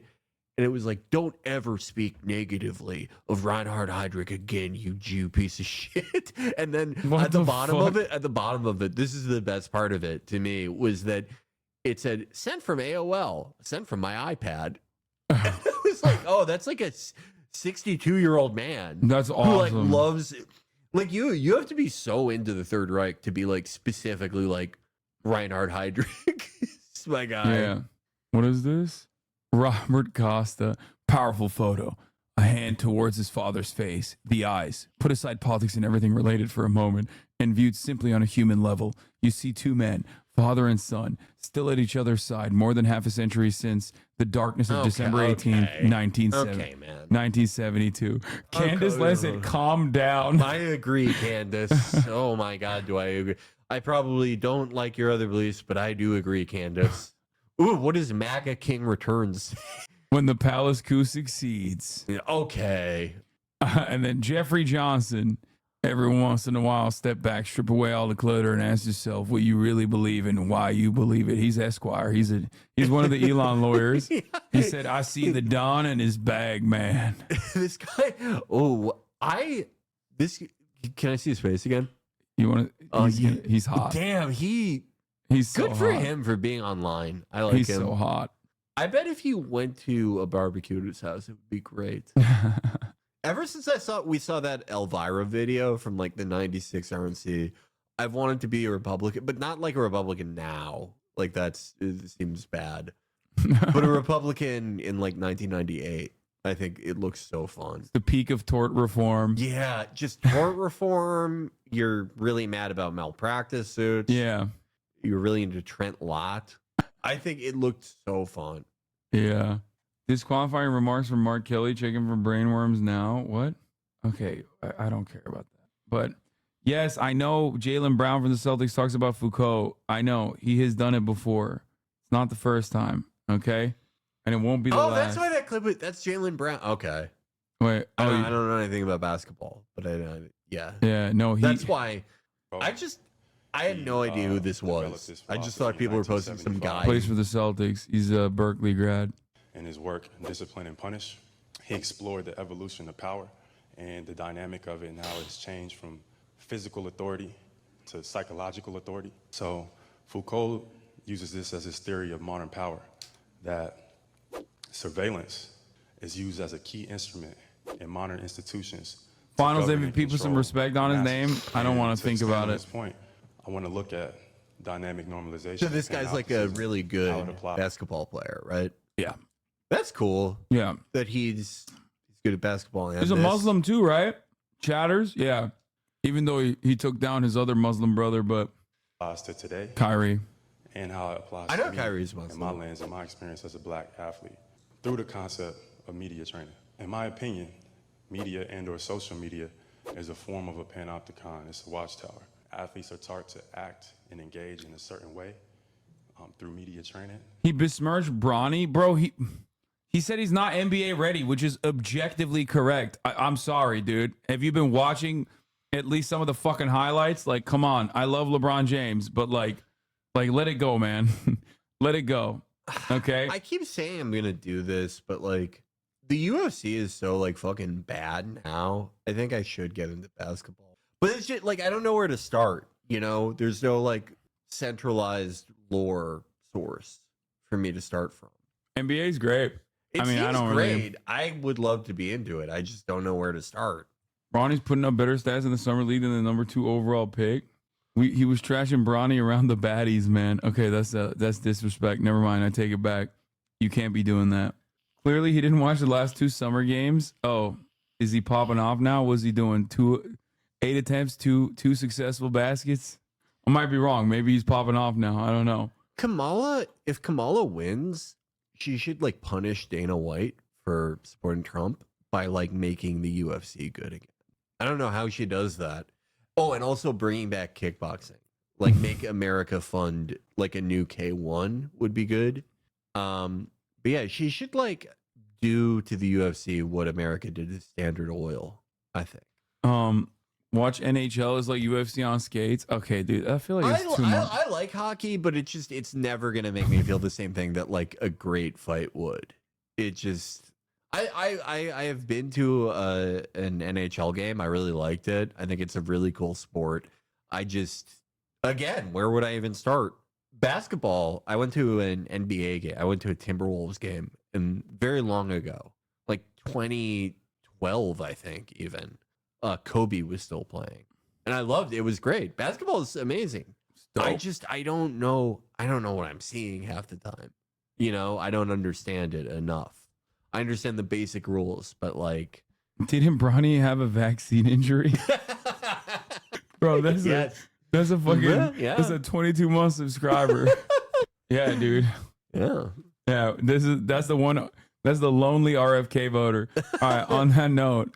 That's all for today. We did 9 hours. Holy shit. I'm fucking tired. Oh yeah, no. And I was late because my vape fell out of my pocket in my ride over. So I had to like go and get it back. I don't even understand how that worked. But Felix, what do you want to plug? Thank you so much for coming on. Felix Biederman, everybody. Buy your logic on Twitter. You know, as always, check us out on Patreon. I was on the last episode. /ChapoTrepos. Hasan is on the last episode. It was recorded here. It's a great one. Chicago show is sold out. Check out our Twitch channel, of course. Twitch.tv/ChapoTrepos. Chapo FYM. And I'll probably see you week after next, everybody. Thank you for having me. All right. We're also going to be at the DNC together. That's right. Okay, hold on. All right, let me play the outro music, everybody. Love you all. See you tomorrow, as always. Oh, tomorrow's my birthday. So, see you all tomorrow. I am going to have special guest tomorrow. Estad from New York Times is going to be on the broadcast. Oh wow, that's a good get. Yeah, he's a good reporter. He's Mr. Biden is too old in like mainstream. You really got fucking yelled at for that shit. Yeah, and he's just doing a "I told you so" run. I like it when someone does that. The other person I'm actually going to possibly do a podcast with is Ezra Klein, who's another Biden is too old and must drop out guy early on. Anyway. Love you all. Tomorrow I will be a 33-year-old man when you see me. It's going to be very different, okay? Bye, everybody. Peace.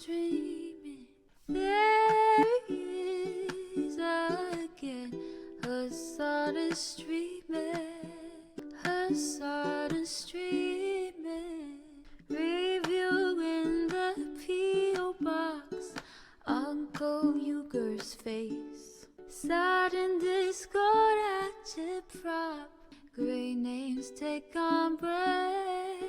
Tiny Bernie Sanders, LGBTQ Air Force. The whole left at your fingertips. Ane at your door. H3 crowded debate. The Young Turks online show.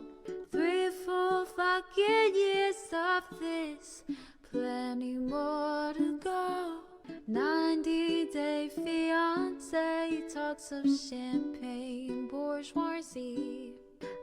90-day fiance talks of champagne bourgeoisie. A Trump rally live reaction, a mass riot at DC. There he is again. Hasan is streaming. Hasan is streaming. There he is again.